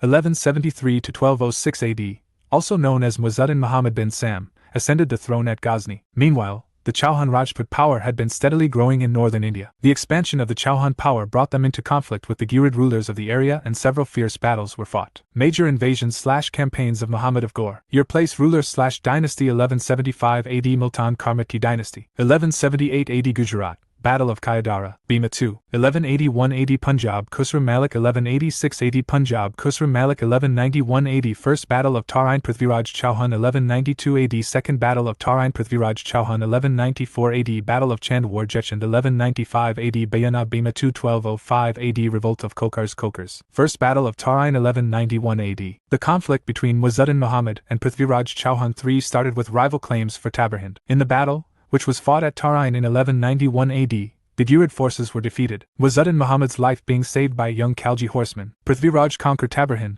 but he made huge error by not throwing out the Ghurids from the Punjab. Second Battle of Tarain 1192 AD. The Second Battle of Tarain in 1192 AD is regarded as one of the turning points in Indian history. Muizzuddin Muhammad had made careful preparations for the contest. Prithviraj had fielded a force of 3,000, including a large body of cavalry and 300 elephants. But the Turkish army was better organized. Many Rajas sent contingents to help him, but Jayachandra, the ruler of Kannauj, stayed away. The superior organizational skill and speed of movements of the cavalry made Turkish power victorious. Prithviraj escaped but was captured near Sarasvati, Sirsa. The Turkish armies captured the fortresses of Hungsi, Sarasvati and Samama, and also captured Ajmer. Prithviraj might have ruled over Ajmer for some time, as coins of that period are found having the date and the legend Prithvirajadeva on one side and the words Sri Muhammad Sam on the other side. After the battle, Tomar, ruler of Delhi, was dethroned, and Delhi was made a base for further Turkish advance into the Ganga Valley. Turkish conquest of Bihar and Bengal. Between 1192 and 1206 AD, Turkish rule was extended over the Ganga Jamuna Doab and its neighboring areas. After the Battle of Tarain, Muizzuddin returned to Ghazni, leaving the affairs in India in the hands of one of his trusted slaves, Qutb ud-Din Aibak. In 1194 AD, Muizzuddin returned to India, and battle between Muizzuddin and Jayachandra was fought at Chandwar near Firozabad. In this battle, Jayachandra was killed by an arrow and his army was totally defeated. However, the Turks were more successful in the eastern India. A Khalji officer, Bahaiyar Khalji, made frequent raids into Bihar and had attacked and destroyed some of the famous Buddhist monasteries of Bihar, Nalanda and Vikramashala. Making careful preparations, Bahaiyar Khalji marched with an army towards Nadia, a pilgrim center where the Sena ruler, Lakshmana Sena, was ruling. Lakshmana Sena was scared by the attack and left his capital. Bahaiyar was occupied the Sena capital, Lucknow, without any opposition. Although Bahaiyar Khalji was severely defeated by Maf rulers of Assam, and he was able to come back with a few followers, one of his own emirs stabbed him to death. Muizzuddin Muhammad led his last campaign into India in 1206 AD in order to deal with the Kokar rebellion in Bengal. On his way back to Ghazni, he was killed by a Muslim fanatic belonging to a rival sect. Comparison between Muizzuddin and Mahmud of Ghazni. As a warrior, Mahmud Ghazni was more successful than Muizzuddin, having never suffered a defeat in India or in Central Asia. He also ruled over a larger empire outside India, but he had to contend with larger and better organized states in India than Mahmud. Though less successful in Central Asia, his political achievements in India were greater. But it was Mahmud's conquest of the Punjab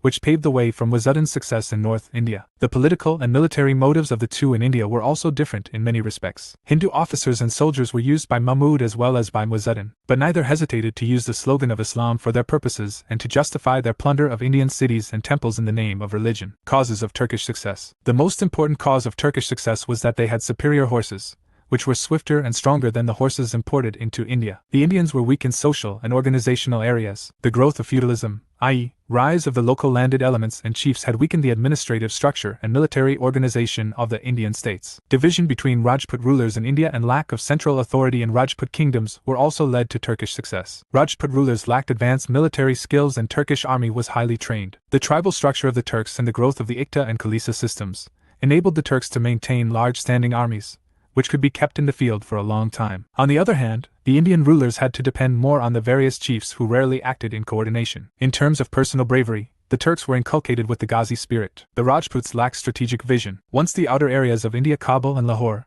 had fallen to the Turks, but no concerted attempt was made by the Rajputs to recover them. Effects of Turkish invasion. Turkish invasion ended the multiple power centers and built a central authority of Turks. Some of the important effects of Turkish invasion in India were: governance was based on central autocratic system, development of urban economy, development in law systems, Islamic laws stated in justice system, uniformity in revenue system, development of commercial activities and trade, change in military structures, formation and maintenance of standing army, condemnation of caste system, development of Persian language as an official language in India. Ikta system was introduced for division of areas, development of Hindi, introduction of Turkish architecture, arches, domes, lofty towns or minarets. Delhi Sultanate. Sources: Class 7 Old NCERT Chap 3, Sultan of Delhi, Class 7 New NCERT Chap 4, The Delhi Sultans, 1206 to 1290, Class 11 Old NCERT Chap 6, Delhi Sultanate I, 1200 to 1400, Class 11 Old NCERT Chap 7, Delhi Sultanate II, 1200 to 1400, Class 11 Old NCERT Chap 8,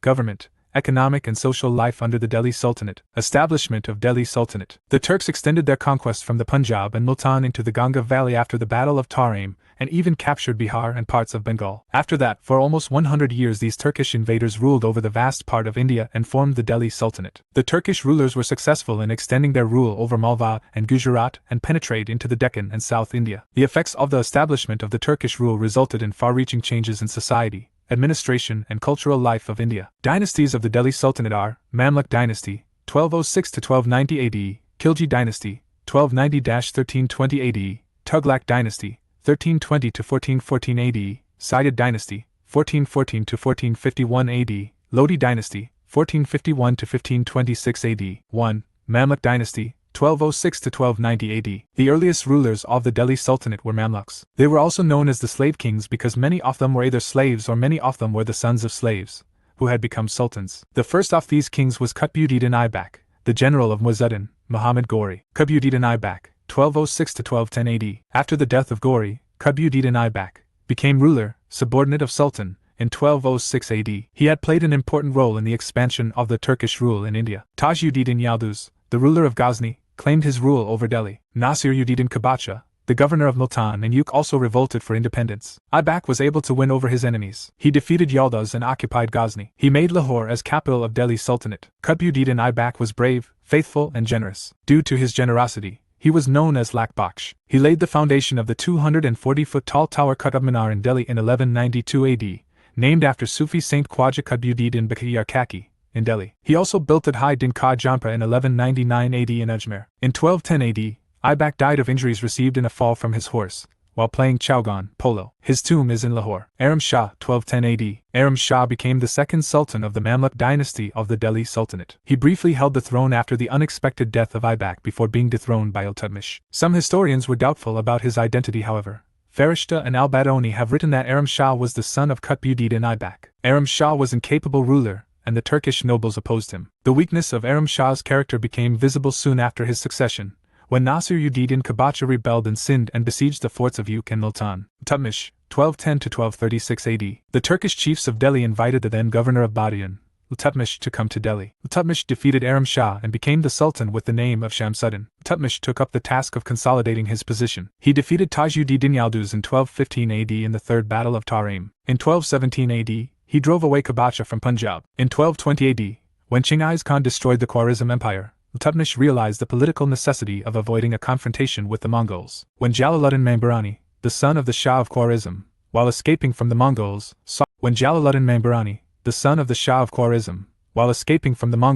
sought shelter at Iltutmish's court, Iltutmish turned him away. Thus, he saved the Sultanate from destruction by the Mongols. In 1226 to 27 AD, Iltutmish sent a large army under his son Nasiruddin Mahmud, which defeated Awaz Khan and brought Bengal and Bihar back into the Delhi Sultanate. He was a generous and able ruler and built many public works. He completed the construction of Qutb Minar in Delhi. He shifted capital from Lahore to Delhi. He gave the Sultanate two of its basic coins, the silver tanka and the copper jitai. To gain greater control over the conquered areas, Iltutmish granted iktas, land assignments in lieu of cash salaries, to his Turkish officers on a large scale. Turkanai Kahalgani, Group of 40. Iltutmish established Group of 40, Turkanai Kahalgani. These were Turkish and non-Turkish emirs, nobles, who advised and helped the Sultan in administering the Sultanate. When Iltutmish died, the balance of power shifted and the Sultan became a puppet of these emirs. For a few years, they decided on the selection of sultans one after the other. The group was finally eliminated by Balban. Razia Sultan, 1236 to 1240 AD. Iltutmish considered none of his surviving sons to be worthy of the throne. He finally nominated his daughter, Razia, to the throne. He induced the nobles and the theologians, ulama, to agree to the nomination. Rule of Razia Sultan marked the beginning of a struggle for power between the monarchy and the Turkmenij-Khaganate. The nobles wanted to install a puppet ruler on throne whom they could control. Iltutmish's wazir, Nizam-ul-Mulk Junaidi, opposed Razia's elevation to the throne. He backed and supported a rebellion of nobles against her. The Turkish nobles accused her for violating feminine modesty and being too friendly to an Abyssinian noble, Yakut Khan, who was superintendent of the royal stable. Rebellions broke out at Lahore and Sirhind. Razia personally led an expedition against Lahore and compelled the governor to submit. On the way to Sirhind, an internal rebellion broke out in which Yakut Khan was killed and Razia imprisoned at Tabriz. However, Razia won over her captor, Al-Tunia, and after marrying him made a renewed attempt on Delhi. Razia fought valiantly, but was defeated and killed in a forest by bandits. Bahram Shah, 1240–42 AD, Muizz-ud-Din Bahram Shah became the next emperor, but merely as the puppet in the hand of Turkish nobles. Ikhtiyaruddin Adagin used to run the administration of Delhi Sultanate on the behalf of Sultan. During his reign, the new post of Naib-i-Mamlakat, deputy of king, was created. He was killed in May 1242 AD by noblemen. Masud Shah, 1242–46 AD, after the death of Bahram Shah, Turkish nobles supported and chose Alauddin Masud Shah as next ruler. He was grandson of Iltutmish and son of Ruknuddin. Due to incompetent sultan, one of the noble and wazir, Hassan Ghori Mahazabuddin, killed Masud Shah and rose to power. Nasiruddin Mahmud, 1246–1266 AD. In 1246 AD, Ulugh Khan Balban placed the inexperienced and young Nasiruddin, grandson of Iltutmish, on throne and himself assumed the position of Naib, deputy. To further strengthen his position, Ulugh Khan married his daughter to Nasiruddin. Sultan Nasiruddin Mahmud died in 1265 AD. According to Ibn Battuta and Isami, Balban poisoned Nasiruddin and paved way for himself as Sultan. Balban, 1266–87 AD. The struggle between the monarchy and the Turkish chiefs continued, till Balban ascended the throne in 1266 AD. Though his methods were often harsh and undesirable, but with his accession to the throne, an era of strong, centralized government began. Balban constantly sought to increase the prestige and power of the monarchy. He tried to strengthen his claim to the throne by declaring that he was the descendant of the legendary Iranian king Afrasiab. Balban ruled in an autocratic manner and worked hard to elevate the position of the sultan. He refused to entertain for important government posts anyone who did not belong to a noble family. This virtually meant the exclusion of Indian Muslims from all positions of power and authority. Balban broke the power of the Turkmenij-Khaganate. To keep himself well informed, Balban appointed spies in every department. He reorganized the military department, Diwan-irs, and deployed army in different parts of the country to put down rebellion. He also organized a strong centralized army, both to deal with internal disturbances, and to push back the Mongols, who had well established themselves in the Punjab and posed a serious threat to the Delhi Sultanate. Balban adopted a policy of both force and diplomacy. He repaired the forts of Tabriz, Sunam and Santana and posted a strong force in order to prevent the Mongols from crossing the river Bias. He maintained diplomatic relations with Alauddin Khan, the Mongol commander. Balban agreed to leave the major portion of the Punjab under the Mongol control. The disturbances in Meerut, Dog, Awadh and Kandahar were ruthlessly suppressed by Balban. He also secured control over Ajmer and Nagaur in eastern Rajputana, but his attempts to capture Ranthambore and Gwalior failed. In 1279 AD, governor of Bengal, Tughril Beg revolted and assumed the title of Sultan. Balban sent his forces to Bengal and killed Tughril. Subsequently, he appointed his own son Bughra Khan as the governor of Bengal. Balban was undoubtedly one of the main architects of the Sultanate of Delhi, particularly of its form of government and institutions. He died in 1287 AD. After Balban's death, his son, Bughra Khan, was invited to rule over the Delhi Sultanate, but he preferred to rule over Bengal as governor. The Turkish nobles raised his grandson Kaikabad to the throne. He was soon replaced by his son, Kaimurs,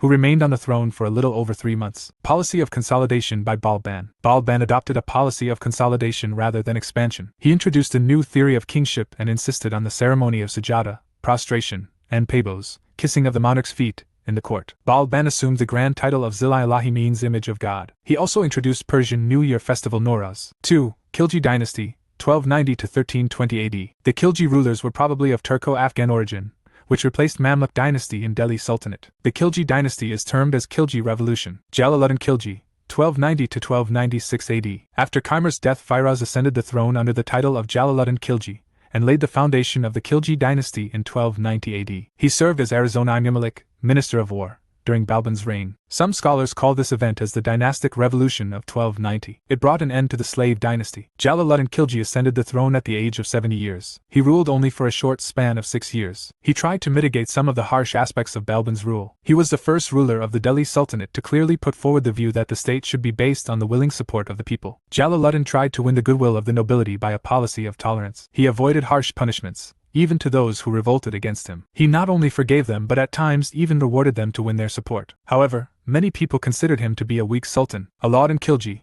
1296 to 1316 AD. Alauddin Khilji was Jalaluddin's nephew and son-in-law. He had helped his uncle in his struggle for power and was appointed as a Mirai-Tuzuk, master of ceremonies. Alauddin had 2 victorious expeditions during the reign of Jalaluddin. After the first expedition of Bilsa, Vidisha, in 1292 AD, he was given the Ikta of Awadh, in addition to that of Kara. He was also appointed Arizi-i-Malik, Minister of War. In 1294 AD, he led the first Turkish expedition to southern India and plundered Devagiri. In July 1296 AD, he murdered his uncle and father-in-law Jalaluddin Khilji, and crowned himself as the Sultan. Alauddin decided to revive Balban's policies of ruthless governance. He curbed the powers of the nobles and interference of ulama in the matters of the state. He also faced a few rebellions in succession during the early years of his rule. Alauddin formulated certain regulations and implemented them in order to prevent the reoccurrence of these rebellions.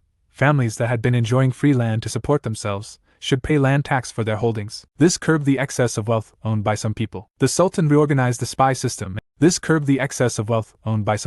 Sultan reorganized the spy system and took measure to make it more effective. The use of liquor and intoxicants was prohibited. The nobles were ordered not to have social gatherings or intermarriages without his permission. Alauddin established a huge permanent, standing army to satisfy his ambition of conquest and to protect the country from external invasion. According to Barani, the author of Tariq-i-Firoz Shahi, Alauddin figured out 4 reasons for state rebellions. I. Inefficiency of the spy system. 2. The general practice of the use of wine. 3. Social intercourse among the nobles and intermarriage between them. 4. Excess of wealth in the possession of certain nobles. Amir Khusro. Amir Khusro was the court poet of Alauddin Khilji, and gave detailed information about Khilji dynasty. He was the renowned Sufi poet and disciple of Nizamuddin Aliya. His major works includes Tughlaq Nama, Wastul Hayat and Nas Siper. He introduced many verse forms viz. Ghazal, Masnavi, Rubai etc. Qawwalis, which were originally written in Persian language, also introduced by Khusro in India. Agrarian reforms. Apart from the control of the market, Alauddin took important steps in the field of land revenue administration. He was the first monarch in the Sultanate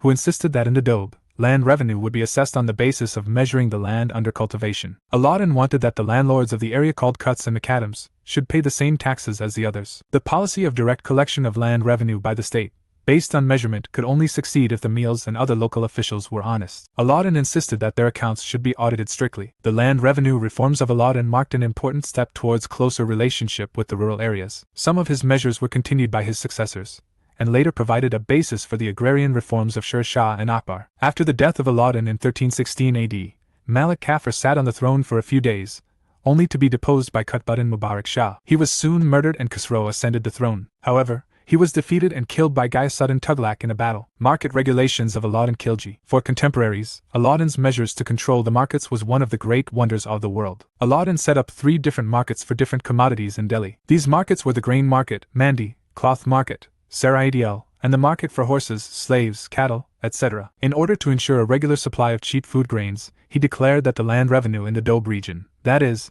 the area extending from Meerut near the Yamuna to the border of Karan near Allahabad, would be paid directly to the state, i.e., the villages in the area would not be assigned an ikta to anyone. To ensure implementation, Alauddin appointed a superintendent, Shah-i Mandi, who was assisted by an intelligence officer. Alauddin received daily reports of the market from 2 other independent sources, Barid, intelligence officer, and Munhayan's secret spies. Expansion of Sultanate. Sultan Alauddin Khilji's major achievement lies in expanding Delhi Sultanate's boundaries across the Rajputana, Deccan and southern states. Some Ofi's major expeditions are as follows. Conquests of Alauddin Khilji. States native king Sultanate's consequences commanders. Gujarat Rai Karan Nusrat Khan plunder of Somnath, 1299 AD, Solankis, and Allah Khan temple. Nusrat purchased Kafur Hazar Dinari. Alauddin married chief queen of Gujarat Kamala Devi. Ranthambore, 1301 AD, Rana Hamardeva. Alauddin Khilji, Allah Khan, and Nusrat Khan. Nusrat Khan died. Fort of Ranthambore taken. Chitta Rana Ratan Alauddin Khilji. Jauhar ceremony by 1303 AD, Singh Ullah Khan women, Gelod,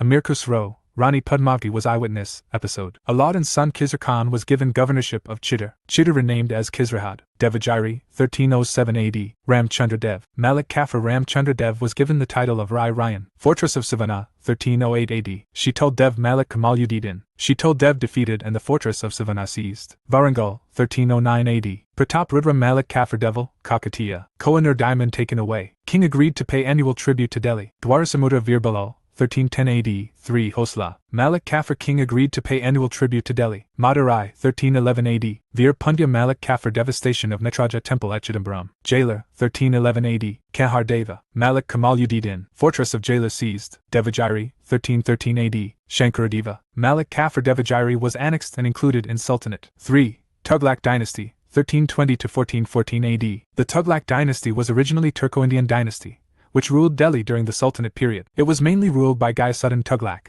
Muhammad bin Tughlaq and Firoz Shah Tughlaq. Ghayasuddin Tughlaq, 1320 to 25. The founder of the Tughlaq dynasty was Ghazi Malik, who ascended the throne as Ghayasuddin Tughlaq in 1320 AD. This dynasty ruled till 1414. Ghayasuddin rose to an important position in the reign of Alauddin Khilji. In 1325 AD, Ghayasuddin was crushed to death by collapse of stage, while attending an event for his victories in Bengal. Some historians suggest it was Muhammad Tughlaq who conspired and killed his father. Muhammad bin Tughlaq, 1325 to 1351 AD. Muhammad bin Tughlaq ascended the throne 1325 AD. In contrast to Alauddin Khilji's policy, the Tughlaqs annexed the Deccan region. Under the Muhammad's rule, the Delhi Sultanate was further consolidated. Many outlying territories were brought under the direct control of the Sultanate. Muhammad bin Tughlaq, while a prince, called Jauna Khan, led the early expeditions against Rai Rudra Dev, who was defeated after a prolonged conflict, and Varangal was annexed under direct control of the Sultanate. Banadeva II, the ruler of Jajanagar in Orissa, had helped Rai Rudra Dev of Varangal in his battle against Delhi Sultans. Ulugh Khan led an army against him in 1324 AD. Banadeva II was defeated and his territory annexed. Muhammad bin Tughlaq was one of the most remarkable rulers of his age. During his religious intercourse, Muhammad conversed not only with the Muslim mystics, but also with the Hindu yogis and Jain saints such as Janaprabha Suri. Muhammad bin Tughlaq also welcomed foreigners to the nobility, many whom came to his court. This was not liked by many orthodox theologians, who accused him of being a rationalist. Ibn Battuta. Ibn Battuta was born in Tangier, Morocco. He reached Sind in 1333 AD during Muhammad bin Tughlaq's reign. The Sultan appointed him the Qazi, judge of Delhi. He led campaigns to Kalanur and Peshawar, especially after the Mongol attack under Tarmashrin Khan in 1326 to 1327 AD during Tughlaq's reign. Ibn Battuta recorded his observations in the book named Kitab-ul-Rela about new cultures, peoples, beliefs, values, etc. of Indian subcontinent. Failed experiments of Tughlaq. Muhammad took some very bold and strong measures to reform the administration, though there was nothing fundamentally wrong with Tughlaq's administrative and strategic experiments, but they failed. These are as follows. Transfer of capital. One of the controversial measures of Muhammad bin Tughlaq was that he transferred his capital from Delhi to Diogar, Daulatabad. The Sultan wanted to maintain both Delhi and Daulatabad as his capitals. According to Barani, in 1326 to 27 AD, Sultan decided to shift his capital from Delhi to Diogar, Daulatabad, in the Deccan because it was more centrally located. According to Ibn Battuta, the people of Delhi used to write letters containing abuses to the Sultan. In order to punish them, Sultan decided to shift the capital. Isami states that Diogar was at a safer distance from the northwest frontier and thus was safe from the Mongols. The entire population was not asked to leave, only the upper classes consisting of sheikhs, nobles, ulama were shifted to Daulatabad. No attempt was made to shift the rest of the population, though Muhammad bin Tughlaq built a road from Delhi to Diogar and set up rest houses, but the journey was extremely harsh for the people. Large number of people died because of rigorous traveling and the heat. Expeditions of Khorasan and Karakul, 1329 to 1330 AD. Expeditions of Khorasan and Karakul, 1329 to 1330 AD. This expedition was launched in the Kemoy Hills in the Himalayas. According to a modern historian, the expedition was aimed at Kashmir in order to control the entry of horses from the Chinese side, i.e., Xinjiang. However, Khorasan expedition never aimed at the conquest of China, as some later historians have suggested. After some success, the armies went too far into the inhospitable region of the Himalayas and suffered a disaster. Besides, the Sultan also planned invasions of Karakul region,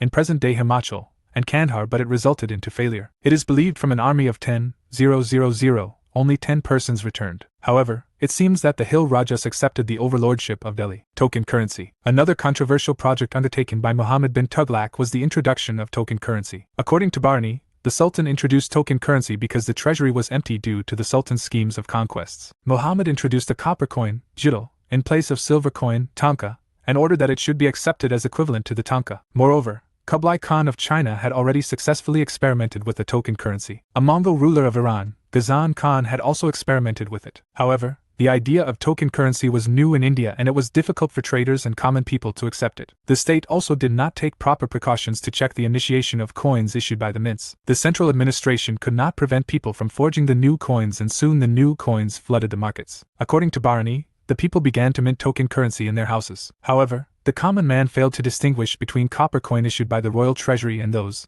which were locally made. Thus, the Sultan was forced to withdraw the token currency. Doab crisis. Muhammad bin Tughlaq launched a scheme to extend and improve cultivation in the Doab. The area was divided into development blocks headed by an official. His responsibility was to extend cultivation by giving loans to the cultivators and to induce them to cultivate superior crops. The scheme failed largely because the men chosen for the purpose proved to be inexperienced and dishonest, and misappropriated the money for their own use. The large sums of money advanced for the project could not be recovered. Firuz Shah Tughlaq, 1351 to 1388 AD. Muhammad bin Tughlaq was succeeded by his cousin Firuz Shah Tughlaq. Under him no new territories could be added to the Sultanate. After his accession, Firuz Tughlaq was faced with the problem of preventing the imminent breakup of the Delhi Sultanate. The Sultan adopted a policy of trying to appease the nobles. Therefore, he made no attempt to reassert his authority over South India and the Deccan. He led 2 campaigns into Bengal but was unsuccessful. Thus, Bengal was lost by the Sultanate. Firuz Shah led a campaign against the ruler of Jajnagar, Orissa. He destroyed the temples there and gathered a rich plunder but made no attempt to annex Orissa. He also led a campaign against Kangra in the Punjab hills. His longest campaign was to deal with rebellions in Gujarat and Thatta,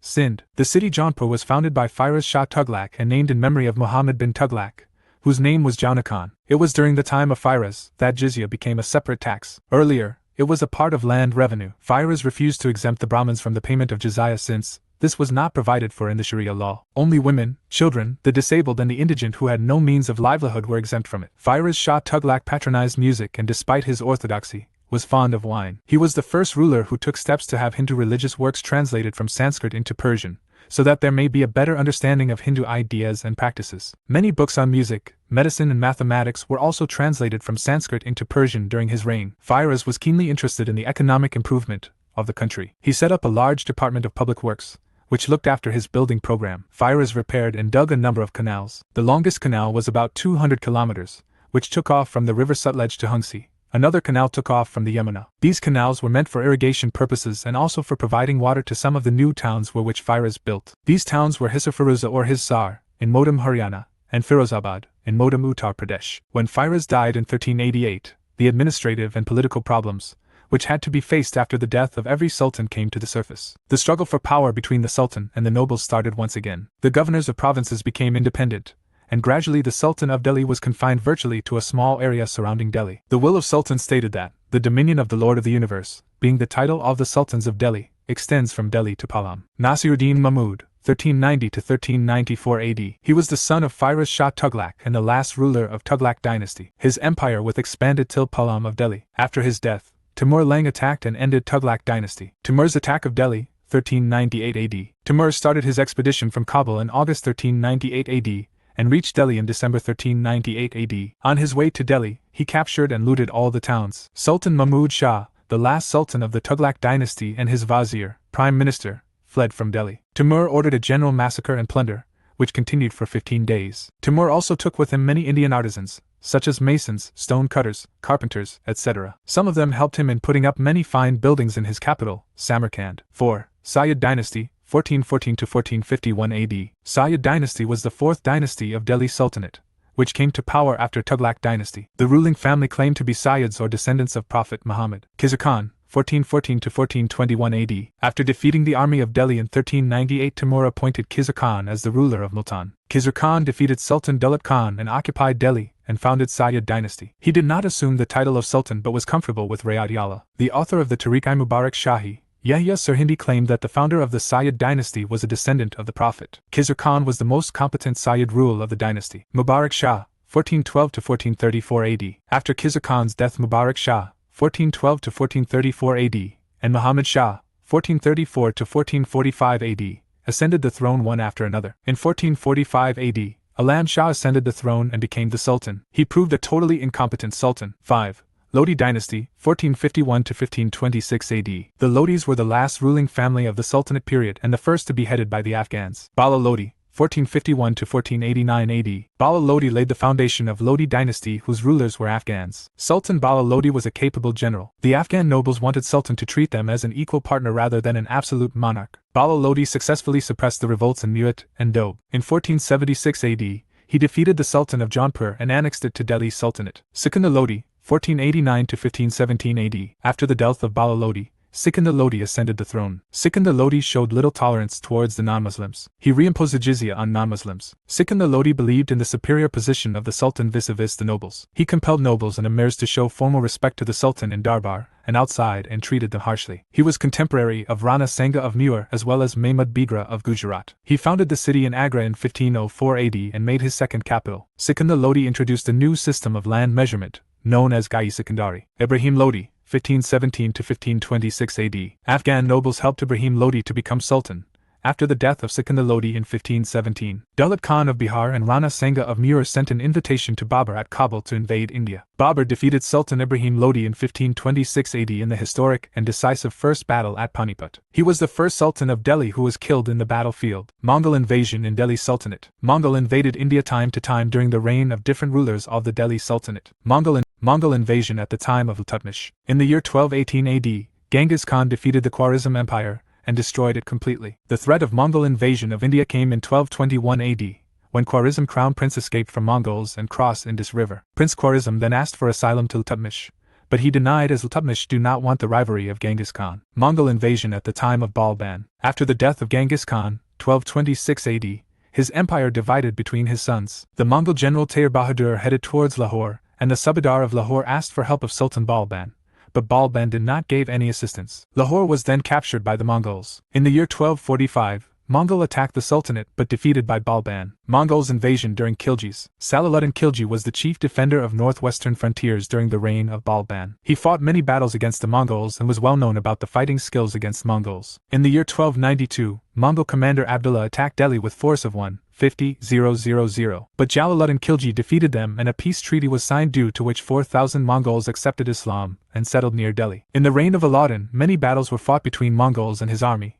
but Aladdin crushed the Mongols decisively. Delhi Sultanate, Administration, Economy, Society and Arts. Sources Class 11 Old Insert Chap 8, Government, Economic and Social Life under the Delhi Sultanate. The state set up by the Delhi Sultanate towards the end of the 12th century AD in northern India gradually developed into a powerful and highly centralized state. For some time, it controlled almost the entire country extending as far south as Madurai. Administration in Sultanate period. The Sultanate had a powerful effect on the Mughal system of administration, which developed in the 16th century. The Sultan, although many of the Turkish sultans in India declared themselves lieutenant of the faithful, i.e., of the Abbasid Caliph at Baghdad, and included his name in the khutbah in the Friday prayers. The Caliph had only a moral position. By proclaiming his supreme position, the sultans at Delhi were only proclaiming that they were a part of the Islamic world. The sultan's office was the most important in the sultanate, and supreme political, military, and even legal authority was vested in him. He was also responsible for the maintenance of law and justice. The sultans dealt with strong manner in dispensing justice. Balban didn't spare even his relatives or high officers of state. Muhammad bin Tughlaq applied this even to the religious classes, ulama,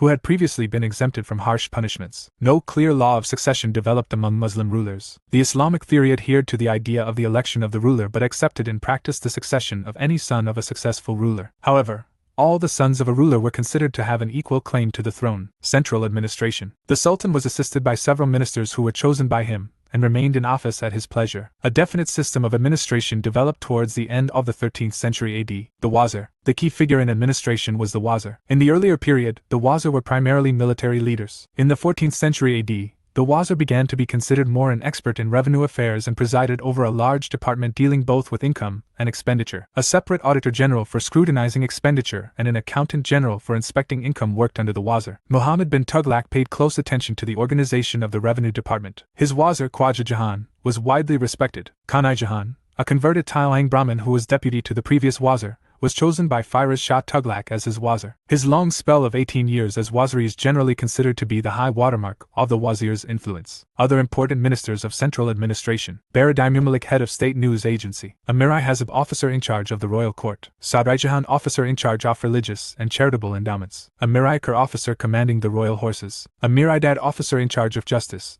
public prosecutor. Sana-i-Pil, superintendent of royal elephants. Shikdar, officer in charge of land measuring as Shik. Amir-i Majlis, officer in charge of royal feasts, conference and festivals. Majlis-i-Am or Majlis-i-Khalwat, council of friends and officers, trusted ministers, consulted on important affairs of state. Qazi-ul-Qazat, head of the Central Judicial Department. Qazi, legal officer, dispensed civil law based on Muslim law Shariat. Sadras-Sudar, dealt with the religious matters. Naib-Wazir, deputy minister, major departments of Delhi Sultanate. Diwan-i-Rizalat, dealt with religious matters, pious foundations and stipends to deserving scholars and men of piety. It was presided over by the chief Sadr, who was generally the chief Qazi. The chief Qazi was the head of the Department of Justice. The Qazis dispensed civil law based on the Muslim law, Sharia. The Hindus were governed by their own personal laws. Diwani-irs, the Diwani-irs or the military department was the most important department of state, next to the Wazir. The head of this department was called the Arizona Mamalik. The office came into being the first time under Balban as a separate department. The Arizona was not the commander-in-chief of the army, but it has responsibilities such as to recruit, equip and pay the army. Diwan-i-Inshad dealt with state correspondence. There were a number of other departments in addition to these. The rulers posted intelligence agents called Barids in different parts of the empire to keep them informed. Only a nobleman who enjoyed the fullest confidence of the ruler was appointed the chief Barid. Waikalidar Firoz Shah Tughlaq had set up a separate department of slaves,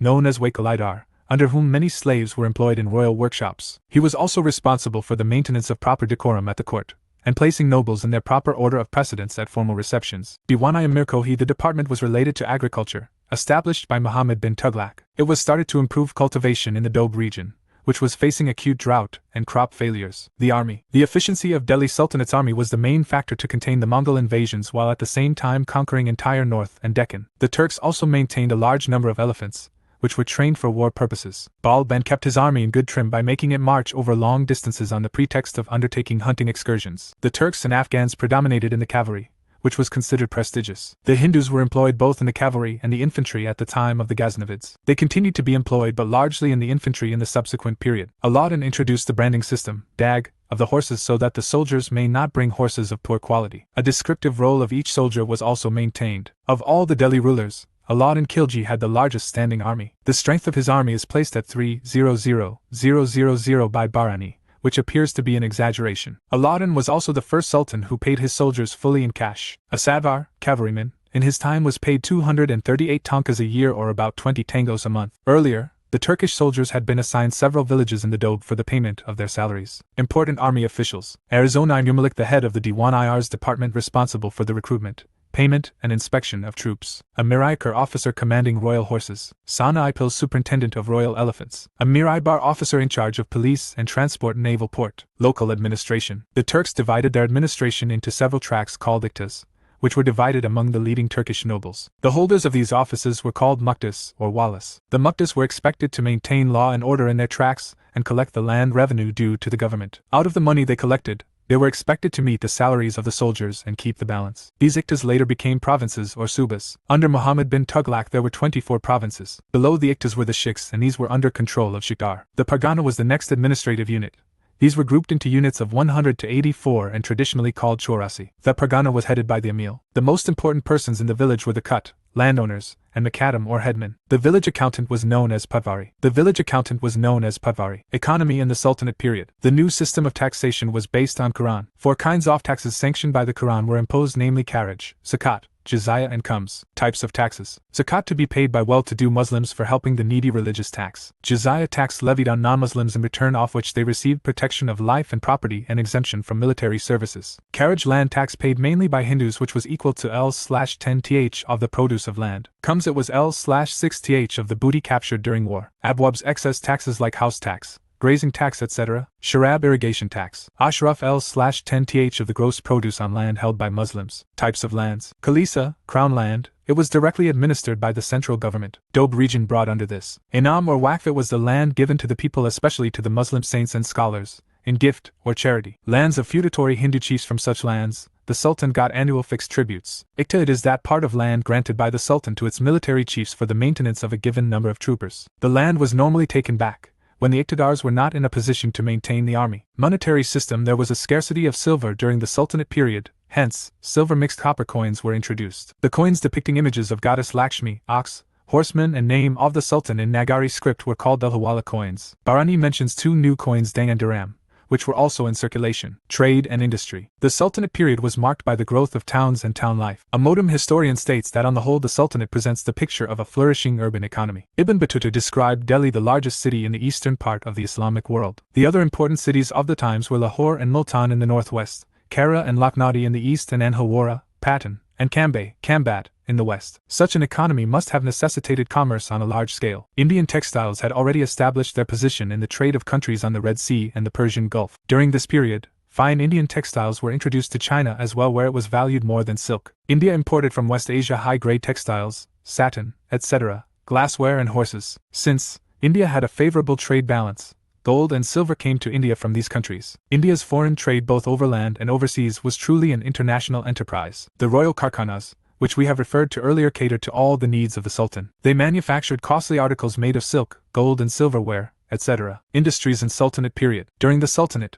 various industries were prevailing. The special feature is the combination of Arabic and Persian elements in it. These industries are divided in various categories. Royal industries. During the Sultanate period, royal industries used to fulfill requirements of Sultan and royal family. Silk, gold, silver and other precious materials and their products are made by these industries. Jewelry of diamond, gold, pearl, etc. are made in these industries. Royal industries were made in the reign of Muhammad bin Tughlaq, and it was developed in the reign of Firoz Shah Tughlaq. Textile industries. Invention of chocolate during Sultanate period boosted the textile industries. With the help of sieve, cotton is now cleaned faster. Giauddin Barani mentioned about clothes such as Kachkari, Mazmashiriatum, Shirin, Buret, etc. Jayotishwar Thakur in his text talk about 20 types of clothes during the Sultanate period. Muhammad bin Tughlaq used to present clothes to his amins twice a year. These clothes are manufactured in the royal factories. These were usually made up of velvet, damask and wool. During this period, India used to trade with countries near Red Sea. Gujarat and Bengal are two important trade centers for textile trade. Raw silk was imported from China and best quality textile was exported to China. Metal industry. Ahmedabad, Delhi and Bengal were important centers for iron industries during Sultanate period. Lahore, Kalanjal, Banaras, Sahawkat and Golconda were famous for sword making. India used to import glass utensils from West Asia and clay utensils from China. Utensils of gold and silver are made in metal industries. Other industries. In the Sultanate period, tanning, metallurgy, carpet weaving, woodworking, furniture making, stone carving craftsmen were famous for their work. Leather industries of Gujarat was popular. Delhi and Multan were important ivory work centers. Wood industry of Kashmir was also popular. Social life of Sultanate period. Several important changes took place in Indian society during this period. One of these was the growing power of a class of people who are variously called Samanta, Ranik, Rauta, Rajput, etc. Some historians call this type of a society feudal, although features of European feudalism, such as vassalage, serfdom and manners, did not exist in India. Slavery also existed during the period. Prisoners of war, debtors unable to pay their stakes, could be sold into slavery. During famines, many farmers sold themselves or their wife and children for food. Caste system. The caste system continued to be the basis of the society, but there were important changes within the caste system. Thus, there was considerable strengthening of the position of the Brahmins. Condition of women. The omission of all reference to women teachers in the literature written during the period shows the poor state of education among women. Daughters of high officials and courtesans were also supposed to be highly skilled in various arts,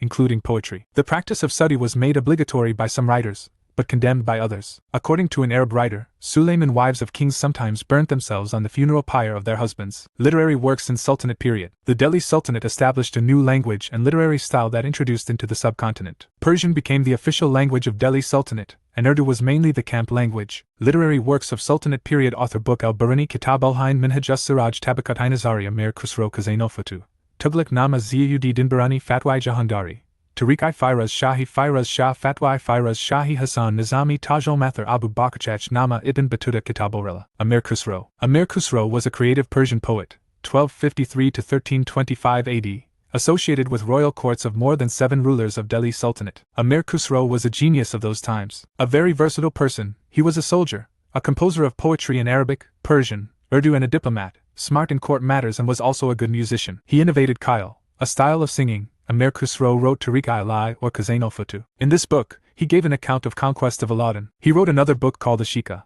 which contains the love story of Deval Rani and Kiza Khan. In his Nasifar or Nine Skies, he gave the story of Sultan Mubarak Shah. He also lived in the court of Ghaisuddin Tughlaq and wrote Tughlaqnama. Khusro is also known as Tuti Hind or Parrot of India. He created the fusion of Indian, Arabic and Persian music. He is credited to have invented tabla, sitar and modified veena. Ibn Battuta. Ibn Battuta belonged to Morocco in South Africa. He came to India during the reign of Muhammad bin Tughlaq. He spent 8 years in his court. In his Arabic work The Rila, he talked about the contemporary social, economic, cultural and religious practices. He also talked about slave trade in India and his experiences during this period. He mentions about the seasons in India, the fruits and vegetables, crops, roots, etc. According to him, the soil of India is highly cultivable, in which 2 crops are grown in 1 year. He talked about village industries, jaggery making, oil extracting techniques, and weaving skills of women. He mentions in his text about roads, social life, etc. He also talks about court of Tughlaq, architecture of Sultanate period. New architectural forms and styles were introduced in India during the Delhi Sultanate. The synthesis of Indian and Islamic architectural features led to emergence of Indo-Islamic architecture. The new features were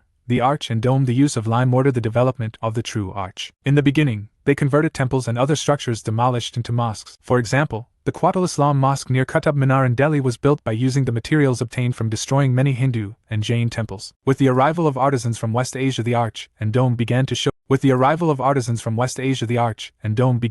up with precision and perfection. The tomb of Balban was adorned with the first true arch, and the Alai Darwaza adorned with the first true dome. The structures used the combined principle of slab and beam method in Sultanate period. Architecture during Sayyid and Lodi dynasty developed a new form of Islamic architecture, which was later followed by the Mughals. One pattern was based on octagonal plan surrounded by arched walkway with 1 story in height, and the other one was based on square plan without walkway with 2 or 3 story in height. Structure and monuments of Sultanate period. Structure/monument built by Quatul Islam Mosque, Delhi, Qutb-ud-Din i Haq at High Dinka Janpura, Ajmer, Qutb-ud-Din i Haq Qutb Minar, Delhi, initiated High Qutb-ud-Din i Haq, completed High Iltutmish. Alai Darwaza, Delhi, the first true dome. Alauddin Khilji, Jamat Khana Masjid, Delhi, initiated High Alauddin Khilji, completed High Kizakan. Nizamuddin Dargah, Mausoleum, Muhammad Hind Tughlaq, tomb of Ghayasuddin Tughlaq, Delhi, initiated High Ghayasuddin Tughlaq himself, completed High Muhammad Tughlaq, tomb of Sikandar Lodi, Delhi, Ibrahim Lodi. Vijayanagara and Bahmani Empire. Sources: Class 11 Old NCERT Chap 1.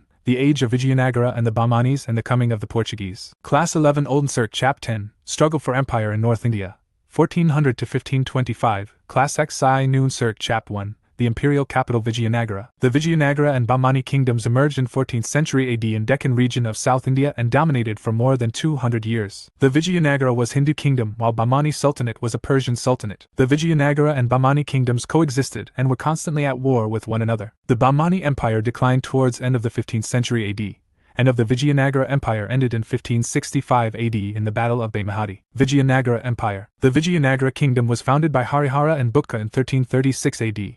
Who were the feudatories of the Kakatiyas of Varungal and later became ministers in the kingdom of Kampili, Karnataka. When Kampili was attacked by Muhammad Tughlaq for giving refuge to a Muslim rebel, the 2 brothers were imprisoned, converted to Islam. However, Guru Vidyaranya readmitted both the brothers to Hinduism and they established their capital at Vijayanagara. Historians use the term Vijayanagara Empire, but the contemporary literature and inscriptions described it as the Karnataka Samrajayama. 4 dynasties ruled the Vijayanagara Empire. These were I. Sangam dynasty, 1336 to 1485 AD, founded by Harihara I and Bukka I. 2. Saluva dynasty, 1485 to 1505 AD, founded by Saluva Narasimha. 3. Tuluva dynasty, 1505 to 1570 AD, founded by Veera Narasimha Raya. 4. Aravida dynasty, 1570 to 1652 AD, founded by Tirumala II. Sangama dynasty, 1336 to 1485 AD. The Sangam dynasty was the first dynasty of the Vijayanagara Empire founded by 2 brothers Harihara and Bukka in 1336 AD. At first, the Vijayanagara kingdom was a kind of a cooperative commonwealth at first. Harihara I, 1336 to 1356 AD. He was one of the first founders of the empire. He founded Vidyanagar, which was later renamed as Vijayanagara. Harihara I made Anagundi his capital. He annexed the Hoysala state in 1346 AD and killed Veer Balal III. He also defeated Sultan of Madurai, Bukka I, 1356 to 1379 AD. During his reign, Vijayanagara faced strong confrontation with Bahmani kingdom. In the south, its main rivals were the sultans of Madurai. Hamade Gudi his royal capital. The Vijayanagara Empire saw expansion under Bukka I, which comprised the whole of South India up to Rameshwaram, including the Tamil country as well as that of the Cheras, Kerala. Harihara II, 1379 to 1404 AD. He was the first ruler to assume legal title as kings such as Raja Parmeshwara and Maharaja Dhiraja. He also led an alliance with the Bahmani kingdom and expansion its territories of Gajapatis and Reddys into eastern region. Victories of Belgaum and Goa from Bahmani kingdom in the western region considered as greatest achievement of Harihara II. He has sent an expedition to Ceylon, Sri Lanka, as well. Devaraya I, 1406 to 1422 AD. The reign of Deva Raya I began with a renewed confrontation for the Tungabhadra Doab. He was defeated by Bahmani Sultan Firoz Shah and had to pay huge compensation, and gave his daughter in marriage to the Sultan. He constructed a dam across Tungabhadra River in 1410 AD. Venetian, Italian, scholar and traveler Niccolò da Conti visited his court. Devaraya I built Hazar Rama temple and Sri Rangam inscription belongs to his reign. 3 major areas of conflict. 1. The Tungabhadra Doab, region between the rivers Krishna and Tungabhadra. 2. Krishna Godavari Delta, region of fertile land and numerous ports. 3. Marathwada, Konkan region of western India. Devaraya II, 1422 to 1446 AD. He assumed the titles Amadi Devaraya, Prouda Devaraya and Gajabatekara. In his reign, the Vijayanagara Empire extended to the most distant south and touched the shores of Ceylon, Sri Lanka. In order to strengthen his army, he reorganized his army, incorporating in it many features of the armies of the Delhi Sultanate. He started recruiting large number of Muslims in his army, and starting buying Arab horses in large numbers. The Persian traveler Abdur Razak and a Portuguese writer Ms. visited Vijayanagara in the reign of Devaraya II. It states that the kings of Quilin, Sri Lanka, Pulicat, Pegu and Tenasserim, in Burma and Malaya, paid tribute to Devaraya II. Being a great patron of literature, Devaraya II wrote 2 Sanskrit works, Mahanataka Siddhanati and a commentary on the Brahmasutras of Badrayana. Saluva dynasty, 1485 to 1505 AD. After Devaraya IL's death, Sangam dynasty declined due to series of civil wars erupted in various parts of the region. Therefore, a new dynasty founded known as Saluva dynasty by Saluva Narasimha. He was the governor of Chandragiri. Saluva Narasimha, 1485 to 1491 AD. He ended the civil war and brought peace in Vijayanagara Empire. He conquered the western part of Kannada, Hanavan, Bakanar and Batkal. The later rulers Timma and Amadi Narasimha were titular kings in the hands of Narasa Nayak, a regent of the state. Tuluva dynasty, 1505 to 1570 AD. After the death of Narasa Nayak in 1505 AD, Veera Narasimha deposed Amadi Narasimha and resumed as new king. Krishnadeva Raya was the brother of Veera Narasimha,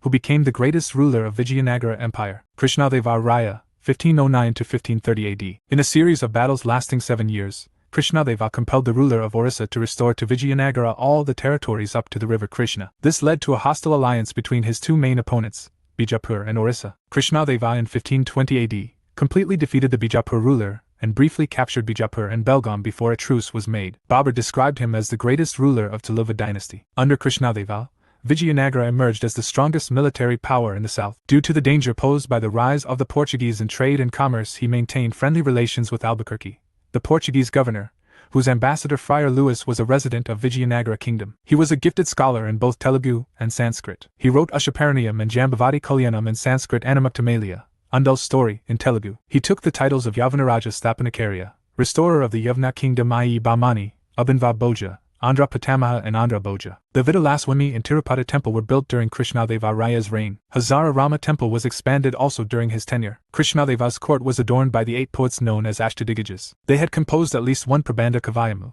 a new form of Telugu literary style. Ashtadigaja's name writer, Alasani Pradana, he is considered as Andhapitama, Manakaridamu and Harikathasaransama. Nandi Thimana Paraj Adapaharavama Madhyagari Moana Raja Shikara Charitamu Durjate Kalahasti Matyamu Ilaraju Ramambadruda Sakalamata Sara Sangraha Pingali Sarana Ragva Pandatiam and Prabhavati Pradyamanu Ramraj Abhashanadu Kavya Prabhavati Pradyamanu Ramraj Abhashanadu Kavya Lankara Sangrayam Tenali Ramakrishna Panduranga Madhyama. Achyuta Deva Raya, 1530 to 1542 AD. After the death of Krishnadeva, there was a struggle for succession, and Achyuta Deva Raya became the next ruler of Vijayanagara Empire. During his reign, Tiruvengalanatha temple in Hampi was built. He ruled for 12 years and later imprisoned by his chief minister Ramaraya, with whom he had agreed to share power. Sadashiva Raya, 1543 to 1567 AD. Ultimately, in 1543 AD, Sadashiva Raya, son of Krishnadeva Raya, ascended the throne and reigned till 1567. The real power was vested in the hands of Ramaraja, who able to play off the various Muslim powers against one another. Aravida dynasty, 1570 to 1652 AD. It was founded by Tirumala II, the brother of Rama Raya,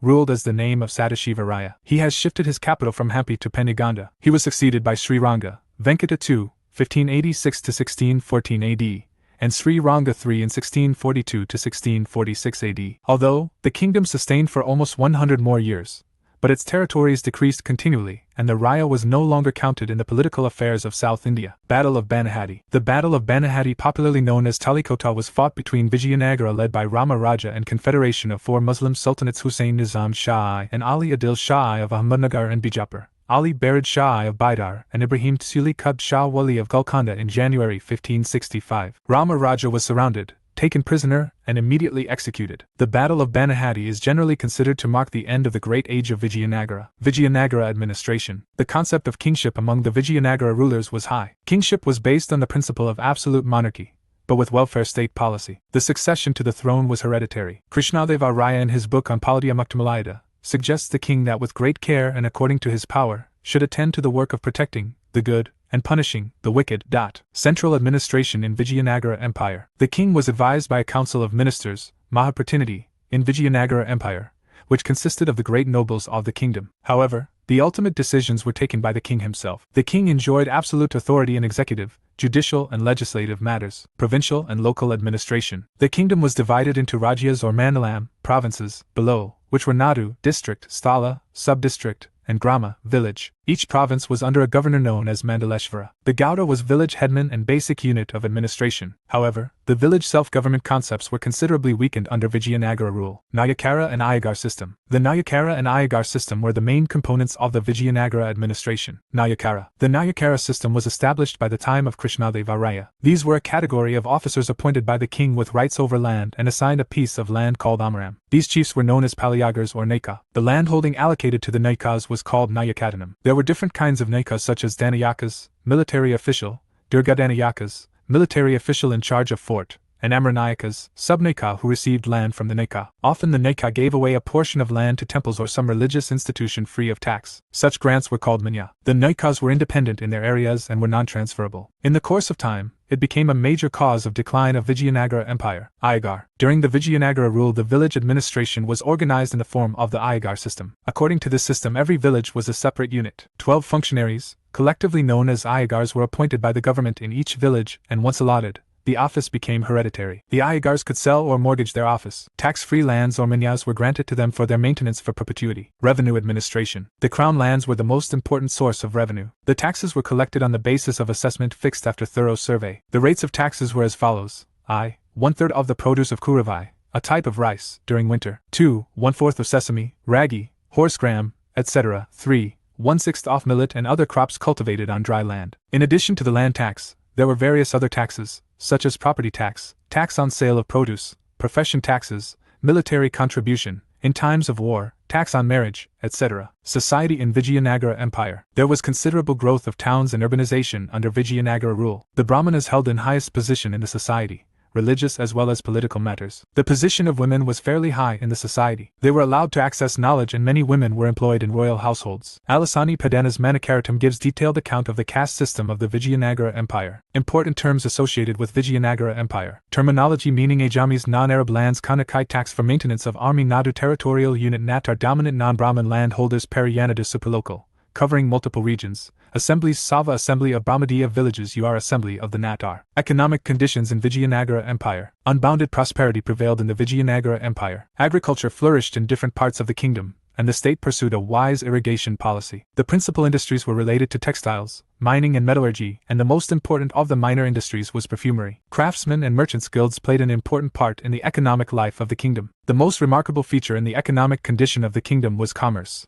inland, coastal and overseas. The most important port on the Malabar coast was Calicut. It had commercial relations with the islands in the Indian Ocean, the Malay archipelago, Burma, China, Arabia, Persia, South Africa, Abyssinia and Portugal. The principal articles of exports were cloth, rice, iron, saltpetre, sugar and spices, and the principal imports into the empire were horses, elephants, pearls, copper, coral mercury, China silk and velvet. The cheap means of transport for inland trade were kavadis, headload, peak horses, pekbaliks, carts and asses. Horses were imported from Central Asia, and local traders were known as Kudrai Chettis, who controlled the local markets in Vijayanagara Empire. Ships were in use for coasting and overseas trade. Art and architecture in Vijayanagara Empire. The Vijayanagara Empire had become famous for art, architecture, sculpture and fine arts like dancing and music. In this period, temples became very elaborate in structure and organization. Even old temples were amplified by the addition of pillared halls, pavilions and other subordinate structures. Gopurams and mandapas. In terms of temple architecture, certain new features were in evidence. These included the Raya Gopurams or royal gateways that often overshadow the towers on the central shrines. Other distinctive features include mandapas or pavilions and long, pillared corridors that often ran around the shrines within the temple complex. The Vijayanagara rulers built large number of temples scattered all over the empire, such as the temples of Vidalaswamy, Hazararamaswamy, Krishnaswamy, Virupaksha etc. Mahanavmi Dibba. Mahanavmi Dibba was built by Krishnadeva Raya after the victory of Udayagiri. It is a rectangular-shaped structure which looked like a huge stage. Its area was 11,000 sq feet, and high up to 40 feet. A women's sculpture was made on it. On this stage being used to show his superiority and power on the occasion of Dussehra or Mahanavmi. Other dynasties/Sultanate of Deccan during Vijayanagara Empire. Dynasty place founder details. Imad Shahi, 1490 to 1574 AD. Bairar Fatullah Khan Imad al-Mulk. He continued his rule with Alichpur its capital. Adil Shahi, 1489 to 1490 AD. Bijapur Yusuf Adil Khan. Muhammad Adil Shah wrote a book named Kitab-i Navraz in Dakini. He also built Gol Gumbaj, which is world's second largest dome. Nizam Shahi, 1490 to 1633 AD. Ahmadnagar Malik Ahmad Bari. Malik Amber, a city military leader and prime minister, became a kingmaker. Kuk Shahi, 1518 to 1687 AD. Kuk Shahi, 1518 to 1687 AD. Golconda Tsuli Kuk Shahi founded the Hyderabad city. He also built Charminar in 1591 to 92 AD. Ban Shahi, 1528 to 1619 AD. Bidar al-Barid Bidar fort was built by Ahmad Shah Wali Bahman. Famous travelers who came to the Vijayanagara kingdom. Abu Abdullah/Ibn Battuta, a Moroccan traveler, left account of Harihara I's reign in his book Rayla, also called Tufat an-Nazarfi Gharib al-Amsar wa Jab al-Afsar. Niccolo da Conti, an Italian traveler, who visited during the time of Devaraya I. He left an account in Travels of Niccolo da Conti. Abdur Razak, ambassador of Shahrukh of Samarkand at the court of the Zamarin of Calicut. He gives an account of the reign of Devaraya II in his Matla Sadain wa Majmul Bahrain. Athanasius Nikitin, a Russian merchant, who described the conditions of the Bahmani kingdom under Muhammad III in his voyage to India. Jean-Baptiste Tavernier, 1605 to 1689, he was a 17th-century French gem merchant and traveler. He was a private individual and merchant traveling at his own expense. He covered by his own account 60,000 leagues, 120,000 miles, in making 6 voyages to Persia and India between the years 1630 and 1668. He gave the earliest trustworthy account of Golconda diamond mines. Ludovico di Varthema, an Italian merchant, who visited India in 1502 to 2008 AD, and left his memoirs and travels in Egypt, India, Syria etc. Domingos Pais, he was Portuguese, who spent a number of years at Krishnadeva court and gave his detailed account. Marco Polo, the only traveler who could rival Ibn Battuta's tag of the greatest medieval traveler, arrived at India's opposite extremity, a Tamil port, en route from China in 1290 AD. Marco Polo, to his surprise, found that in peninsular India there were tailors or seamstresses. He failed to get coat made for himself. Bahmani kingdom. Among all the independent kingdoms that arose on the ruins of the Delhi Sultanate, the Bahmani kingdom were the most powerful. The Bahmani Sultanate was the first independent Islamic kingdom in South India. Alauddin Hassan Bahan Shah founded the Bahmani kingdom. Gulbarga was the capital of Bahmani kingdom. Later on, the Bahmani kingdom were split into 5 independent kingdoms known as Bijapur, Ahmadnagar, Bairar, Bidar and Golconda. Prominent Bahmani kings. Alauddin Hassan Bahman Shah, 1347 to 58 AD, also known as Hassan Gangu, he established the Bahmani dynasty in 1347 AD. Hassan Gangu claimed descent from the famous Persian hero Bahman. Muhammad Shah, 1358 to 1375 AD, he was the eldest son and nominated heir of Hassan. Muhammad Shah established a council of 8 ministers known as Ashtapradhana. Later on, this concept was borrowed by the Marathas. Taj-ud-Din Firoz Shah, 1397 to 1422 AD, the most remarkable step taken by Firoz Shah Bahmani was the induction of Hindus in the administration on a large scale. He was a good calligraphic and well-versed not only in Persian, Arabic and Turkish, but also in Telugu, Kannada and Marathi. Ahmad Shah I, 1422 to 1435 AD, he was called a saint, Wali, on account of his association with the famous Sufi saint, Gisu Daras. Ahmad Shah invaded Warangal, defeated and annexed most of its territories. He shifted the capital from Gulbarga to Bidar in 1429 AD. Alauddin Ahmad II, 1436 to 1458 AD. During his reign, Afghans arrived and their influence increased. There were series of conflicts between Gujpati and Bahmani kingdom under his rule. Alauddin Humayun, 1458 to 1461 AD. He was very cruel and barbaric ruler. Mahmud Gawan was made prime minister by him in his empire. Muhammad Shah III, 1463 to 1482 AD. He was the last ruler of Bahmani kingdom. During his reign, Russian traveler Nikitin came to Bahmani Empire. He made Mahmud Gawan killed, after which Bahmani Empire declined. Mahmud Gawan. During the reign of Alauddin Humayun Shah, 1458 to 1461 AD, Mahmud Gawan rose to prominence and power as chief or prime minister. He was bestowed with the title of Malik-ud-Tajar and made Tarafdar of Bijapur. Mahmud Gawan tried to accommodate Dakhnis and Afakis in the nobility by giving them important assignments. He was the first to introduce gunpowder in India. Babur was first to introduce artillery in India, during the conflict against Vijayanagara kingdom at Belgaum. He was well versed in Islamic theology, mathematics and Persian language. Mahmud Gawan built the Mahmud Gawan Madrasa in Bidar, which was largest library of that time. Decline of Bahmani Empire. After the death of Mahmud Gawan, the nobles were divided into the native and long-established Dakhnis and the newcomers Afakis, with Iranian origin also called Garibs. Though Mahmud Gawan adopted a broad policy of conciliation, but after his death, Bahmani Empire disintegrated and various governors became independent. Rise of provincial kingdoms. Sources Class 11 Old NCERT Chap 10. Struggle for power in North India 2. Reasons for the rise of provincial kingdoms. In 1398 AD, the attack of Timur on Delhi and defeat of Delhi Sultanate showed the administrative weakness of the Sultanate. This empowered regional provinces to announce their autonomy from the Sultanate. Bengal in east to Sindh and Multan in west became autonomous from Delhi Sultanate. Gujarat, Malwa and Jaunpur subadars also announced their independence. Apart from these, the Rajput-dominated provinces of Malwa, Muir, Amber etc. also became autonomous. There were various regional powers pre-existed and newly emerged in India during the establishment of the Delhi Sultanate, till its downfall in the 15th century. Delhi Sultanate's disintegration helped Bengal, Gujarat, Malwa and Jaunpur to emerge as powerful regional kingdom. Some regional powers also rose into prominence in different regions. Provincial kingdoms of Eastern India. In Eastern India, there were three major regional powers, i.e., Bengal, Assam and Orissa. These powers were continuously had conflict with Delhi Sultanate as well as with each others. Bengal. Bengal was made a part of Delhi Sultanate by Ikhtiar-ud-Din Muhammad bin Bahiyar Khilji 1204 AD. However, it remained a problem area for the sultans of Delhi due to its distance from the capital. In 1345, Haji Ilyas became the ruler of Bengal under the title of Shamuddin Abu Muzaffar Ilyas Shah. After Haji Ilyas, his son Sikandar Shah succeeded the throne. He ruled Bengal for about 30 years and died around 1390 AD. He was succeeded by his son Ghayasuddin Azam Shah, 1390 to 1410 AD. He sent an ambassador to China. He was also famous for his respect for law and justice. His death was followed by political instability. His son, Saifuddin Hamza Shah, was murdered by his slave. In 1415 AD, a Hindu ruler named Raja Ganesh took advantage and assumed power in Bengal. He took the title of Danaj Mardan Dev. After Raja Ganesh, his son Jadru converted to Islam and ruled as Jalal-ud-Din Muhammad Shah. During his reign, Bengali became a court language along with Persian. He patronized Brihaspati Mishra, who wrote commentaries on the Raghuvansha, Meghaduta and the Amrakosha. Jalal-ud-Din's son, Shamsuddin Ahmad Shah, was murdered by his slave, Nasir Khan, who ascended the throne. The nobles were angry by this act. That's why they killed him and restored the Ilyas Shahi dynasty by installing Nasiruddin Mahmud Shah, grandson of Haji Ilyas, 1442 AD. He ruled for 17 years and during his reign Bengal was greatly extended. Nasiruddin was succeeded by his son,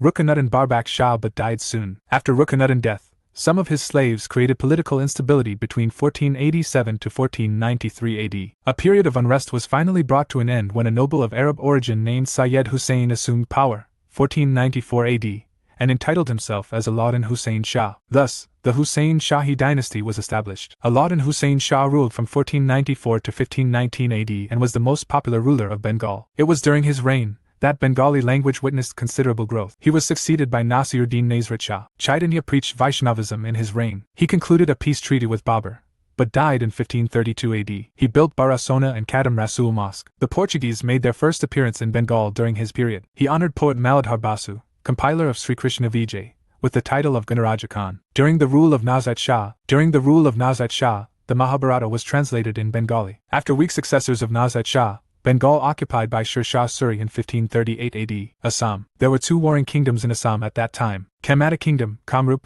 was in the west and the Ahom Kingdom was in the east. An attack by Alauddin Hussein Shah of Bengal, which was supported by the Ahoms, led to the destruction of the city of Kantapur, in Modam Guch Behar. Suhungmung, Svarga Narayana, who is considered the greatest Ahom ruler, not only repulsed the Muslim attack, but also extended his kingdom in all directions. The Vaishnavite reformer Shankaradeva belonged to his time. Orissa. The Ganga dynasty was ruled over Orissa and its nearby region during the Delhi Sultanate period, which made frequent attempts to annex Bengal. Firoz Shah Tughlaq attacked Orissa in 1340 AD and destroyed the Jagannath temple of Puri when it was under the rule of the Ganga dynasty king Banadeva III. The Gajapati rule marks a brilliant phase in Orissa history. The Gajapati rulers were mainly instrumental in building the famous Jagannath temple and the Sun temple, Konark. Provincial kingdoms of Western India. These three were other most important regional powers in India, which gave stiff resistance to Delhi Sultanate time to time. He was a great builder and drew on the rich architectural traditions of the Jain style of building. The Jama Masjid in Ahmedabad and the Teen Darwaza built during his time. The most famous Sultan of Gujarat was Mahmud Bigara,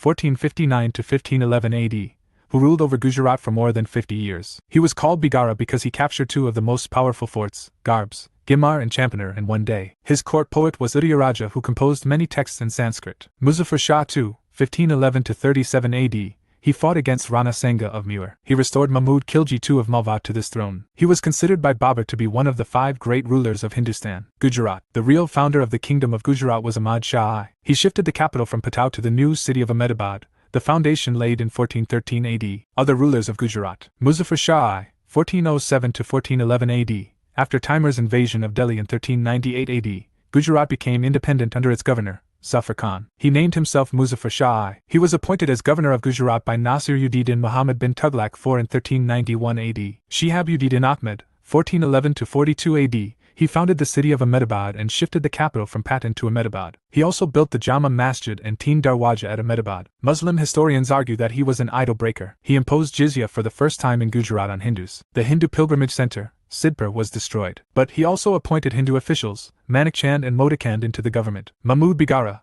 1458 to 1511 AD. He was considered the greatest sultan of Gujarat, and was called Bigara. His title Bigara was a constant reminder of both his conquest of the 2 forts, Junagadh and Champaner. He also captured the forts of Girnar Hills. He formed a naval alliance with the sultans of Turkey and Egypt and defeated the Portuguese in the Battle of Chaul, 1508 AD, but got defeated the next year in the Battle of Dio. Malik Gori was his chief minister, and his court poet was Udayraja. The Italian traveler, Barthema, and Portuguese traveler Barbosa visited his court. Bahadur Shah, 1526 to 37 AD.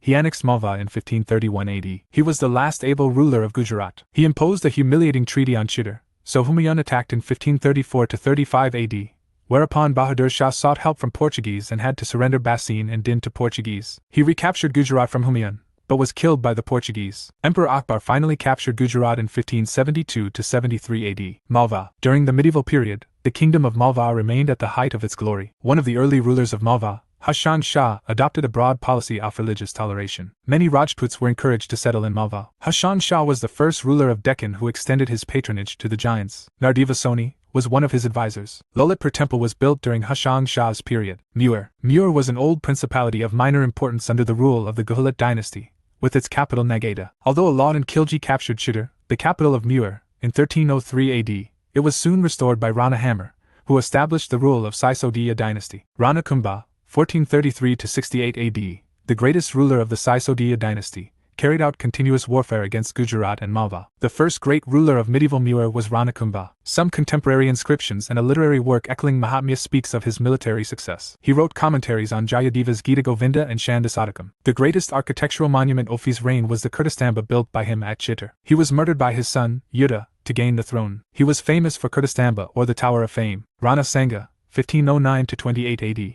His real name was Rana Sangram Singh. He defeated Mahmud Khilji II of Malwa, and also Ibrahim Lodi of Delhi at Gadali. He was defeated by Babur in the Battle of Kanwa in 1527 AD. Provincial kingdoms of Northwest and North India. These 2 important provincial kingdoms not only expanded territorially but also encouraged art and cultural development prominently in their respective states. Jaunpur. Jaunpur was a prosperous province in the eastern part of India. Malik Sarwar, a prominent noble during Firoz Shah Tughlaq's period, became ruler of Jaunpur. In 1402 AD, Ibrahim Shah Sharki became the Sultan, who was a scholar, well versed with music and fine arts. A distinctive architecture evolved during this period known as the Sharki style of architecture. Its capital Jaunpur was called the Shiraz of India. Kashmir. A Muslim adventurer from Swat, Shah Mirza, had entered into the service of the Hindu prince of Kashmir in 1315 AD. The Hindu prince died shortly afterwards and Shah Mirza seized the throne. He kept aside the claims of descendants of the Hindu prince, and himself assumed the title of the king. He died in 1349 AD and was succeeded by his 4 sons, one after another, who ruled for a total period of 46 years. After the death of the 4th son Qutb-ud-Din,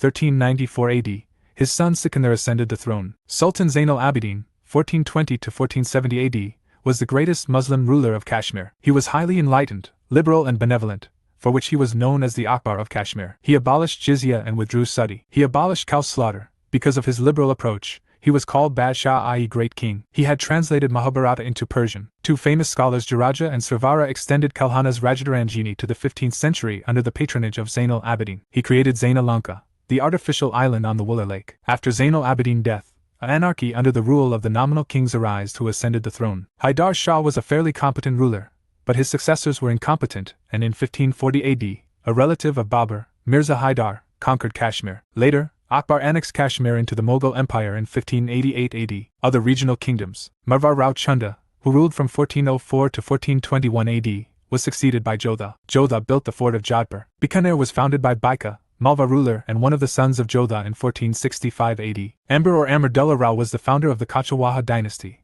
which ruled Amber or Amber during this period. Hamir Deva was the most famous ruler of this dynasty. Bhakta and Sufi movements. Sources: Class 7 New Insert Chap 8, Devotional Paths to the Divine, Class 7 Old Insert Chap 5 Life of the People, Class 8 Old Insert Chap 8, Changes in Religious Beliefs and Devotional Texts, Class 11 Old Insert Chap 1, Cultural Development in India from the 13th to the 15th Century, Class XI New Insert Chap 6, Bhakta Sufi Traditions. The medieval period in India saw the rise and growth of the Bhakta and Sufi movements. The two movements brought a new form of religious expression amongst Muslims and Hindus. The Sufi and Bhakta saints played an important role and made religion accessible and meaningful to the common people. Bhakta movement. Bhakta movement. The word Bhakta is derived from a Sanskrit word bhanj, which means coordination and charity. The roots of Bhakta first found in the Vedas. It stresses the union of the individual with God as well as one's personal devotion to God. Bhakta movement originated in South India between the 7th and the 12th centuries AD. The Shaiva and Vaishnava saints during the rule of Pallavas began the Bhakta movement. It also received patronage of the Chola rulers. According to the saints of Bhakta movement, an individual could realize God through devotion and personal efforts. The saints of Bhakta movement gave three means or margas for attainment of moksha or salvation, which were I. Gyan Marg, salvation through learning and understanding; 2. Karma Marg, through good deeds like service of mankind; 3. Bhakta Marga, through unconditional love and total surrender to God. Causes for the emergence of Bhakta movement. The common people were no longer satisfied with a religion which only emphasized ceremonies and forms. The Bhakta saints believed that salvation can be achieved by all. Their ideas were drawn from both Hindu and Islamic traditions and were aimed at bridging the gulf between the Hindus and the Muslims. Improvement in the economic conditions of the lower classes and the impact of Islam's doctrine of monotheism and equality also were important cause of the emergence of Bhakta movement. Emergence of great reformers was also the cause of the emergence of Bhakta movement. Features of Bhakta movement: open-mindedness about religious matters. They rejected caste discrimination and believed in equality of all humans. Bhakta saints use local or regional language for preaching. Condemnation of rituals, ceremonies and blind faith. Nayanars and Alvars. The 7th to 9th century saw the emergence of new religious movements in India, led by the Nayanars, worshippers of Shiva, and Alvars, worshippers of Vishnu, who came from all castes including those considered untouchable like the Palayar and the Panars. They disregarded the rigidities of the caste system and also disregarded the austerities of the Jains and the Buddhists. They drew upon the ideals of love and heroism from Sangama literature, and both Alvars and Nayanars used Sanskrit and Tamil languages in their hymns. Nayanars. They are devotees of Shiva. The Tamil Nayanar saints were total 63 in number. Nambi Ender Nambi gives detailed information about these 63 Nayanar saints in Tirupattoda Tiruvantadi. There are two sets of compilations of Nayanar saints songs, i.e., Tavaram and Tiravakakam. Some of the important Nayanar saints called as Samyakarya were as follows. 1. Apar, he was known as Tirunavukarashu. 2. Timjian Sambandar, he was famous as Dravidashurshu. 3. Sundarmurti, he was regarded as saint of the saints. 4. Manikavachkar, known as Tiruvadvar. Tirumarai is the compilation of hymns of Nayanars by Nambi Nambi. Alvars. Alvars or Vaishnavites also emerged during the Pallava rule in South India. The total numbers of Alvara saints were 12 and their combined anthology is known as the Nalayira Divaya Prabandham, 4,000 sacred compositions. By the 10th century, the compositions of the 12 Alvars were compiled in this anthology known as the Nalayira Divaya Prabandham. Some of the prominent Alvar saints were as follows. 1. Namavar, the greatest among all Alvara saint. His works termed as 4 Vedas of South. 2. Thirumungi, his poetry is considered as 6 Vedangas of Tamil. 3. Undo, the only female Alvar saint and considered as Mirabai of South India. 4. Vishnuchida Muktimalayada of Krishnadeva Raya based on his life. 5. Poigai, considered as the last Alvar saints. Bhakta saints. Some of the significant Bhakta saints with distinct schools of philosophy emerged. They were as follows. Shankaracharya, 788 to 820 AD. Shankaracharya was one of the most influential philosophers of India, was born in Kerala in 788 AD. He advocated Advaita, doctrine of the oneness, of the individual soul and the supreme God, the ultimate reality. He considered the world as an illusion, or Maya. His greatest work, known as Brahmasutra Bhaja, and greatly emphasized on the study of the Upanishads to gain self-liberating knowledge. Shankaracharya established 4 mathas at Dvarka, Shardapith in the west, Puri, Govardhan Pith in the east, Sringeri in the south and Badrinath in the north. These 4 mathas were headed by his 4 main disciples. Ramanujacharya, 1017 to 1137 AD. Born in Tamil Nadu in the 11th century AD, Ramanujacharya was deeply influenced by the Alvars. He propounded the doctrine of Vishishtadvaita or qualified oneness. There exists a plurality and distinction between Atman, soul, and Brahman, metaphysical. According to him, the best means of fattening salvation was through intense devotion to Vishnu. His major works include Vidartha Sangraha, Sri Bhashya, commentary on the Brahma Sutras, and Gita Bhashyam. He founded the Srivaishnava Sampradaya, which greatly inspired the new strand of Bhakta in North India. Nimbarkacharya, 1130 to 1200 AD. Nimbarkacharya, a Telugu Vaishnavite, was in Andhra Pradesh in 11th century AD, but spent most of his life in Mathura. He was the chief proponent of Veda, dualistic non-dualistic. He referred 5 ways of salvation such as 1. Karma, righteous action; 2. Vidya, knowledge; 3. Dhyana, meditation; 4. Prapatti, complete surrender to God; 5. Gurupasadi, devotion for the Guru. Madhvacarya, 1238 to 1317 AD. Madhvacarya was born in 1238 AD at Udupi, Karnataka. He was a chief proponent of the Dvaita, dualism, school of Vedanta. Divine is separate from human soul. He called his philosophy Tadvavada, arguments from a realist viewpoint. Madhva's greatest work was Anyavaikyana, a philosophical supplement composed with a poetic structure. He founded Brahma Sampradaya and proclaimed himself to be an avatar of Vayu. He played a major role in spreading the worship of Radha Krishna cult and founded Nimbarka Sampradaya, one of 4 main traditions of Vaishnavism. Note: Nimbarkacharya was the contemporary of Madhvacarya. Vallabhacharya,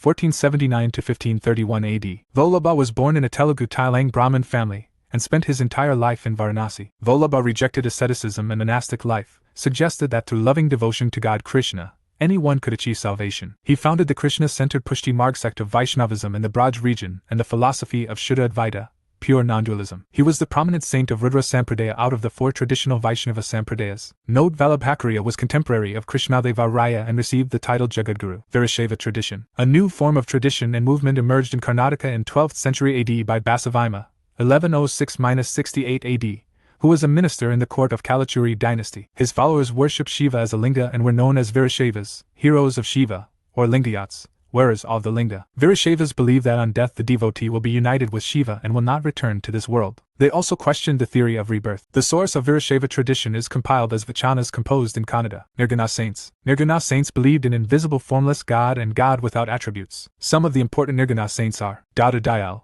1544 to 1603 AD. He was born in Ahmedabad, Gujarat in 1544 AD. He founded the Brahma Sampradaya. His teachings were compiled in the book named Bani. Much of the imagery used is similar to that used by Kabir. He believed that devotion to God should transcend religious affiliation and the one should become non-sectarian or nipak. Dadu Dayal's compositions in Braj language were recorded by his disciple Rajab and are known as the Dadu Anubhavana, a compilation of 5,000 verses. Kabir, 1440 to 1510 AD. There is uncertainty about the early life of Kabir. According to legend, he was the son of a Brahmin widow and was brought up in the house of a Muslim weaver living at Kashi. He was the disciple of Ramnanda from whom he adopted Vedanta philosophy. Kabir, who is generally placed in the 15th century AD, emphasized the unity of God whom he calls by several names, such as Rama, Hari, Govinda, Rahim, etc. He strongly denounced idol worship, pilgrimages, bathing in holy rivers or taking part in namas. The mission of Kabir was to preach a religion of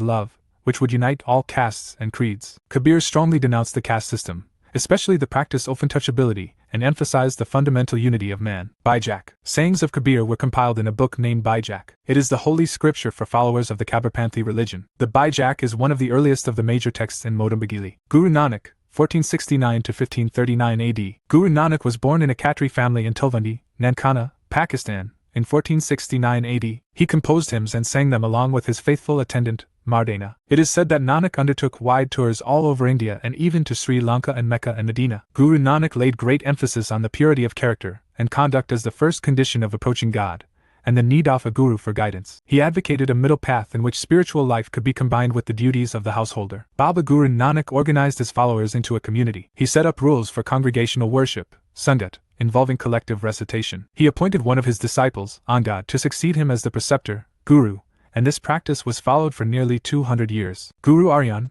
the fifth Guru, compiled Baba Guru Nanak's hymns along with his 4 successors and religious poets like Baba Farid, Ravidas, also known as Raidas, and Kabir in the Adi Granth Sahib. These hymns, called Gurbani, are composed in various languages. In the late 17th century, the 10th preceptor, Guru Gobind Singh, included the compositions of the 9th Guru, Guru Tegh Bahadur, and this scripture was called the Guru Granth Sahib. Guru Gobind Singh also laid the foundation of the Khalsa Fauth, Army of the Pure, and defined its 5 symbols: uncut hair, a dagger, a pair of shorts, a comb and a steel bangle. Comparison between Kabir and Nanak. Like Kabir, Nanak laid emphasis on the one God, by repeating whose name and dwelling on it with love and devotion one could get salvation without distinction of caste, creed or sect. Guru Nanak, like Kabir, strongly denounced idol worship, pilgrimages and other formal observances of the various faiths. Nanak had no intention of founding a new religion. Guru Nanak's approach aimed at bridging distinctions between the Hindus and the Muslims, in order to create an atmosphere of peace, goodwill and mutual give and take. This was also the aim of Kabir. In course of time, the ideas of Nanak gave birth to a new creed, Sikhism,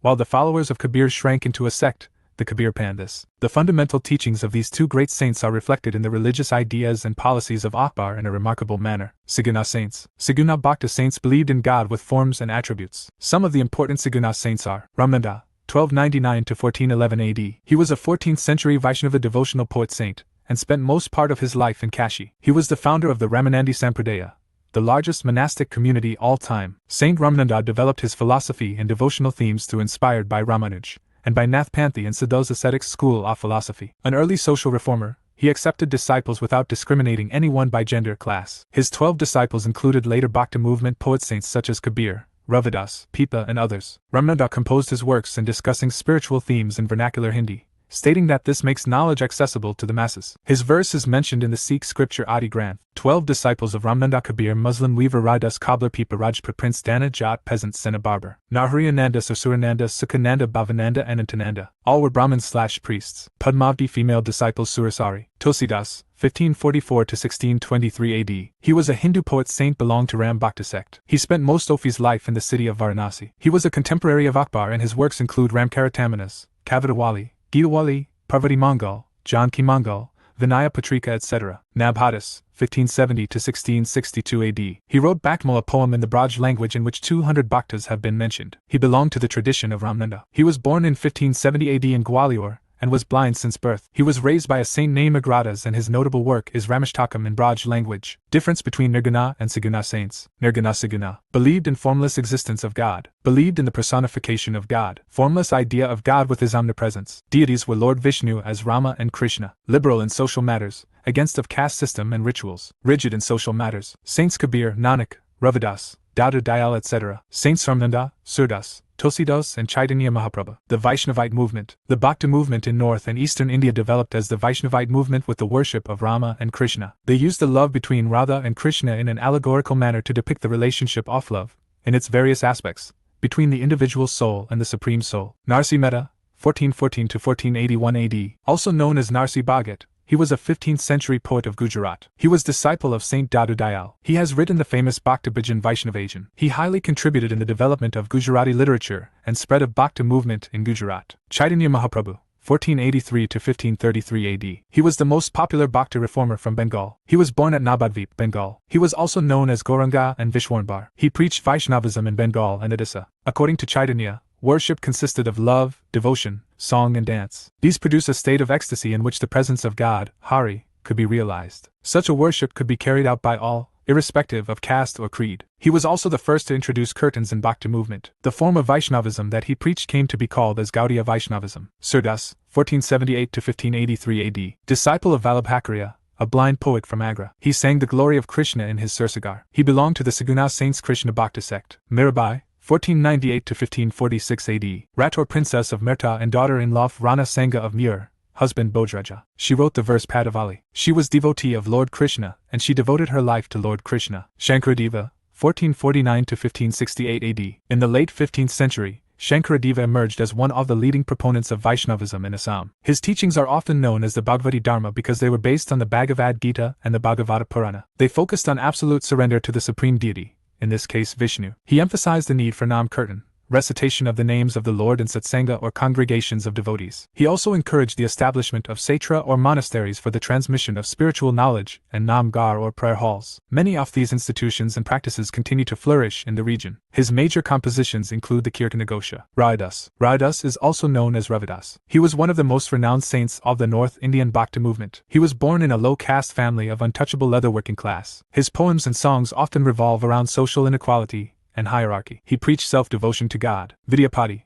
1352 to 1448 AD. Vidyapati was a Sanskrit writer and Maithili poet who was referred to as Maithil Kavi Kokil, meaning the poet cuckoo of Maithili. Vidyapati mainly propagated Vaishnavism in his region that was initiated by Ramanuj. It advocated liberation through direct love of God Krishna. His works included Bhuparikrama, Varsaktriya and Danavakya Valya etc. Bhakti movement in Maharashtra. From the 13th to the 17th centuries, Maharashtra saw a great number of saint poets, whose songs in simple Marathi continued to inspire people. The most important among them were Jnaneshwar, Namdev, Eknath and Tukaram, as well as women like Sakabai. This regional tradition of Bhakti focused on the Vithala, a form of Vishnu, temple in Pandharpur, as well as on the notion of a personal God residing in the hearts of all people. Nathpanthas, Siddhas and Yogis. The Nathpanthas, Siddhakaras and Yogis advocated renunciation of the world. The path to salvation to them lay in meditation on the formless ultimate reality, and the realization of oneness with it. To achieve this, they advocated intense training of the mind and body through practices like yagasanas,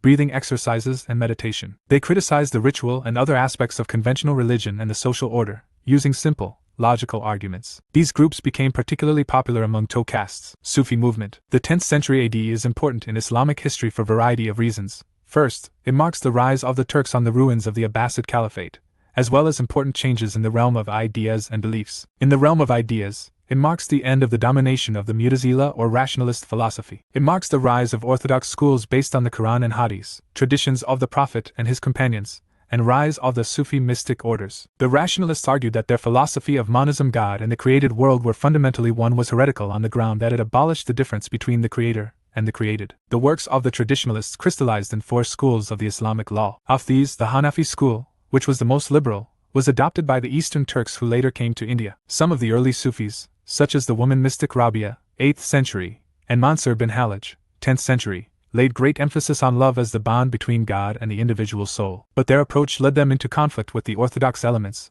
who had Mansur executed for heresy. Despite this setback, mystic ideas continued to spread among the Muslim masses. Influence of other religions on Sufism. The monastic organization of the Sufis, and some of their practices such as penance, fasting and holding the breath are sometimes traced to the Buddhist and Hindu yogic influence. Buddhism was widely prevalent in Central Asia before the advent of Islam. Yogis continued to visit West Asia even after the advent of Islam, and the yogic book, Amrit Kund, had been translated into Persian from Sanskrit. 12 Sufi silsilas. Around this time, the Sufis were organized in 12 orders, or silsilas. A silsila was generally led by a prominent mystic who lived in a khanqa along with his disciples. The link between the teacher or pir and his disciples or murids was a vital part of the Sufi system. Every pir nominated a successor or wali to carry on his work. The Sufi saints and many modern thinkers traced the Sufi ideas to the Quran. Irrespective of origin, there were many similarities in the ideas of the Sufis and the Hindu yogis and mystics. Chishti silsilas. Sufi Saint Khwaja Muinuddin Chishti introduced the Chishti silsila in India. He arrived in India in 1161 AD with Mahmud of Ghazni and found a base in Ajmer till 1236 AD. Other saints and followers of Khwaja Muinuddin Chishti were Bahiyar Kaki and his disciple Fariduddin Ganjai Shakar. In Delhi, there were Nizamuddin Aliya and Sheikh Nasiruddin Mahmud, known as Chiragai Delhi. Sheikh Salim Chishti of Fatehpur Sikri was another popular Sufi saint. Major teachers of the Chishti silsila. Sufi teacher, year of birth, location Sheikh Muinuddin Siji 1235 Ajmer, Rajasthan. Khwaja Qutbuddin Bakhtiyar Kaki, 1235 Delhi. Sheikh Fariduddin Ganjai Shakar, 1265 Ajadan, Pakistan. Sheikh Nizamuddin Aliya 1325 Delhi. Sheikh Nasiruddin Chiragai 1356 Delhi. Shurawardi silsilas. The Shurawardi order entered India at about the same time as the Chishtis by Sheikh Shihabuddin Umar Shurawardi, 1145 to 1234 AD. Unlike the Chishtis, the Shurawardi saints did not believe in leading a life of poverty. They accepted the service of the state, and some of them held important posts in the ecclesiastical department. The Chishtis, on the other hand, preferred to keep aloof from state politics and shunned the company of rulers and nobles. The most well-known saints of the order were Sheikh Shihabuddin Shurawardi and Hamid Uddin Nagori. However, the Sufi saints helped the rulers in their own way by creating a climate of opinion in which people belonging to different sects and religions could live in peace and harmony. While Mecca remained the holy of holies, the rise of popular saints provided a useful point of veneration and devotion to the mass of Muslims within the country. Qadiri silsilas. This order was founded by Abdul Qadir Jilani, 1166 AD. It is popular among the Muslims of South India. Sheikh Ni'matullah was the first important Qadri to come to India. Nasiruddin Muhammad Jilani was the most important Qadri, who effectively organized the Qadiri order. This order was dominant in Sindh and Lahore. Shah Jahan's eldest son Dara Shirkoh was a follower of the Qadiri order. Naqshbandi silsilas. This order was founded by Bahauddin Naqshband Bukhari, 1318 to 1389 AD. Bam and Bokhara. Mughal Emperor Babur was a follower of Ubaidullah Aura, who was an Naqshbandi. Sheikh Ahmad Sirhindi was a contemporary of Akbar and Jahangir. He was against the liberal policies of Akbar, which he criticized as un-Islamic. Sirhindi wanted to remove Hindu influences on Islam. He was also opposed to the Shias. His work Maktabat is compiled into 3 volumes called Dar al-Marifat, Nur al-Khalaq and Marifat al-Haq IQ, in which he systematized the doctrine of the Wahadat al-Wujud. Firdausi silsilas. This order was popular in Bihar. It was popularized by Sheikh Sharfuddin Yahya, who was a disciple of Khwaja Nizamuddin Firdausi. Prominent saints of this order were Badruddin Samarkandi and Sheikh Sharfuddin Mainari. They practiced ascetic practice in forests and believed in the philosophy of Wahdatul Wujud, Shahtari silsilas. This order was introduced in India in the 15th century by Abdullah Shahtari. Other prominent saints were Sharaf Wajahuddin of Gujarat and Shah Pir of Meerut. The saints of this order claimed direct contact with God. Important Sufi saints. Important Sufi saints are discussed as follows. Moinuddin Chishti. He is the most famous saint of the Chishti order. He was born in 1141 AD and died in 1236 AD. He became a disciple of the Chishti saint Usman Haruni. He reached Ajmer along with Muiz ad-Din Muhammad and settled down. It was during the reign of Akbar that Ajmer emerged as one of the most important center of pilgrimage. Moinuddin Chishti written several books including Anis al-Arwa and Dalil al-Arifin, both of which deal with the Islamic law of living. Qutbuddin Bakhtiyar Kaki. He was a renowned Muslim Sufi mystic, saint and scholar of the Chishti order. He was a disciple of Moinuddin Chishti. He played a major role in establishing the order securely in Delhi, which was earlier confined to Ajmer and Nagaur. He was followed by the first Delhi Sultan,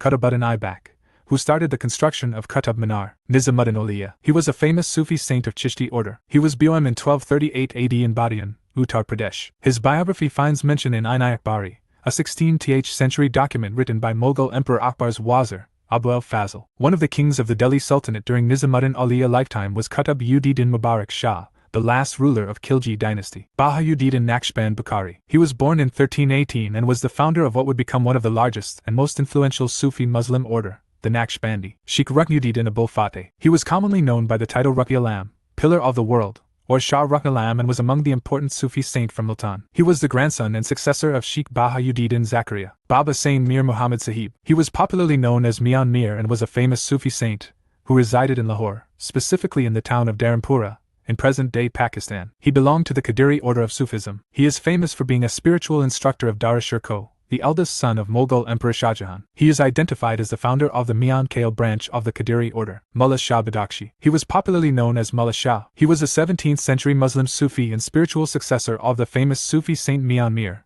1550 to 1635 AD. He belonged to the Qadiri order of Sufism. He was the spiritual mentor of the Mughal prince Dara Shikoh Qadri, 1615 to 1659 AD, and his sister Princess Jahanara Begum. He was the spiritual mentor of the Mughal prince Dara Shikoh Qadri, 1615 to 1659 AD, and his sister Princess Jahanara Begum. Burhanuddin Gharib. He studied under Nizamuddin Auliya. Burhanuddin succeeded the Sultan al-Mashaykh as caliph. He allowed music and joy in the religious exercises at his convent. He remained for some time at Daulatabad and then left for Roza, Kuldabad, where he died. Sources to recount history of Sufism. Kashf al-Majub. It is one of the most popular treatises on Sufism, which contains a complete system of Sufism with its doctrine and practices. Fawaid-ul-Fuad. It is book based on conversation of Sheikh Nizamuddin Auliya with Amir Khusro. It is compiled by popular Persian poet Amir Hassan Rizai. Malfuzat. It is a collection often books comprising the discourses, question and answer sessions, sermons and dialogues of Mirza Ghulam Ahmad, the founder of Ahmadiyya movement. Maktabat. Letters. It is written between Sufis and their disciples. It became one of the important sources to find more about history of Sufism tradition. Tazkirat al-Awliya. It is a collection of 96 Sufi saints and their miracles. Karamat,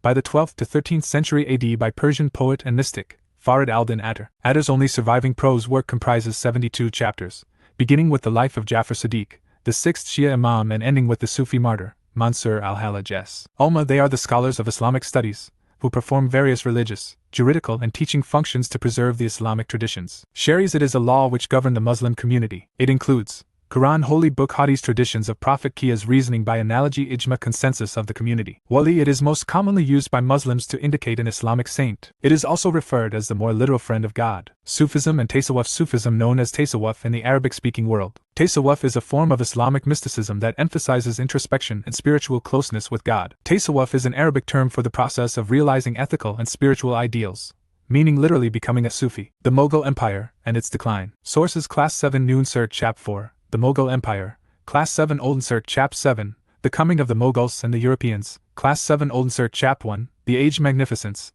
Class 11 Old NCERT Chap 12, Struggle for Empire in North India, Mughals and Afghans 1525 to 1555, Class 11 Old Insert Chap 1, Consolidation of the Mughal Empire, Age of Akbar, Class 11 Old Insert Chap 14, The Deccan and South India, Class 11 Old Insert Chap 15, India in the first half of the 17th century, Class 11 Old Insert Chap 1, Climax and Disintegration of the Mughal Empire. The Mughal Empire, which lasted for more than 300 years, 1526 to 1857 AD, was a period of national integration with stability. It was a period of flourishing art and culture in medieval India. The name Mughal derives from Mongol, though Mughal rulers claimed from Timurid's lineage. Historically, the Mughals were descendants of two great lineages of Genghis Khan and Timur. Lahore was the founder and first emperor of Mughal dynasty. Rulers of Mughal Empire. The important rulers of Mughal Empire were Babur, 1526 to 1530 AD. Zahir-ud-Din Muhammad Babur, the eldest son of Umar Sheikh Mirza, ascended the throne of Fergana, Transoxiana, Central Asia, in 1494 AD at the age of 12. He tried to conquer his homeland, the city of Samarkand.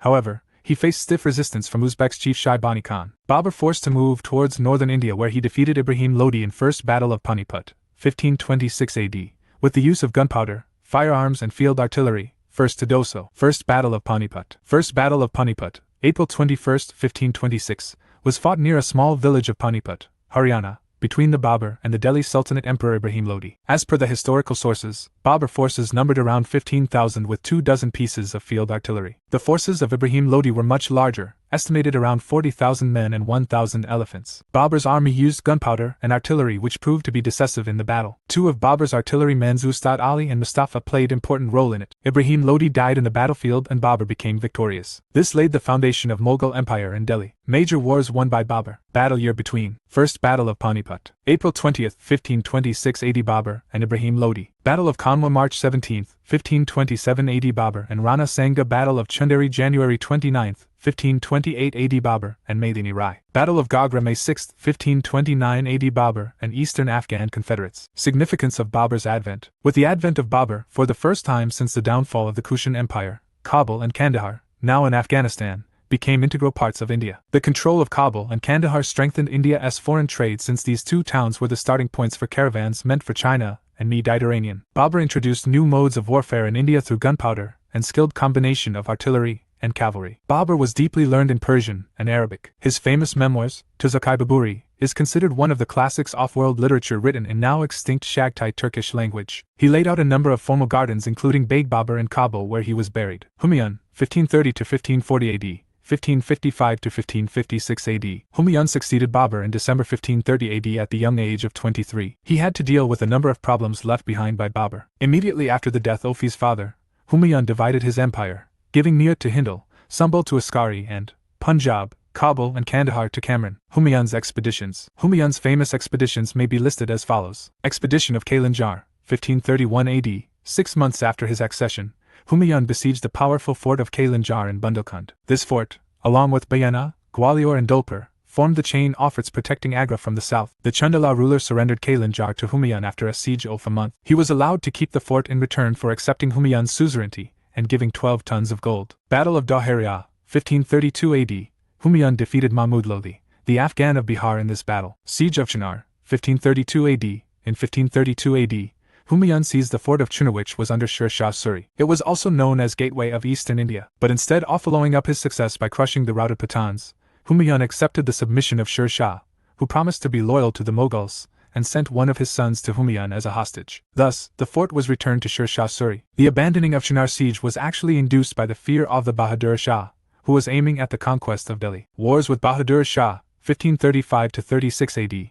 Humayun waged wars with Bahadur Shah from 1535 to 36 AD and conquered the provinces of Sarangapur, Mandisar, Fort of Mandu, Champaner and Din. With the conquest of Gujarat, Humayun completed his conquest in central India. Battle of Chausa, 1539 AD. The battle was fought between Humayun and Sher Shah Suri in which Humayun was defeated. It facilitated Sher Khan to march on to Delhi and Agra and occupied them. Battle of Kaimanch, 1540 AD. Sher Shah Suri defeated Humayun in the Battle of Kaimanch. After the battle, Humayun fled to Iran and Sher Shah occupied Delhi. Humayun lost the battle because none of his brothers supported him. Restoration of Humayun, 1555 to 1556 AD. With the death of last Sir ruler Ismail Shah, Humayun got the opportunity to regain its kingdom in India. In two closely contested battles in 1555 AD, he defeated the Afghans and recovered Delhi and Agra. However, he did not live long to enjoy the victory as he died from a fall from the first floor of the library building in 1556 AD at Delhi. Sir Empire, 1540 to 55 AD. The 15 years, 1540 to 1555 AD,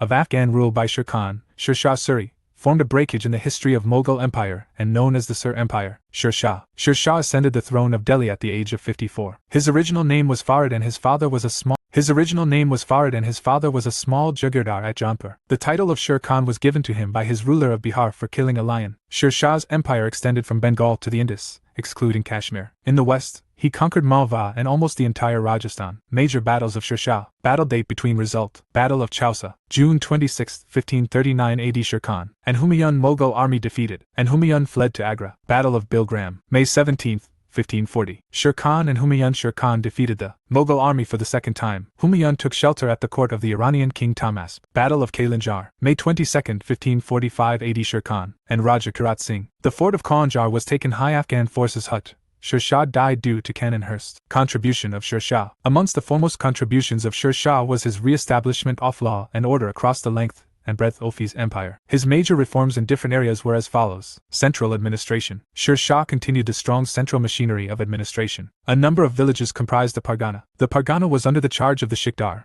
for law and order and general administration, and the Munsif or Emil looked after the collection of land revenue. Above the Pargana was the Shik or Sarkar under the charge of the Shikdarai Shikdaran or fodder and a Munsifai Munsifan. Important officials. Diwan-i Wazirat Revenue and Finance. Diwan-i Arizona in charge of Army. Diwan-i Razalet Foreign Minister. Diwan-i Insha Minister of Communication. 8 Arid Intelligence. The Army. Sher Shah set up a strong army in order to administer his vast empire. He recruited soldiers directly. Every soldier had his descriptive role, chera, recorded and his horse branded with the imperial sign. Sher Shah set up cantonments in different parts of the empire, and a strong garrison was posted in each of them. Judicial system. Sher Shah gave immense importance to the judicial system in empire. Qazis were appointed in different places to deliver justice. But like old traditions in village, civil and criminal matters were managed by panchayats or landlords. Land revenue system. Sher Shah insisted on measurement of the sown land. The produce of land was no longer to be based on guesswork. A crop rate, ray, was drawn up, laying down the state's share of the different types of crops. The share of the state was 1/3 of the produce. The peasants were given the option of paying in cash or kind,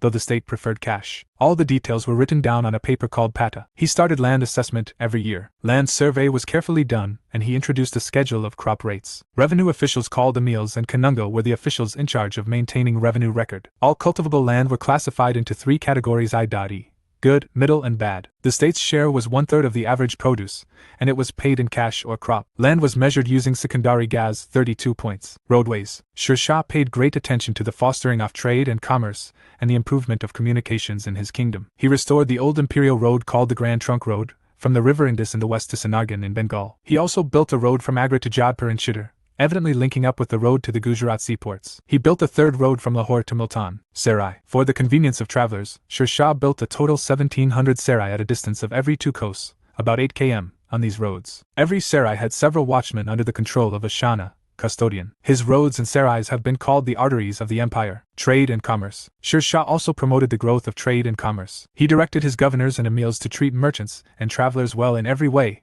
and not to harm them at all. Sher Shah made the local village headmen, macadams, and zamindars responsible for any loss that a merchant suffered on the roads. The currency reforms of Sher Shah also helped in the growth of commerce and handicrafts. His silver rupee remained a standard coin for centuries after him. He introduced rupiah, a silver coin, and dam, a copper coin. Art and architecture. Sher Shah was also a great builder. The tomb which he built for himself at Sasaram is regarded as one of the masterpieces of architecture. Sher Shah also built a new city on the bank of the Yamuna near Delhi known Old Fort, Faranakila, and the fine mosque within it. One of the finest works in Hindi, the Padmavad of Malik Muhammad Jayasi, was completed during Sher Shah's reign. Akbar, 1556–1605 AD. Akbar, the greatest of the Mughal rulers, was bombed at 1542 AD at a market, Rajasthan. When Humayun died, Akbar was at Kalanur in the Punjab. He was crowned there in 1556 AD at the young age of 13 years and 4 months. It was Akbar's tutor Bairam Khan, who served the Mughal emperor and even commanded the Second Battle of Panipat to consolidate the Mughal Empire in India. The battle between the Mughals and the Afghan forces led by Hemchandla Vikramaditya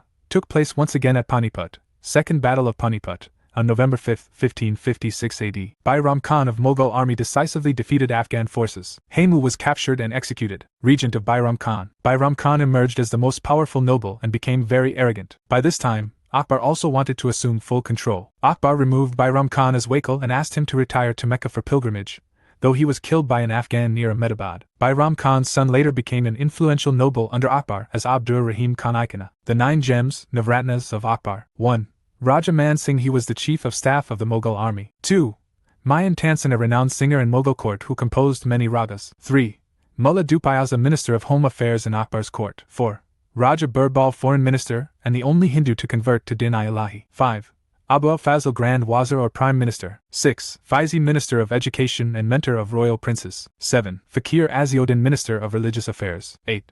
Abdul Rahim Khan Ikana defense minister, wrote numerous dohas in Hindi. 9. Raja Todar my finance minister. He was famous for framing docile system. Akbar's military campaigns. Against details Malwa. The expedition against Malwa was led by Adam Khan, son of Akbar's foster mother, Muhammad. Bez Bahadur was badly defeated on 1561 AD. Garkatanga. The kingdom of Garkatanga, northern Madhya Pradesh, was under Sangram Shah. Mughal governor of Allahabad Asaf Khan defeated the Gans decisively. Chittor. A major step in his campaign against the Rajput states was the siege of Chittor ruled by Rana Uday Singh. Chittor fell on 1568 AD after a gallant siege of 6 months. In honor of the gallant Jaimal and Pata, 2 stone statues erected by Akbar at the gate of Fort of Agra. Battle of Haldigati. In 1572, Rana Pratap succeeded Rana Uday Singh in Mewar. Many embassies were sent by Akbar to accept Mughal suzerainty but failed. In 1576, under Raja Man Singh, Mughal forces defeated Mewar. Gujarat. In 1572, at Surat, Akbar assaulted the Mirzas with the help of Man Singh and Bhagwant Das of Amber. The Mirzas were defeated and Gujarat came under Mughal control. Bengal. The Afghans under Dud Khan had continued to dominate Bengal and Bihar. For the first time, Akbar advanced with a strong flotilla of boats,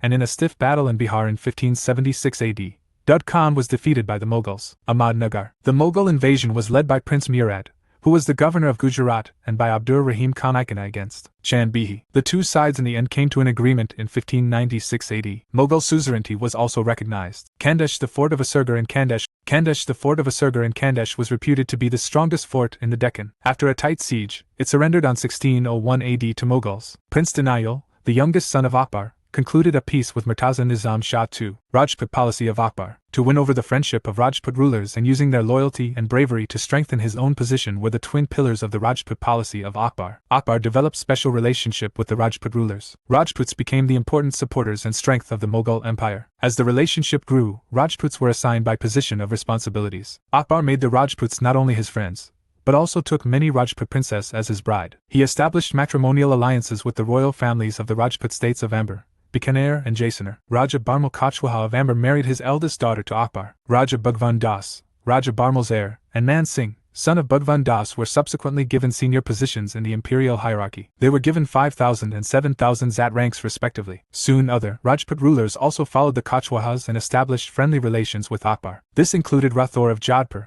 Badis of Jaisalmer, Hadis of Ranthambore, etc. Only the Sisodias of Mewar refused to accept Mughal paramountcy, and kept on struggling for its survival as a fully sovereign state under its rulers like Uday Singh, Rana Pratap, etc. Religion and social reforms. One of the first actions which Akbar took, after he had taken power in his own hands, was to abolish the poll tax or jizya. At the same time, Akbar abolished the pilgrim tax as well. He also abolished the practice of forcibly converting prisoners of war to Islam. Akbar's initiated a policy of religious harmony named Sulai-Kul or peace to all, according to which a true ruler solely depended on divine illumination, Farayazadi. Hence, no one could stand between God and a true ruler. Akbar also set up a new religion, Din-i-Ilahi, or Tawhid-i-Ilah, which literally means divine monotheism. However, many leading nobles, except Birbal, declined to join. The number of this group was 18 only. Ibadat Khana. In 1575, Akbar built a hall called Ibadat Khana, or the Hall of Prayer, at his new capital, Fatehpur Sikri. To this, he called selected theologians to discuss religious and spiritual topics with them. The proceedings, at first,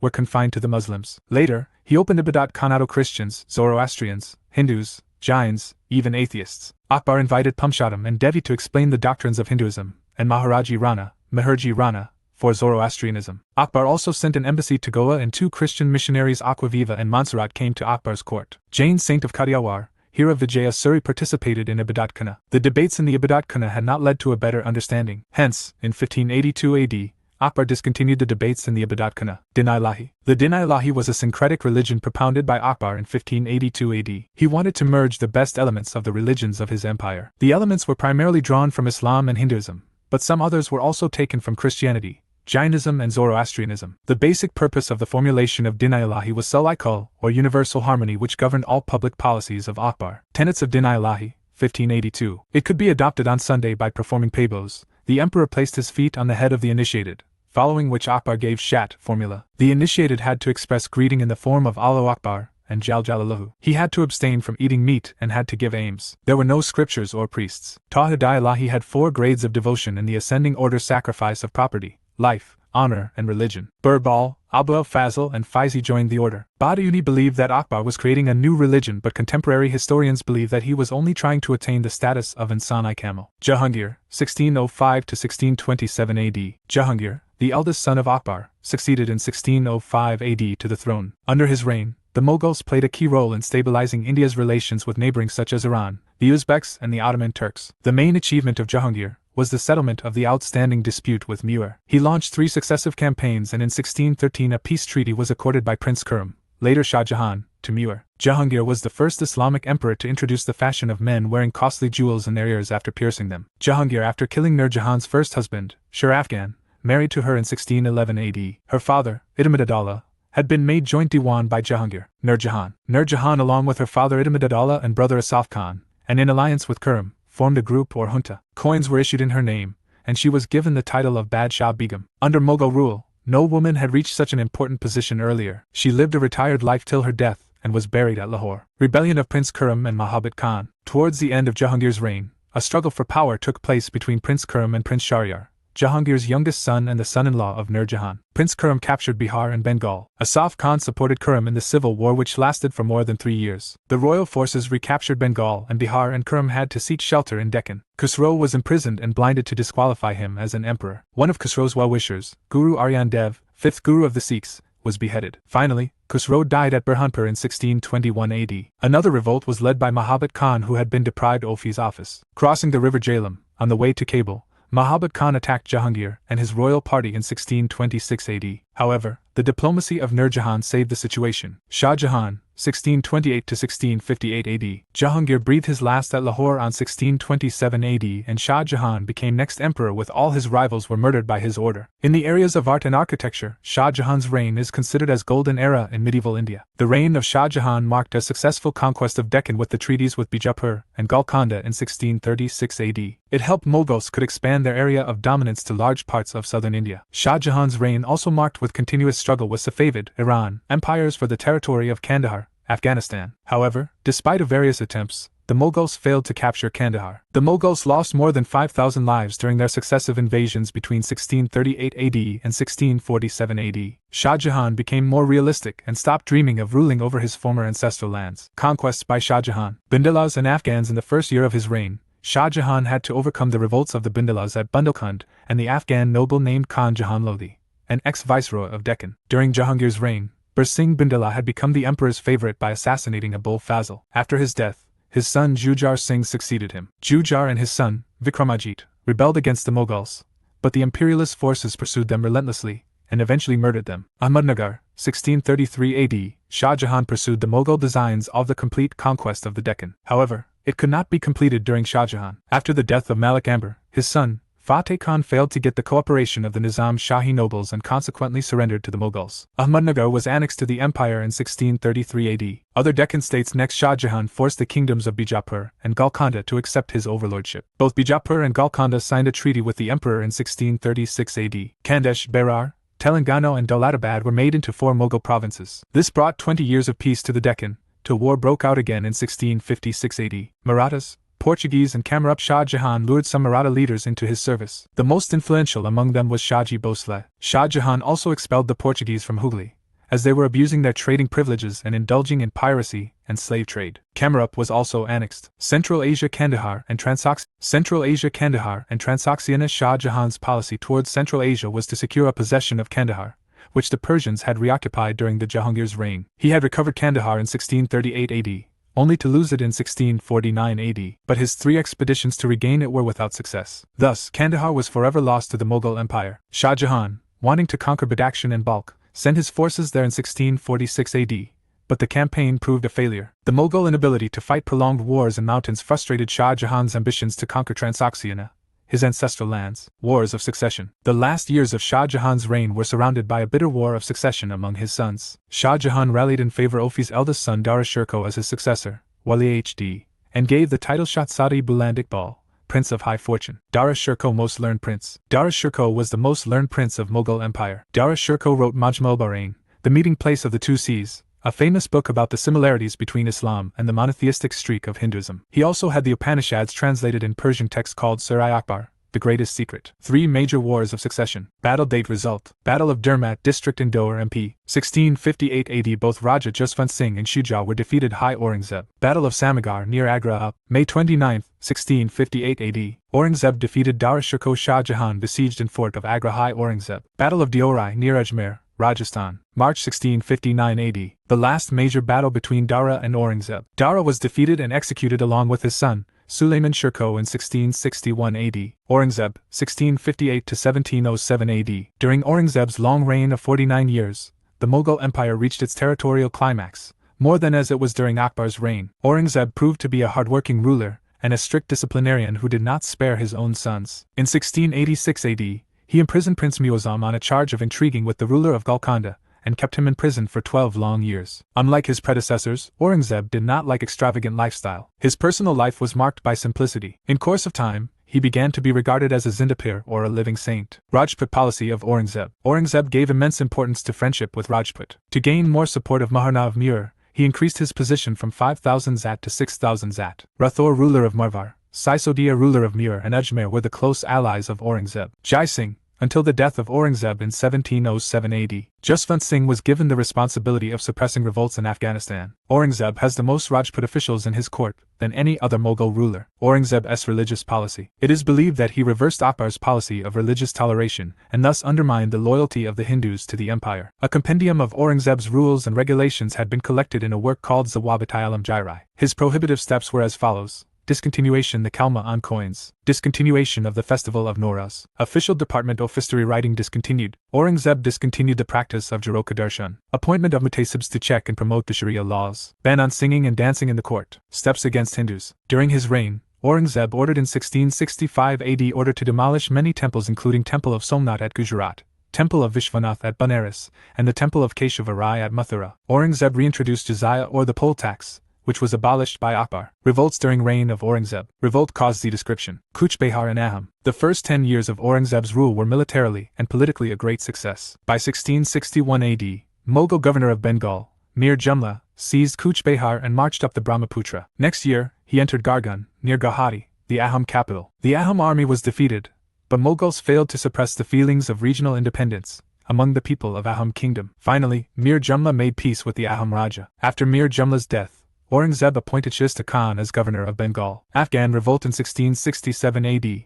Afghans revolted under leadership of Bagu. It was suppressed by Mughal Subadar Mir Khan. In 1672 AD, Afghans again revolted under leadership of Akmal Khan Afridi. Satnami peasants of Punjab. The revolt by the Satnami peasants of Punjab in 1672 AD was sparked off by a minor dispute between a Satnami peasant and a Mughal foot soldier. Satnamis established an independent government, but the imperial army crushed the rebellion. Bundelkhand the Bundelas under the leadership of Champat Rai and Khatrasal Bundela and Bundelkhand revolted against the reactionary policies of Aurangzeb. Khatrasal attacked imperial troops and began collecting chauth, tax, from the neighboring tracts of the Mughal Empire. Jat revolt. The cruelty committed by Hdn Nabi, the fodder of Mathura, aroused the Jats around Mathura and Agra to rise and revolt in 1699 to 70 AD. Gokula, a Zamindar of Tilpat, became the Jat leader and killed the fodder. The emperor himself marched to the area and put down the rebellion temporarily, capturing and executing Gokula, 1669 AD. Revolt cause/description. Sikh revolts. Guru Tegh Bahadur opposed the religious policy of Aurangzeb openly and resented against it. In a public meeting, Aurangzeb arrested him and forced him to accept Islam. Guru's refusal led to his torture and finally his execution. In 1675 AD, Guru Tegh Bahadur was beheaded on the orders of the Qazi of Delhi. Guru Gobind, the 10th Guru of the Sikhs, reinterpreted the Sikh ideologies to justify military action and created Khalsa, the army of pure. After the death of Gobind Singh, the Khalsa rose in revolt against Mughals, under the leadership of Banda Bahadur. Northwestern India, Marwar. The most serious revolt against Aurangzeb, however, was done by Rajputs of Jodhpur. This began when Maharaja Jaswant Singh died in the northwestern tribal region in 1678 AD. He had no heirs, but one of his pregnant queens gave birth to his son Ajit Singh. Decline of Mughal Empire. The Mughal Empire had become highly centralized and too large to be controlled by any ruler from one center, i.e., Delhi. The great Mughals till the reign or Aurangzeb were efficient and exercised control over administration and army.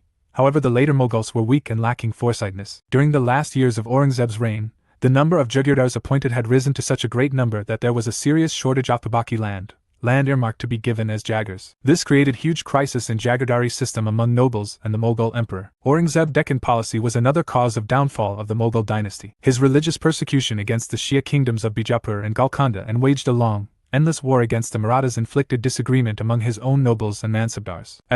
J. Lahori / Multan Jalandhar Sikhs. Mughal administration, society, economy and arts. Sources: Class X Old Insert Chap 1, The Heritage of India, Class 11 New Insert Chap 1, Post-Mauryan Trends in Indian Art and Architecture, Class 11 New Insert Chap 1, Some Aspects of Indo-Islamic Architecture, Class 11 New Insert Chap 1, Temple Architecture and Sculpture. Mughal administration. The Mughal emperors initiated many political, administrative developments in its administration. They not only developed highly efficient governance but also ensured effective working of both at the central as well as provincial levels. Central administration. The Mughal administrative structure was highly centralized in nature. This centralization is manifested in the efficient working of land revenue system, mansab and jagir, uniform coinage, etc. In spite of the vast range of powers enjoyed by the central ministers, the Mughals prevented any minister or officer from gaining unlimited powers through a system of checks and balances. The emperor. The concept of supreme leader traditions had always special feature of the Mughal Empire. The Mughal king considered as of divine origin among the Indian people. With that reason, all officers in Mughal administration owed their position and power to the emperor,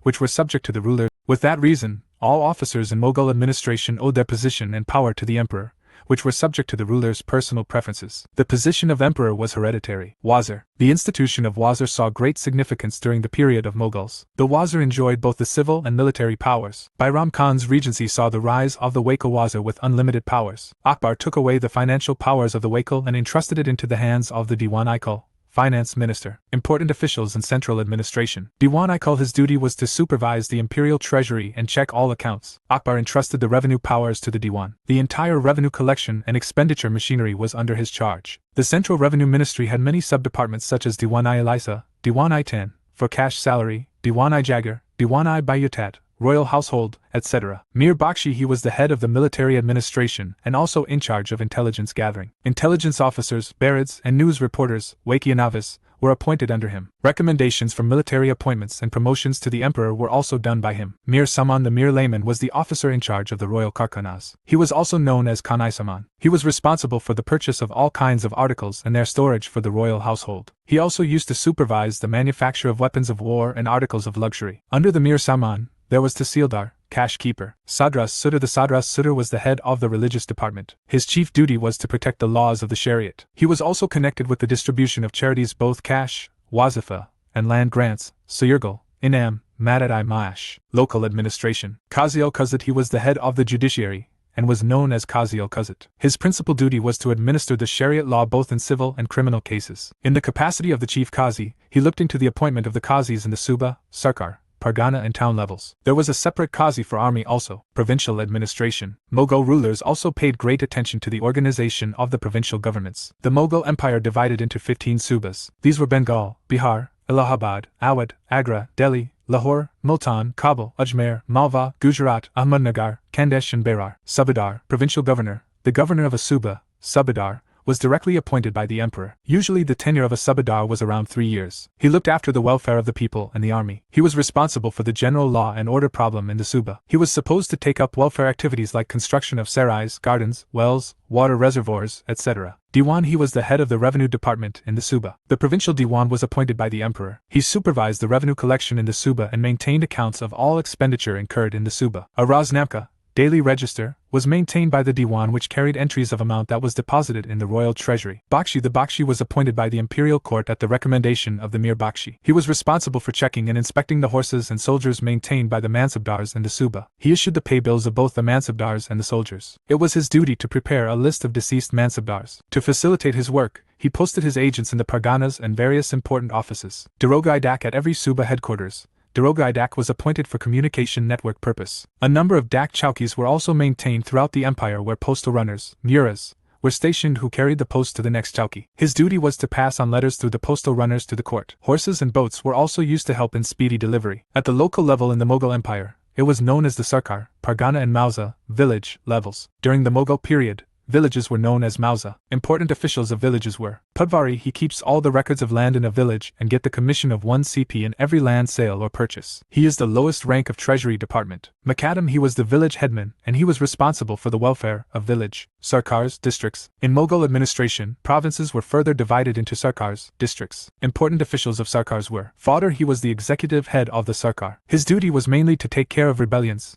and law and order problems. His jurisdiction was decided according to the needs of the region. In special circumstances, he was to help the Amalguzar in matters of revenue collection. Amalguzar. The most important revenue collector was the Amil, or Amalguzar. His primary duty was to assess and supervise the revenue collection through other subordinate officials. Daily receipts and expenditure reports were sent by him to the provincial Diwan. Qazi. The office of Qazi was responsible for judicial administration in Sarkars, districts. He provides justice in both civil and criminal matter where one or both parties were Muslim. Pargana. Parganas were the administrative units below Sarkar. The Shikdar was the executive officer of the Parganas. Important officials of Pargana were Shikdar. He was the executive officer of the Pargana and assisted the Amils in revenue collection. Amil. He looked after the revenue collection at the Pargana level also. His duties were similar to those of the Amalguzar at the Sarkar level. Kanungos. He kept all the records pertaining to the land in his area. He was to take note of different crops in the Pargana. Fodder. He used to be the treasurer of Pargana. It was his responsibility to protect treasury of Parganas. Karkan. He used to be the clerk of Pargana. His responsibility is to keep the records of revenue and expenditures. Mauza. Other important departments of local administration. Post details. Kotwal. His primary duty was to safeguard the life and property of townsmen. Kilidar. In charge of the fort. Mutasadi. Governor of the port. Judicial system. Mughal justice system was Islamic justice system, the basis of which is Quran, Hadith, and Sharia. According to Abul Fazal, the emperor used to protect 4 rights of his citizens, and they were life, property, honor, and religious faith. Mughal emperor used to be the supreme judge of all matters in justice system. Civil matters of Hindus were dealt according to Hindu personal laws and matter of Muslims by Muslim personal laws. But if one party is Muslim and another is Hindu in the matter, then Islamic laws is used for judicial process. In the criminal matters only Islamic laws are used. Matters other than religious are heard by Miryadal. Monetary system. Babur in Kabul started silver saruki and Baburi named coins in Kandar. Akbar started various gold, silver and copper coins of different weights and values. Akbar also introduced a gold coin named Ashrafi. Akbar introduced practice of inscribing Persian poetry praising the ruler on coins. Akbar began dating his coins as per New Ilahi era. Nisar named silver coins stated by Jahangir. Aurangzeb started inscribing kalma, prayer, on coins. Revenue administration. During Mughal period, land revenue and other taxes were major source of income. Zakat tax to be collected from Muslim, 2.5% of property, and jizya tax on Hindus are also included in revenue. Apart from this comes booty of war, was also a part of revenue. Land revenue administration. In Mughal period, particularly Akbar paid personal attention to the land revenue system. He adopted Sher Shah's system, by which the cultivated area